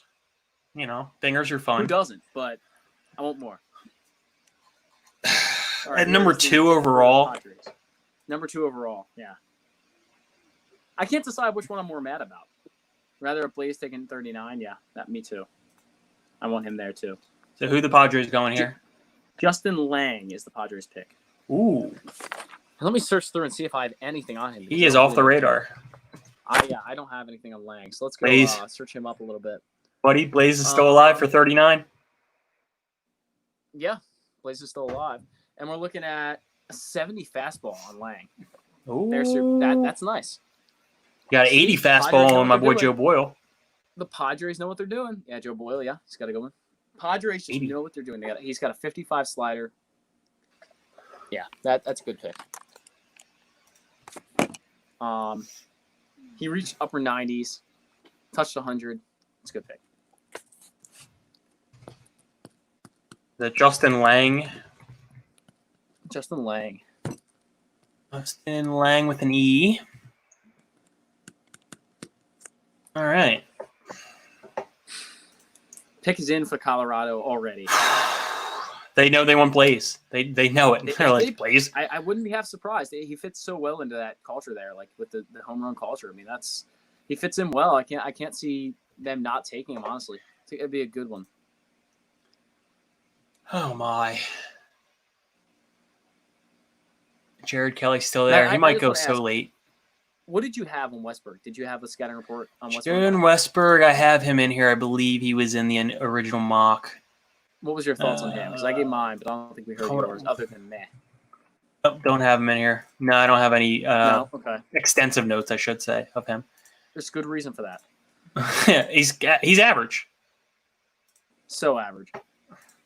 I mean, I like guys who have plus tools. It's somewhere along the lines where it's hit tool or I mean, I just like that personally a lot more, and that's maybe we get spoiled every year with the Ravens killing the draft every year, but they did say now. I heard Brad Celiak in an interview. They did and Elias. They did say they did reach out to the Ravens for draft advice. Now, I don't think that was with players. I think that was with. Oh, maybe they called the Browns. Common mistake. Common issue. Common issue. Yeah, that would make sense. I mean, I can't see the Ravens taking this bad of a draft so far. So, yeah. Well, let's just hope these guys actually turn out. I mean, KJERSTAD, he has a perfect swing. Westberg, I'm at a loss for words. I don't have anything of substance to say about him. I don't either. That's my thought exactly, really, yeah. Yeah. It's a good point, Sean Perry Vasilios. and Matt even say hello. Well, And Vasilios, Sergio Kindle. Actually, there are always going to be some busts, but hey. But not a number 2 overall. Sergio Kindle. Let's just hope that, Kjerstad doesn't fall down a flight of stairs. Where are you going to go? Justin, where are you going to go, huh? I think I'm going to move to a more optimistic live stream. Then it won't be an Orioles live stream. We're the only one in town, bro. Not only that, I don't think anybody, can have a positive live stream going right now. And as Vasilios very much mentioned, we've been going. You got to stick with us to the end here. We're almost there. 3 more. Rocky's about to go blaze. Did I miss a pick or no? Yeah. Who? Did you mention who? Who was the last pick? The last pick was Justin Lang for the Padres. Aha. I don't have it on the ticker. That is why. I mean, honestly, I don't know how I feel about that one. You got a 70-grade fastball. I like that, but you got to wonder why he's ranked so low on Pipeline at 57. I mean, that's a little bit odd. Yeah. I feel like Tanner Witt might have been a better, or maybe Clayton Beater is that ridiculous curveball, something like that, or even Burl Carraway. Yeah, man, I don't know what to do. If the Rockies go blaze here, I'll be pissed. He could go 37 to the Rays, I'll be pissed. Honestly, Matt, is there any more angry you could get? Because there's really nothing else that could go right in this draft. I am dead inside. So yeah, that's. So after this pick, after the Rockies pick, folks, we will give you who our thoughts will be at 39, so and we can hear your thoughts as well. Yes, we do, Vivek.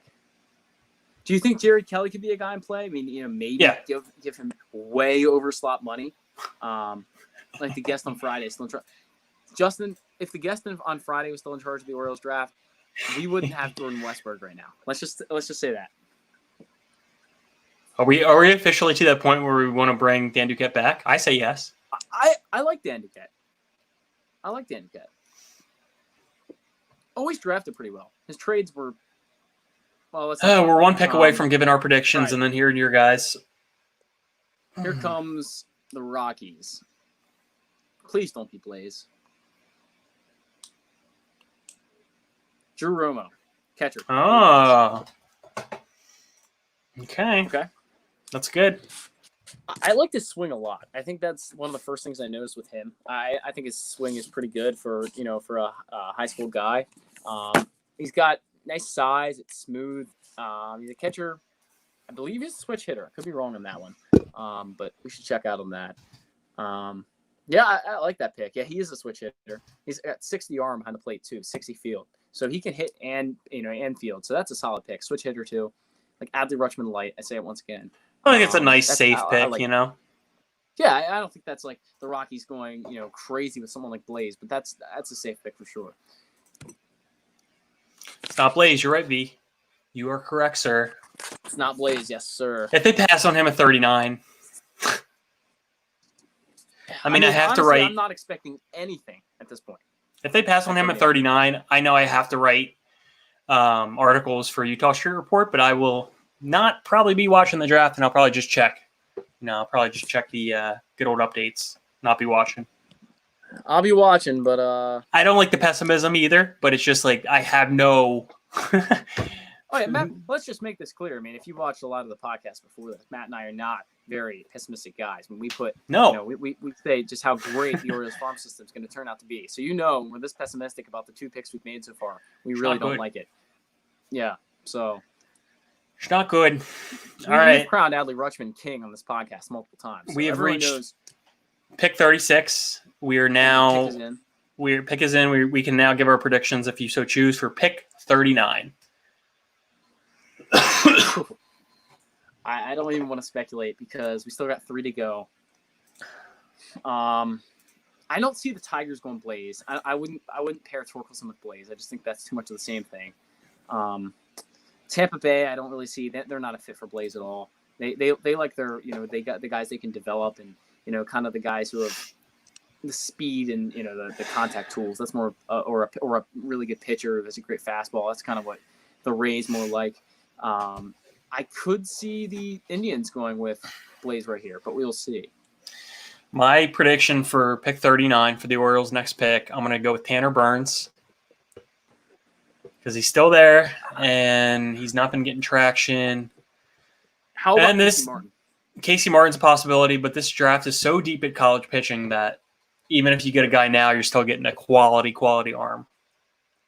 All right, the Indian selection is in, and it is Tanner Burns.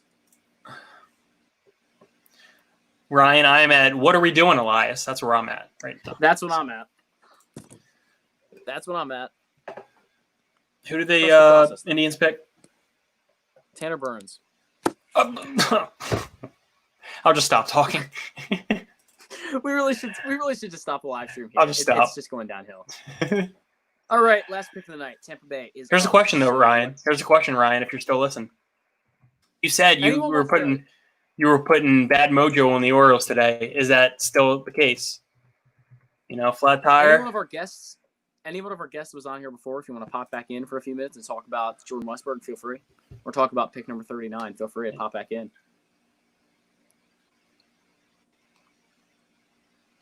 Sorry to cut you off there, Matt. No, you're good, man. You are good. All right, Tampa Bay's pick is in. Final of the night. I don't even have an idea as to who this could be. Tampa Bay. Carson Montgomery, I think, kind of fits the bill for them. Sure. Yeah. I don't know. Maybe. 35, 36 was Tanner Burns. And he went to the Indians, you said? The Cleveland Indians. Okay. All right. Let's see. Justin getting feisty. I'm not replying.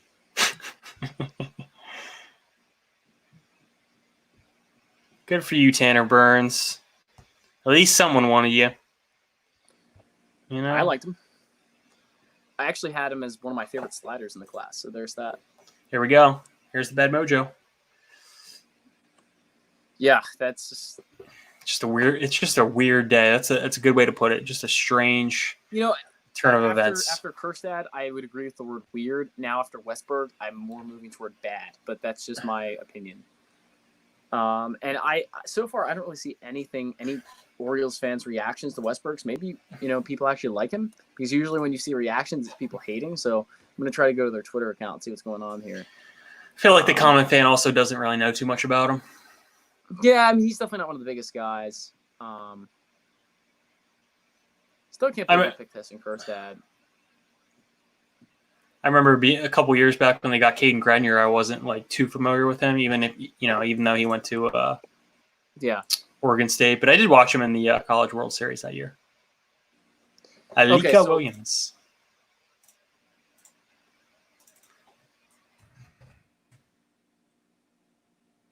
I'm actually seeing people like it. And Alika Williams went, okay, that's a Tampa Bay player. That's speed and contact, like I was just saying. That's so Tampa Bay. Teammates with Torque out there in Arizona State.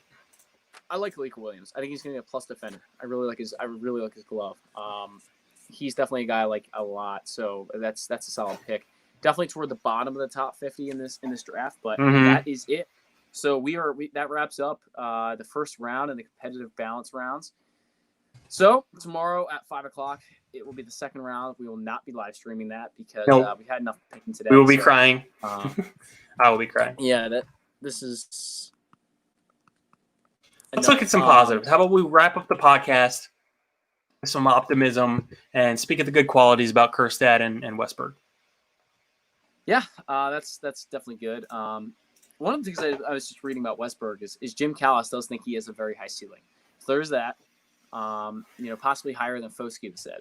So maybe there's, a lot of development to be done. He notes that it's a long way off. It's a college player, but it's going to be a lot of development for him. But if they do develop him correctly, he could be our future shortstop. And there's that option there. KJERSTAD, we're looking at hopefully our future star right fielder. That's what it is. That's the optimism I can give you. So on KJERSTAD, he was the best lefty power bat in the class. Yeah. He does bat left, but he does throw right, so that gives him a little bit of versatility if they want to put him in left field or what the case may be. His arm is pretty good.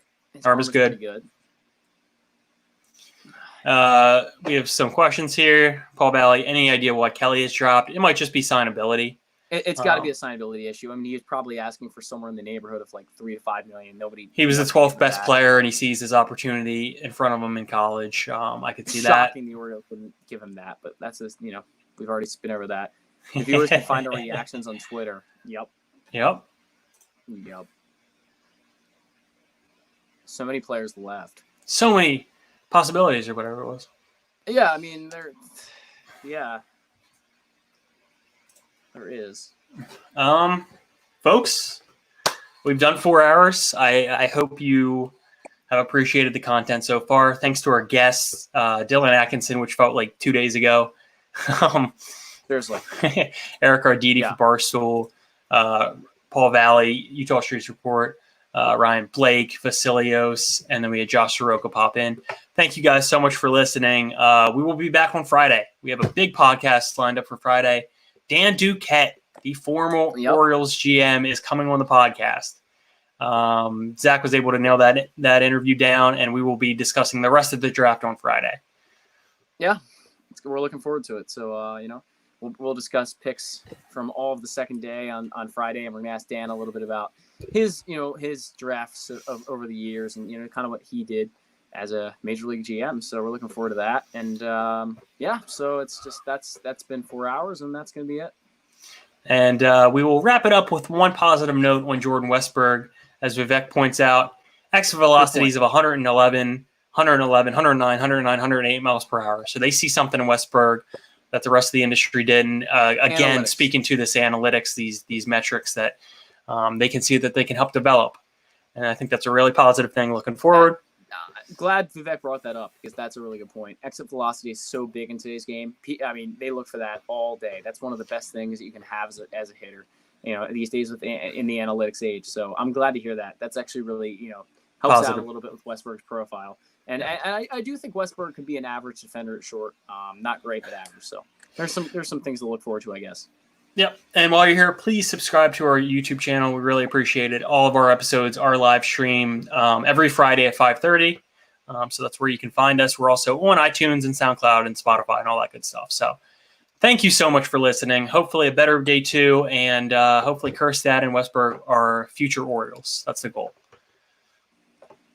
Looking forward to it.